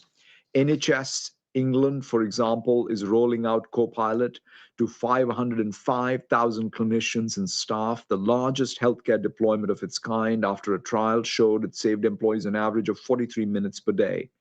KPMG is expanding its deployment across its global workforce of more than 276,000 professionals, and HSBC committed to 200,000 seats to accelerate its workforce transformation. AstraZeneca, Boeing, Infosys, Coke Inc., Procter & Gamble, Stellantis, Tata Consulting Service, University of Pittsburgh Medical Center, Wells Fargo, and Wipro each purchased 60,000 or more. And we have been encouraged by the response to our new E7 suite as customers increasingly go all in on an integrated AI offering that brings together Copilot, E5, Entra, and Agent 365. Just 2 months after launch, hundreds of enterprise customers have already purchased millions of seats, and this quarter, EY deployed E7 to 400,000 employees in our largest win to date. In addition to this, we are also evolving our business model beyond per seat to per seat plus consumption, further expanding our TAM and delivering more customer value. Earlier this month, we added usage-based billing to Cowork, with thousands of customers already paying for and actively using it. In Biz Apps, we have been reinventing Dynamics 365 for an agent-first world.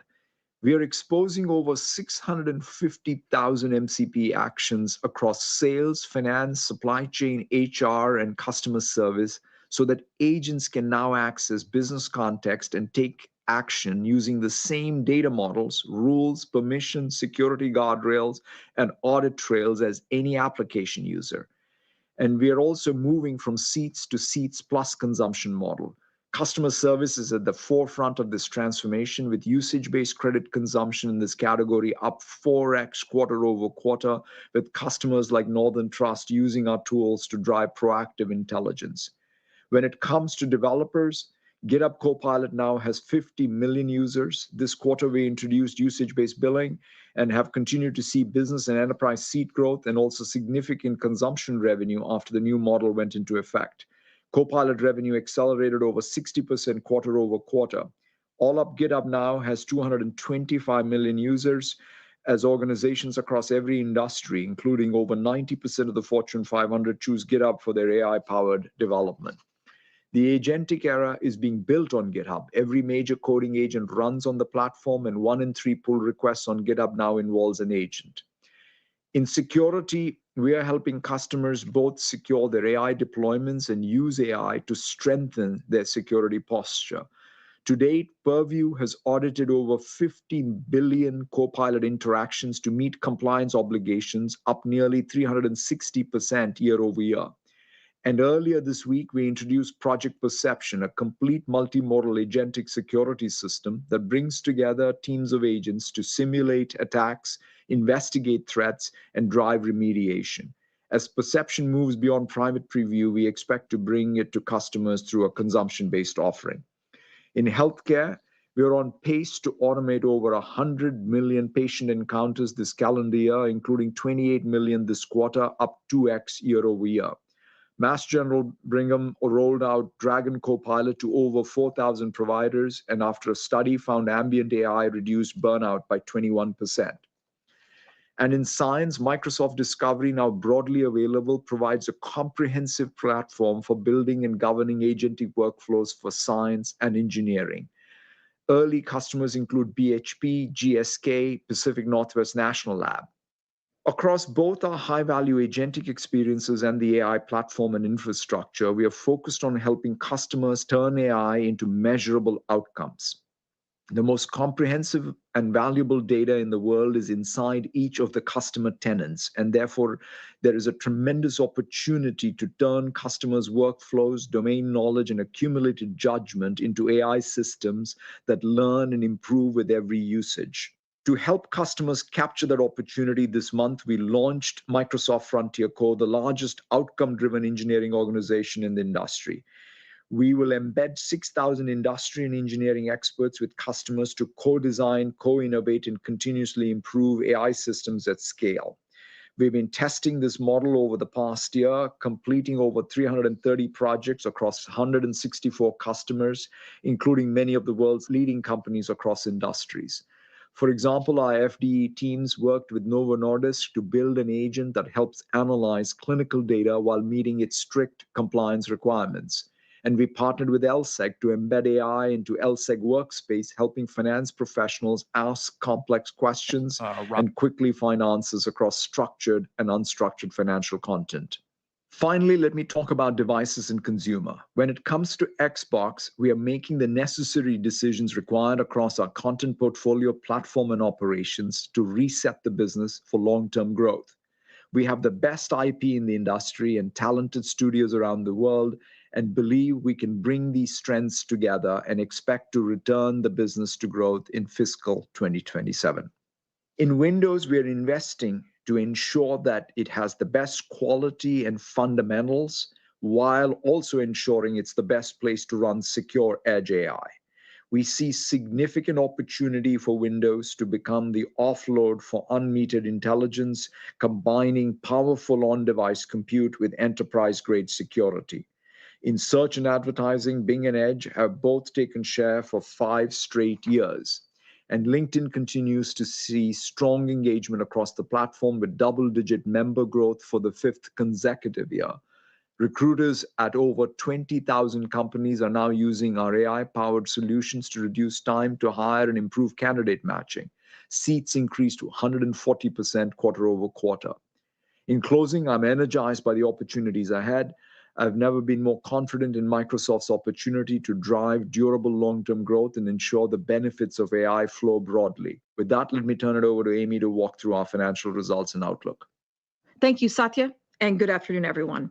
This fiscal year, we delivered over $331 billion in revenue. Here we go. with growth All right. accelerating to 18%, driven by strong demand across both the Azure platform and our first-party AI applications and services. Operating income growth outpaced revenue growth, increasing 21% to more than $155 billion, as we invested in long-term growth while continuing to expand operating leverage. This quarter, revenue was $90 billion, up 18% and 17% in constant currency. Gross margin dollars increased 15% and operating income increased 18%. Earnings per share was $4.74, an increase of 23% when adjusted for the impact from our investment in OpenAI. And FX was roughly in line with guidance. Several discrete items impact our financial results in the quarter when compared to our forward-looking guidance provided on our April earnings call, resulting in a benefit of 27 cents on diluted earnings per share. These included a $3.2 billion gain from our investment in Anthropic and lower than expected expenses related to the voluntary retirement program, which were partially offset by severance expense and impairment charges in Xbox. When adjusting for these items, we exceeded expectations across revenue, operating income, and earnings per share due to strong demand and execution in the quarter. Company gross margin percentage was 67%, down year over year, driven by sales mix shift to Azure, as well as continued investments in AI infrastructure and growing product usage, partially offset by ongoing efficiency gains, particularly in Azure and M365 Commercial Cloud. Operating expenses increased 10%, driven by continued investment in R&D compute capacity, talent, and data to support product development across the portfolio. G&A growth was impacted by a low prior year comparable, as well as some of the discrete items mentioned earlier. Operating margins increased slightly year over year to 45%. Total company headcount declined 2% year over year. When adjusted for the impact of our investments in OpenAI, other income and expense was $2.8 billion, driven by the gain on investment in Anthropic noted earlier. Capital expenditures were $41 billion, including the impact from higher component pricing, as noted in our guide. Roughly 2/3 of our CapEx was for short-lived assets, primarily CPUs and GPUs, as customers increasingly build solutions that leverage both AI and non-AI infrastructure. The remaining spend was for long-lived assets. This quarter, total finance leases were $5.6 billion and were primarily for large data center sites. And cash paid for PP&E was $35.8 billion. Cash flow from operations was $55.4 billion, up 30%, driven by strong cloud billings and collections, partially offset by an increase in operating lease payments. And free cash flow was $19.6 billion, reflecting higher capital expenditures.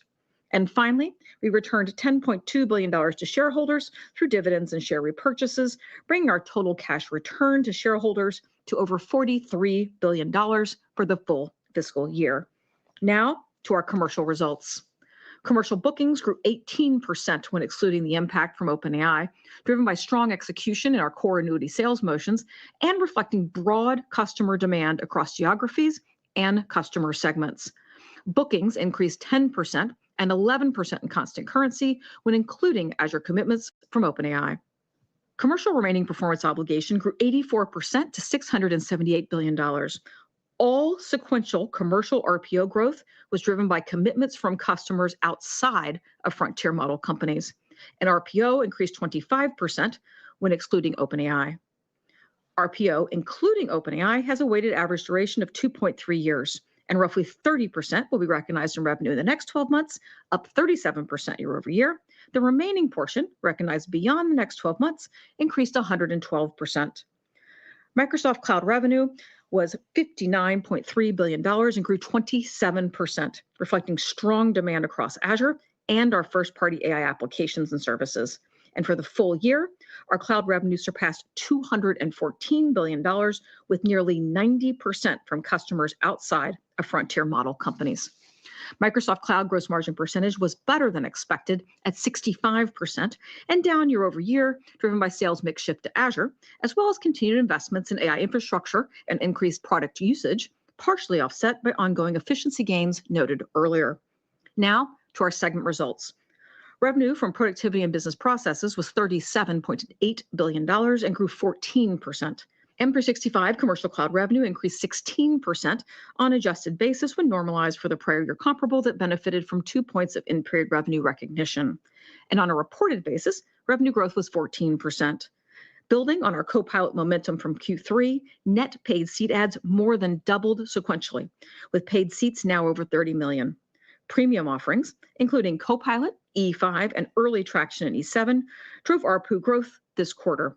And paid M365 commercial seats grew 6% year over year, with installed base expansion across all customer segments, though primarily in our small and medium business and frontline worker offerings. M365 commercial products revenue increased 19% ahead of expectations, driven by large, long-duration M365 contracts that resulted in higher in-period revenue recognition from the Windows commercial on-premises component. M365 consumer cloud revenue increased 24% and 22% in constant currency, again driven by ARPU growth. And M365 consumer subscriptions grew 7%. LinkedIn revenue increased 12% and 10% in constant currency, primarily driven by marketing solutions. Dynamics 365 revenue increased 13% and 12% in constant currency against a strong prior year comparable. Bookings growth at ERP remains healthy, while CRM continued to moderate with longer sales cycles. Segment gross margin dollars increased 14% and 13% in constant currency, and gross margin percentage decreased slightly with increased M365 Copilot usage as we continue to invest in product quality and drive further efficiency gains. Operating expenses increased 11%, primarily driven by the shared R&D investments mentioned earlier. Operating income increased 15% and 14% in constant currency, and operating margins increased year over year to 58%. Next, the Intelligent Cloud segment. Revenue was $39.3 billion and grew 32% and 31% in constant currency. In Azure and other cloud services, revenue grew 43% against a prior year that included accelerating growth. Customer demand continues to exceed available capacity. Revenue growth was ahead of expectations, driven by efficiency gains across our CPU and GPU fleet, as well as process improvements to enable earlier delivery of new capacity. That additional in-quarter capacity for Azure was quickly monetized. Results also benefited from stronger than expected GitHub Copilot consumption following the June business model change to align pricing with usage and value. In our on-premises server business, revenue was relatively unchanged year over year and was down 1% in constant currency. Results were ahead of expectations, primarily driven by renewals with higher in-period revenue recognition from the mix of contracts. Segment gross margin dollars increased 24% and gross margin percentage decreased year over year, primarily driven by sales mix shift to Azure, as well as the continued scaling of our AI infrastructure ahead of growing demand, partially offset by ongoing efficiency gains in Azure. Segment gross margins were also impacted by growing GitHub Copilot usage, though margins improved through the quarter with the June business model change to usage-based pricing. Operating expenses increased 10%, driven by shared R&D investments noted earlier. Operating income grew 31%, and operating margins, with a strong focus on efficiencies and investment returns, were relatively unchanged year over year at 41%. Now to more personal computing. Revenue was $12.9 billion and declined 4% and 5% in constant currency. Windows OEM and devices revenue decreased 7%, and Windows OEM decreased 5%, driven by lower PC market demand and a high prior year comparable that benefited from Windows 10 end of support. Results were ahead of expectations as OEM and channel partners continued to build inventory given increasing component prices.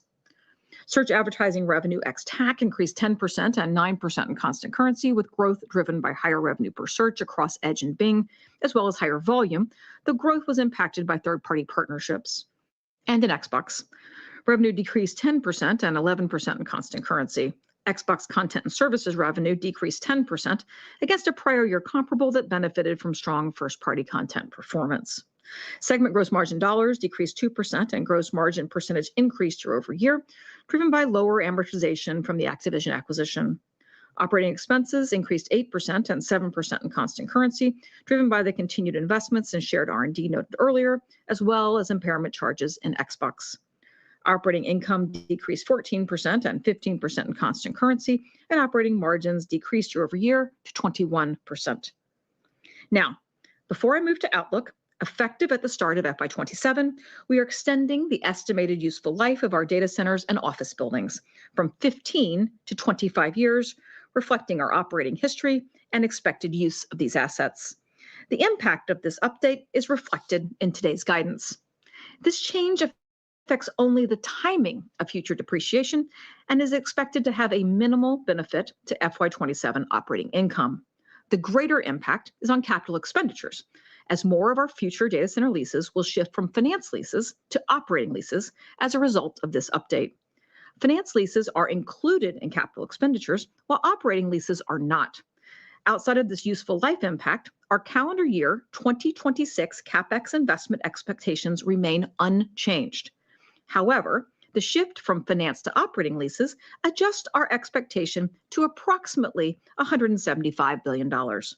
Now, moving to our outlook.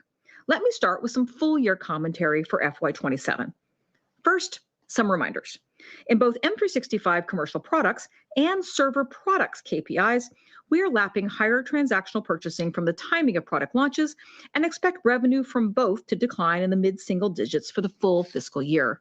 Growth in Windows OEM and devices will be impacted by lower PC market demand as higher component costs increase device pricing, a prior year comparable that benefited from Windows 10 end of support, and elevated inventory levels. As a result, we expect revenue to decline in the high teens for the fiscal year. Moving to FX. Assuming current rates remain stable, we now expect FX to decrease full-year fiscal revenue growth by less than 1 point, with no meaningful impact to COGS and operating expense growth. At the company level, with strong commercial momentum, we continue to expect another fiscal year of double-digit revenue and operating income growth. Operating expenses should grow in the mid to high single digits, reflecting continued investment in R&D compute capacity, talent, and data. And we expect FY27 capital expenditures will grow year over year, given demand signals across our portfolio. Even as we invest to meet growing demand, full fiscal year operating margins should be down less than a point. In addition, we expect to remain free cash flow positive in FY27. And finally, we expect our FY27 effective tax rate to be approximately 20%. Now to the outlook for our first quarter, which unless specifically noted otherwise, is on a US dollar basis. Based on current rates, we expect FX to decrease total revenue growth by less than 1 point, with no meaningful impact to COGS or operating expense growth. Within the segments, we expect FX to decrease revenue growth in productivity and business processes by roughly 1 point, and intelligent cloud by less than 1 point. There is no meaningful impact in more personal computing. Starting with our commercial business. In commercial bookings, when adjusted for the impact from OpenAI, we expect healthy growth on a growing expiry base, driven by strong execution across our core annuity sales motions. As a reminder, the significant OpenAI contracts signed in the prior year will result in some quarterly volatility in both bookings and RPO growth rates. Microsoft Cloud gross margin percentage should be relatively stable quarter over quarter.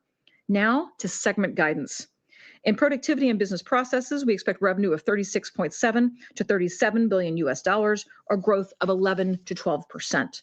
In M365 commercial cloud, we expect growth of approximately 16% in constant currency on an adjusted basis, which normalizes for the prior year comparable that benefited from 1 point of in-period revenue recognition, or 15% on a reported basis. Sequential growth from our momentum in Copilot, E5, and E7 is mitigated a bit by the lower ARPU new seat adds in frontline worker and small and medium business SKUs. With the premium SKU momentum and the increased monetization opportunity from adding usage-based billing products alongside per-seat licensing in July, we expect to see acceleration in M365 commercial cloud revenue growth through this fiscal year. M365 commercial product revenue should grow in the mid-single digits, driven by the timing of long-duration M365 contracts, partially offset by the impact from the prior year comparable noted earlier. M365 consumer cloud revenue should grow in the mid-teens, down sequentially as we lap the benefit from last year's price increase. Growth will again be driven by ARPU and an increase in subscription volume. For LinkedIn, we expect revenue growth in the high single digits. And in Dynamics 365, we expect revenue growth to be in the low teens, relatively stable quarter over quarter, driven by continued growth in ERP, although impacted by the bookings trends noted earlier. For Intelligent Cloud, we expect revenue of $40.95 to $41.25 billion US dollars, or growth of 33 to 34%. In Azure, We expect revenue growth of approximately 45% in constant currency, and we remain focused on delivering efficiencies that help us bridge the gaps we see as customer demand continues to exceed supply. Even with the strong close to Q4, we continue to expect H1 growth to accelerate. And as a reminder, year-over-year Azure growth rates can vary quarter to quarter based on capacity, timing, and contract mix. In our on-premises server business, we expect revenue to decline in the low to mid-single digits with ongoing customer shift to cloud offerings and the prior year comparable noted earlier. In more personal computing, we expect revenue to be $12.2 to $12.7 billion as we continue to lap strong prior year comparables noted earlier and navigate complex PC market dynamics impacted by component prices and inventory levels. Windows OEM and devices revenue should decline in the low 20s, driven by the market dynamics noted earlier. As in prior quarters, the range of potential outcomes remains wider than normal. Search advertising revenue ex-TAC growth should be in the mid-single digits, down sequentially due to the impact of third-party partnerships. Growth will continue to be driven by consistent trends in revenue per search and volume. And in Xbox content and services, we expect revenue to decline in the mid-single digits. Hardware revenue should decline year over year. Therefore, at the total company level, revenue should be between $89.85 and $90.95 billion, or growth of 16 to 17%, with accelerating commercial growth partially offset by the impact from the PC market dynamics noted earlier. We expect COGS of $29.6 to $29.8 billion, or growth of 23 to 24%. An operating expense of $16.8 to $16.9 billion, or growth of 7 to 8%, driven by continued investment in R&D compute capacity and talent. Operating margins should be relatively flat year over year. Excluding any impact from our investments in OpenAI, other income and expense is expected to be roughly negative $100 million, as interest income will be more than offset by interest expense, which includes the interest payments related to data center finance leases. And we expect our Q1 effective tax rate to be approximately 20%. Next, capital expenditures.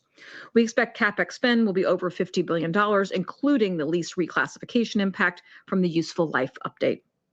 In closing, in FY26, we delivered accelerating revenue and operating income growth while expanding operating margins. Our execution across sales and product engineering strengthened through the second half of the year. As we begin FY27, we remain focused on delivering products that create meaningful return on investment for our customers, which will result in durable long-term growth for Microsoft and our shareholders. With that, let's go to Q&A, Jonathan. Damn. Thanks, Amy. Damn. We'll now move over to Q&A. So they decided not to increase guidance for CapEx next year, basically, and the market seems to love that. Please repeat your instructions. Ladies and gentlemen, if you would like to ask a question, please press star 1 on your telephone keypad, and a confirmation tone will indicate your line is in the question queue. You may press star 2 if you would like to remove your question from the queue. For participants using speaker equipment, it may be necessary to pick up your handset before pressing the star keys. One moment, please, while we pull for questions. And our first question comes from the line of Karl Keirstead with UBS. Please proceed. Okay, great. Thank you, Satya. Maybe I'll start away from the numbers and ask if you could spend a minute and elaborate on your opening comments about model choice and the protection of corporate IP. Maybe I could ask this in two parts. First, how material do you think traction could be for open and custom models over the next year or two, knowing that many enterprises might be initially reticent to use open models? And secondly, how exactly does Microsoft benefit from this shift, knowing that you've also got fairly large Frontier Lab exposure? Thanks so much. Thank you, Carl. So the way we are coming at this is, at the end of the day, the goal is to have the firm be in control of their own destiny in terms of what I describe as building their human capital and their token capital, right? So at the end of the day, if a firm is a learning machine, they need their own learning machine. And that's sort of really the goal. And the models are an input, not some extraction of the knowledge of the enterprise, but in some sense, you have to really, at the end of the day, every firm is going to evaluate who are the providers who are helping them with their outcomes and their knowledge creation. I think that is now fairly clear, and it's going to become clearer by the day. This is not going to be about, come in and take all my knowledge and benefit yourself, whereas I am not getting anything out of it. So given that direction of travel, we are very, very clear about the architectural sort of design of the platform, which is you've got to keep your harness separate from the model. Now, when the harness will ensure that your memory, your context, all of that is external. That means any given model at any given time is swappable. You should and you can use frontier models. There's no reason not to. But you also can use multiple of them. Right? So if you look at some of the stats I gave, it's a great example of how to use the frontier models for what they deliver, how to use low-cost models for what they deliver, and in fact, train your own model when you don't want to use any external model itself, because after all, you have all the outputs, you have all the traces, you have all the context. That's really the enterprise design architecture that we are going to evangelize. We ourselves are using it. Copilot is built that way. GitHub Copilot is built that way. Our security Copilot is built that way. And we want to democratize that design pattern so that every enterprise can use it. And within there will be a mix of open weights, closed weights. And by the way, one of the things that's least talked about is, remember, right, if you look even at the Hugging Face incident, the biggest thing that we should take away from that is you can't sort of depend on any one model. You will maybe need multiple models to even remediate some challenges that get caused by one model. Like that's the way to think about it, right? Which is you can't be subject to the refusals of one model. So there's a lot more design space here. We talk about the frontier as if it's one thing. The frontier is about every firm having a frontier and the choice, the cost control, and the capability that they need in order to be able to control their destiny. And I think maybe, Carl, just to add a little bit to the end of your question, which is that it's why it's important that the platform is built, and I think Satya mentioned this in his comments, to be able to deliver the right model for the right job on the architecture called Azure. And so given that we continue to see growing demand, no matter what model is chosen or what model family, or whether it's run a model of your own, the Azure platform is quite efficient at delivering that. So think about that infrastructure as being pretty fungible. Very helpful. Thanks. Thanks, Carl. Operator, next question, please. The next question comes from the line of Brent Thill with Jefferies. Please proceed. Thanks, Amy. Impressive acceleration in Azure, up to 43, going to mid 40s. I guess the questions around the underlying drivers, what you and Satya are seeing in terms of just what's driving this, and many of the questions around capacity constraints. Are we just still in the same environment, or is this Microsoft just executing better, given the constraints we're all seeing? Thanks. Thanks, Brent. First, there are still constraints in the system. I think we've continued to say, I think now for a number of quarters, that demand continues to exceed available supply. And that certainly remains true. You can even see it, I think, in some of the pricing that's occurring in the spot market for assets. So when you think about being able to deliver better, the first thing we focus on, and I tried to talk a little bit about it in my prepared remarks, is efficiency. Being able to get more out of everything that we've got in the fleet. That applies to efficiency gains in the CPU fleet. It's going to be efficiency gains in the GPU fleet. We saw a good work this quarter, in particular from our engineering teams, to make as much of that available as we could. And because of the supply-demand imbalance we've been talking about, when we can make efficiency gains, they are quickly monetized in quarter. And I think that dynamic certainly impacted the quarter positively. I would also say some of the process improvements we've made to make sure both CPUs and GPUs just the lead time from how quickly we can get things to simplify it tremendously plugged in was also improved over the past 90 days. And so those improvements, again, are very quickly monetized when we're able to do that. And at the scale that we're operating in terms of across the entire hyperscale fleet, making efficiency improvements that can be quickly monetized does result in acceleration in the quarter. It's part of also what we expect to see and talk about with Q1. Thanks, Brent. Operator, next question, please.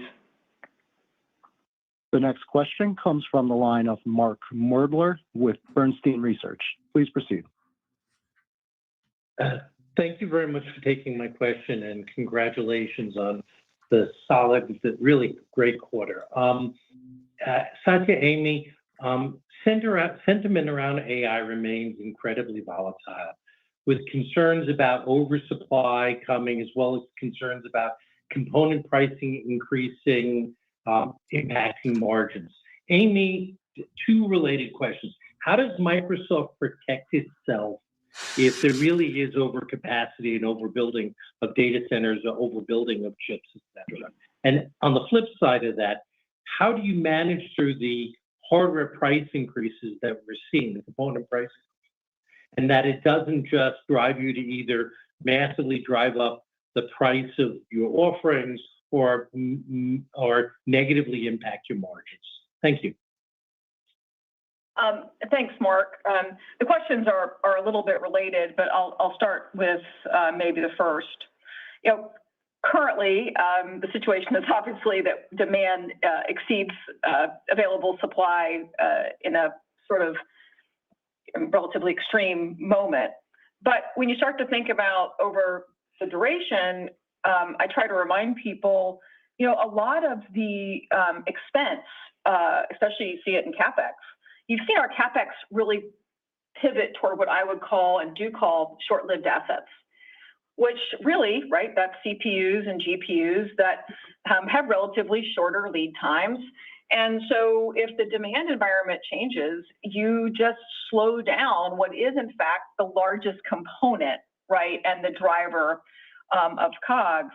The investment into land and data center builds is actually quite flexible, right? It's a smaller percentage of the overall cost structure, and it can be, timing can be changed on much of that, especially on the builds.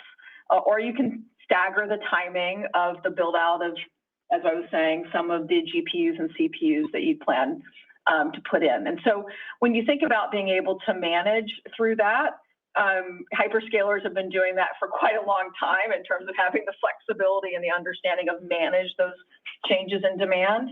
And the other thing is that's important, Mark, is you just have an incredibly diverse book of business by geo, by segment, by industry. And I feel like when you look even at our backlog or what we added in RPO this quarter, it is from the breadth of really the Microsoft product portfolio as well as our customer portfolio. So when you have the ability to late bind some of the more expensive components in short term, you have a big book of business that's flexible.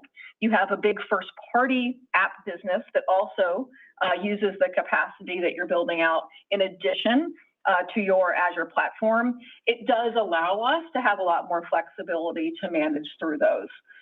When it comes to the pricing question, I think that's really impacting everybody equivalently in so many ways. What we've been trying to do, of course, at this point is to just make sure that we're doing the best efficiency work we can so we can continue to give customers great value. We're reminding people that frankly, the cloud offers tremendous benefits versus having to make these purchases as servers on-prem yourself, where the price increases are even more hard for customers. So the cloud still provides a great ROI in those types of situations. And, we're adding this capacity to your point, but a lot of this obviously is also being sold in newer contracts, and we're able to have the pricing reflect it, but keep value where we, listen, for the long term, you want to have pricing work for customers and for you. And so we're trying to stay focused on that as well. And if I just add to Amy's comments, I thought Amy captured it well. All of us are reading this 1873 as the book to be read. And so in my mind, I think you've got to get the product shape right. That's sort of a lot of what we're focused on. You have to get the portfolio right. Amy talked about how what we're doing, whether it's in Copilot or the super app, bringing all the form factors or all the way to Azure and the agent first sort of primitives in Azure. You kind of have to really get that portfolio to all come together. The mix of customers is super important. You have to recognize the breadth, the geo mix, the segment mix, the workload mix, and you got to really think about all of those when you're even building capacity. And then you got to run an efficient railroad. At the end of the day, you do need to, Amy talked a little bit about even in the last quarter, how we've improved on the efficiency front. It's not something that'll just show up at the end. You have to sort of monotonically work at it. And so we are very focused on all of those. And then we know that there will be, ups and downs of what is the cycle here, but the secular shift is clear, and we're very bullish about us coming with the right sort of mix of business and the right margin structure, and most importantly, with the right value for our customers. Excellent. Thank you so much. Thanks, Mark. Operator, next question, please. The next question comes from the line of Adam Wood with Morgan Stanley. Please proceed. Hi, good evening. Thanks for taking the question, and also congrats to me on a very strong end to the year. I wanted to maybe just ask about M365 Copilot. Obviously, very strong quarter there with over 30 million paid seats and a strong acceleration. Could you just talk a little bit about how you're seeing customers move from pilots to broader deployments here? Is this still a pilot-driven motion, or are we seeing a lot more broader deployments? And then when we think about the monetization of the product in terms of additional seats, migration to higher value SKUs like E7, and then consumption, what do you see as the main monetization or the main driver of monetization from here, please? Thank you. No, thank you, Adam, for that question. So let me start, and then Amy can add. I think, it starts with, again, that product shape. As you can see, even within the quarter, the product shape has changed pretty dramatically, right? So we now have chat, co-work, autopilot, code, all coming to essentially what is going to become this flagship super app that various roles can use it. If you think about even the usage side, that's a place where, again, lots of interesting data there, right? Which is time to usage has, drastically come down. What used to be months is days, right? So from when a license is bought to usage, the usage intensity itself has gone up significantly. I mean, we're talking about a usage intensity that's sort of is the same level of what is an everyday communication tool like Outlook or Teams.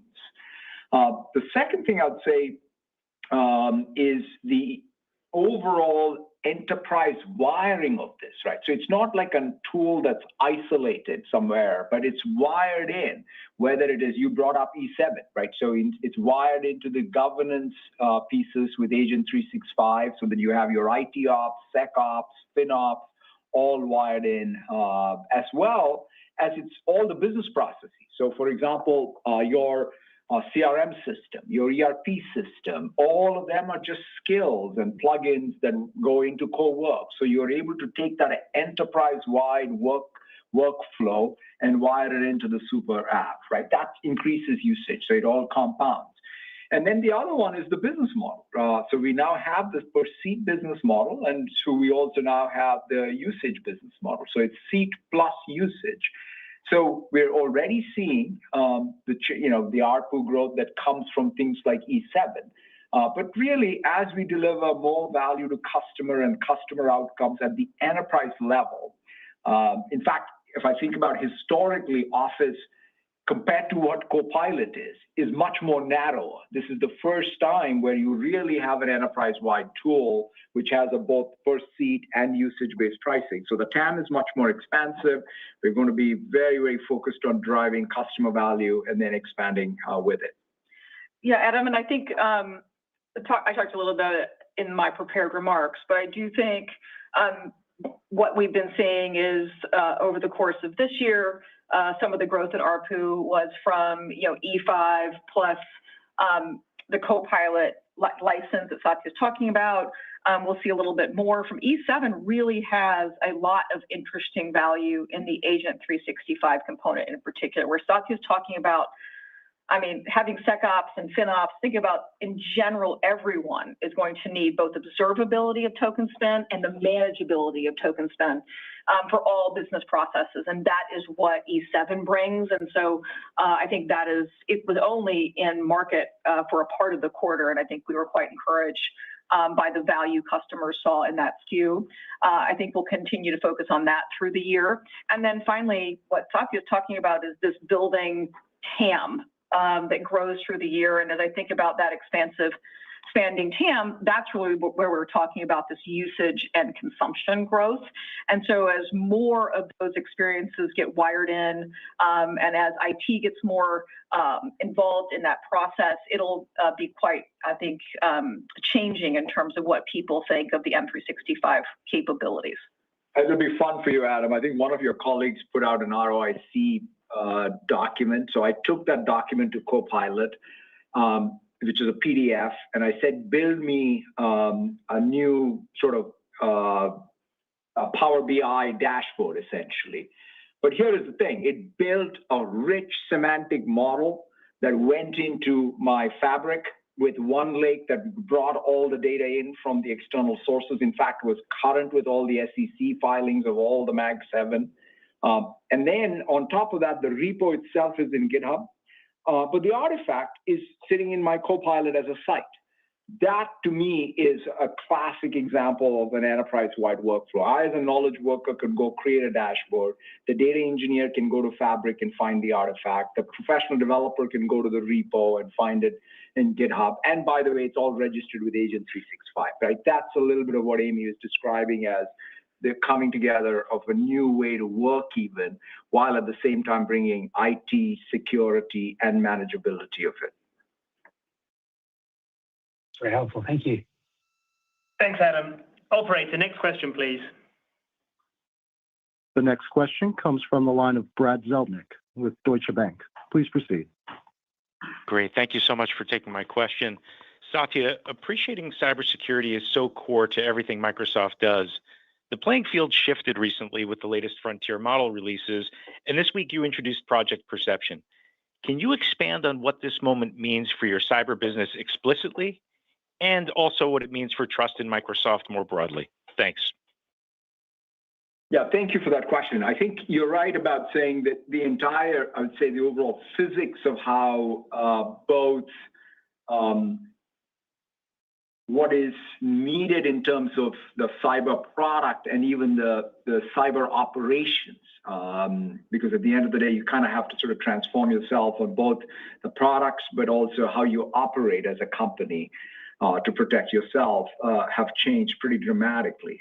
So what we are focused on is first, again, take the same approach we've taken for knowledge work or coding, which is you got to start with an intelligence first model forward approach. And so what we launched with Perception is essentially saying, let's sort of really make sure that you have the red team agents that know how to find, constantly are red teaming and finding the vulnerabilities. Then you have the blue team agent that is constantly going and making sure that you're triaging, and the green team that fixes. So you kind of create your own agentic system that's continuously operating to create the cyber defense you need. It definitely feeds off of all the signals, right? Whether it's the defenders, it's the identity intra signal, the defender signal, the network signal, the app security signal, all that sort of helping really do the context so that you can then truly create the protection. The other thing they've also said is, especially in cyber, it becomes critical to have that multi-model approach to sort of the first question that was asked. Not just for cost. In fact, we proved with the M- data in Cyber Gym that essentially you can have Mythos level performance with 50% less cost because of this MAI Cyber Flash 1 And the reason is because 90% of the tasks are done by the Cyber Flash 1 model, and 10% of the tasks you still go to the frontier, right? So this is sort of that mixing of the right model for the right task in what is essentially a pipeline job is a super important characteristic. And so to us, I think this is an important piece. Oh, and the other thing I'd say is from a resilience perspective, right? For whatever reason, if a given model goes away, then you kind of can't be left high and dry. You need to be able to still continue your cyber operations. And that's the other piece. So it's cost and resilience is both an important criteria. And that's what we are trying to build in, whether it's in code, whether it's in cyber, whether it is in knowledge work. We're very excited about perception and what it means, quite frankly, for our security business going forward. Super helpful. Thank you. Thanks, Brad. Operator, we have time for one last question. And the last question will come from the line of Gabriela Borges with Goldman Sachs. Please proceed. Hey, good afternoon. Thank you. Amy, I wanted to ask you about ROI. And you've given us color on the CapEx side of the equation. You've given us color on the monetization side of the equation. Maybe put those two pieces together for us. When you look at and track ROI on the CapEx decisions you're making today, how does that compare to a year ago? And what are some of the levers that you can still pull, perhaps on the internal silicon side, for example, as a driver of incremental monetization going forward? Thank you. Thanks, Gabriela. I don't know that, quite frankly, my All righty. I feel like that's enough. That question is it's an okay question. It's not a great ending question. Wow, man, Microsoft's so good. That was such a crazy thing to do. Not a crazy thing to do. I was not by any means expecting. It actually shocked me. It caught me off guard. I was not expecting them to maintain CapEx. And I'm curious, right? Because I was telling you, I was like, you can't. You have to increase it to stay in the race. But Microsoft was like, no, we're going to do it different. Instead of us staying in the race, we're going to just keep it as where it is and basically play the safe game here. Give the market what it wants. We can increase it if we need to, but we're not going to. We're gonna play into the fear a little bit. Is what they're doing. That's what they're doing right now. And I think that's a very. I was not expecting them to make that play. To be honest, I didn't think you could. I just didn't think you could go in and not raise because it's risky. That's risky business. Because you would immediately think, well, no, it's obvious, right? Don't raise. The market's excited because you didn't raise. Yeah, but remember the flip side of that is, oh, what? Microsoft isn't as confident in Google. Or as confident as Google. They're not as confident to keep investing into this bet as Google is, right? Why is that?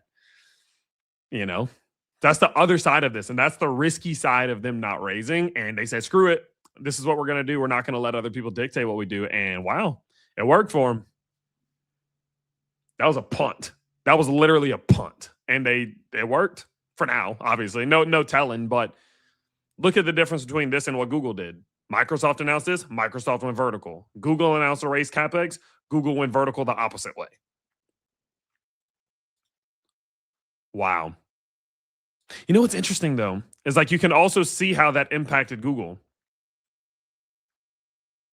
What a punt. What a punt from Microsoft. It feels so good that that's the one that I was going big on. So y'all know I'm working on this brand new portfolio, a $10,000 portfolio. I only have about 4,000 deployed, but I put about half of it into Microsoft because I was like, this feels like the right one of the big three. And damn, it feels good. I'm also glad I avoided Meta like the plague. That I'm not trying to toot my own horn, but going big into Microsoft, intentionally not going into Meta, I mean, that was about the best way to play it. And obviously, again, I'm telling you guys, I'm still not convinced that the bottom for all of these are in yet. Like, I'm sure this portfolio is going to go negative. I'm pretty sure at least. But damn, what a punt. What a punt from Microsoft, bro.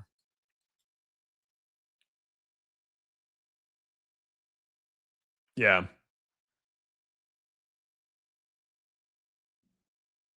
Curious to see what Amazon does tomorrow, and I'm curious to see, because then this is the craziest part. If Amazon doesn't raise, you know what that does? It makes people look at Google and go, oh, you're dumb. Right? Now Microsoft has started to open the door for all of these hyperscalers to pull back a little bit. And I wonder if Amazon's going to walk through it or not. Dude, I feel like Amazon's still going to raise. And then Microsoft is going to seem like the safe bet of the hyperscalers, which should give them some legs. But I guess we'll see. I guess we'll freaking see, dude. This just got so interesting. Microsoft said, screw that. We're doing our own thing here. I'm in both. I'm in all of them, though, you know, but I am glad. I am glad Microsoft is my bigger play. That's fair. That's fair. Amazon is going into debt for CapEx, so I wouldn't expect not raising, right? No, Microsoft kept flat.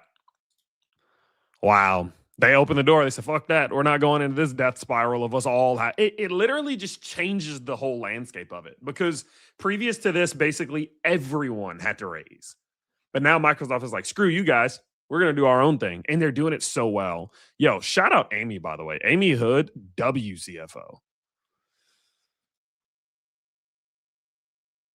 That's so juicy. Because now it's interesting to see it, right? Because now it's in a spot to where, think about playing both sides of this, right? Think about playing both sides of this. Imagine if the CapEx spend doesn't work. Microsoft just made themselves the smart one here. If it does work, Microsoft goes, we knew what we were doing. We knew how much we needed to spend. We knew how to maximize on this capacity. We knew how to capitalize on our RPO. We didn't need to keep raising. It's like they gave themselves this interesting angle where they can't lose. They hedged. And that's a punt. That was some risky shit to do in this market we're in right now. You know what I am surprised about? I am surprised semis aren't. I'm surprised AMD specifically isn't pulling back harshly off of that. I was expecting AMD, if Microsoft announced that they weren't raising CapEx, because obviously AMD is like a lot of their spend or a lot of their revenue is coming from Microsoft. I expected their price to take a beating if that happened. I'm decently surprised. I'm decently surprised that AMD is still holding up well. Like, it's up over the last hour. I wonder why that is.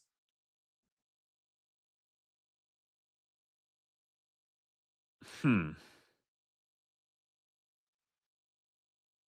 mean, you can just chalk it up to the market just being irrational, but I'm trying to think of.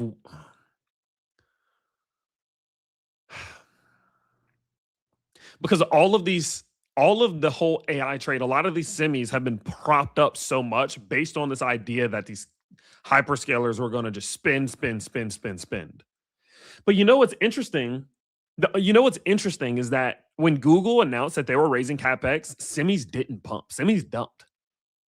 Still. It's like it's reversing. It's like it's going in the opposite direction.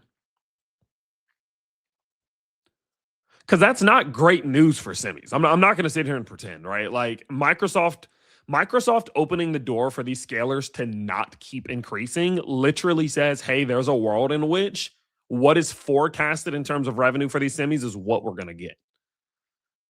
So that accelerate, but maybe that acceleration slowing down was already priced in. Maybe that's why semis are where they are, right? Because obviously we're seeing a deleverage. So maybe semis are already pricing in the idea that the acceleration is slowing down of some capacity. In some capacity. It's not really slowing down much, but wow, man. What a fucking wild day. Pardon my language, but what a wild day, dude. Like, we went through so much today. Let me do a quick recap, then I got to jump. I've been on live for 5 hours, and I did a 2-hour stream this morning and an 1.5-hour podcast.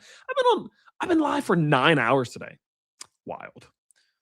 All right, where are we at in the stream? We are at 4 hours and 54 minutes. And Treach has literally been here almost the whole time.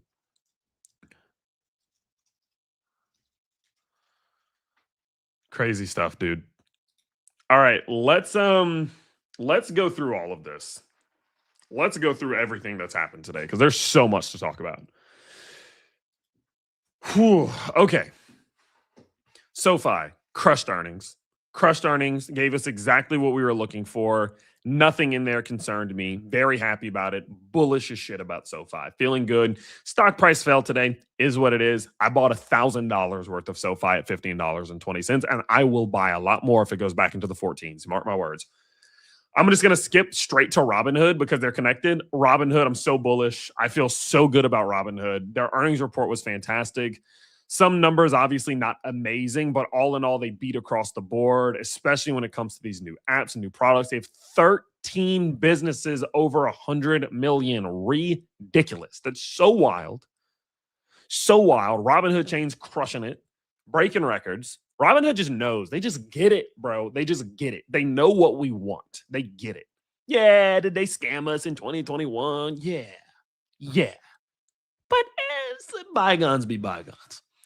My Robinhood position is actually negative. My average cost is $90 because I bought Robinhood for the first time at 100. No, I bought it for the first time at 80. Then I bought it at 90. Then I bought a lot more at 110, 120. I was just buying up. Then I wrote it back down. I was buying Robinhood at 70. Now my average cost is 90. It's at like 84. So I'm actually negative. So I'm going to probably be buying Robinhood tomorrow as well. I'm going to buy more SoFi, more Robinhood tomorrow. So fintech, I'm very, very, very happy with. I'm so optimistic about SoFi and Robinhood. I think they're a lock for the next 12 to 24 months. I'm not a financial advisor, by the way, but I think they're a lock. FOMC, nothing surprising there. No rate cut, no rate hike. Kept rates about the same.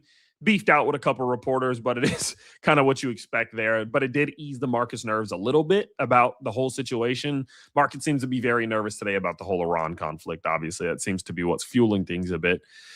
In terms of earnings, Meta shit the bed. There's no other way to explain what happened than they shit the bed. And then they didn't even talk about it. Really all I got to say there. They missed on EPS. They did beat on revenue, but their EPS missed. They're just spending so much. It's just, I mean, their free cash flow is under $1 billion again. It was literally 12 billion recently. Like, they're burning through cash and they're not showing the margin improvement to show that the spending is worth it. And because their model is different, I just feel like I've been saying it for a while. I just don't feel that call to Meta. Something about it don't feel right to me. So that's why I'm not in it. Microsoft, on the other hand, crushed crushed earnings, 43% as Azure growth. I've been saying Azure, I guess it's Azure growth. Didn't raise CapEx, keeping it the same, record-breaking year, backlog, RPO super high, maxed out at capacity. I mean, they're just doing, they opened up this whole new door, basically. They said, no, screw you guys. We don't have to raise CapEx because everybody else is. That was a risk. That was a big-ass risk, and they didn't care. And now you got Microsoft up 7% after hours, man. What a damn day, dude. What a day. What a day. We have Apple coming up tomorrow, Apple and Amazon. I don't particularly care about Apple personally. I did a swing trade over the last 12 months on Apple. I wanted a 20% gain from the biggest company in the world, and I got that. I exited. I might re-enter one day. Maybe not. Maybe so. I don't know. Amazon's another interesting one because they're a hyperscaler. Now I want to know what Amazon does. Now I want to see how Amazon responds to this. That's so interesting. So we're going to see what they do tomorrow. That's going to have a big impact. All of this will impact semis as well. We got Kospi still deleveraging. So guess what? I'm going to be back tomorrow. I'm going to make a video in the morning, I think. In the morning, I'm going to make a video about everything that happened today and what to be on the lookout for in tomorrow's earnings report. Then I'm going to go live tomorrow for the Amazon earnings report. Let me make sure. What time is Amazon earnings report? Amazon is reporting right after close. Okay. So I'm going to be live again tomorrow. Probably not for 5 hours. All right. Probably not for 5 hours. And we're going to keep going it. Hey, look, I want to tell you guys about a few things. Before you go, I have 4 things I want to talk to you about. First, like this, please. After I end the stream, if you like it, after I end it, what it'll do is it'll send it out to more people who don't watch my channel, and they might subscribe. And I'd really appreciate it if you enjoyed me covering everything for the last 5 hours, okay? 7 hours of streaming today on this channel and another hour and a half, almost 9 hours of streaming today, okay? Please like it. 3 other things I want to talk to you all about. The very first thing I want to talk to you all about is TH Capital, okay? This is real quick. You'll hear me talk about it a lot. I don't like to shill it to you guys and throw it in your face a ton. TH Capital is where you see the Discord server. TH Capital is where you can go to see all of the courses. So if you join TH Capital today, it's a monthly subscription. It ranges between 20 and 30 bucks. When you join, you get a whole bunch of courses. There's 12 hours of course material here on intro to stocks, technical analysis, fundamental analysis, and portfolio building. I'm doing 4 more courses over the next 2 months. They're going to be on leverage trading and swing trading, retiring using stocks, and a couple more. Okay, so those are coming soon. Stay tuned for that. There's also live events where we exclusively do things like seminars. As you can see, I did a full investment seminar, responding to stock market correction seminar, taking risks seminar. I also do live analysis sessions as well. I do these a couple times a month too. And this is again for like 20 to 30 bucks a month. You get all of this stuff. In addition to that, we have cohort training coming very soon where we're going to take groups of 15 to 20 people, and I'm going to be with you every day for 7 days teaching you personally. Okay, that's coming soon, but only accessible here. So check that out.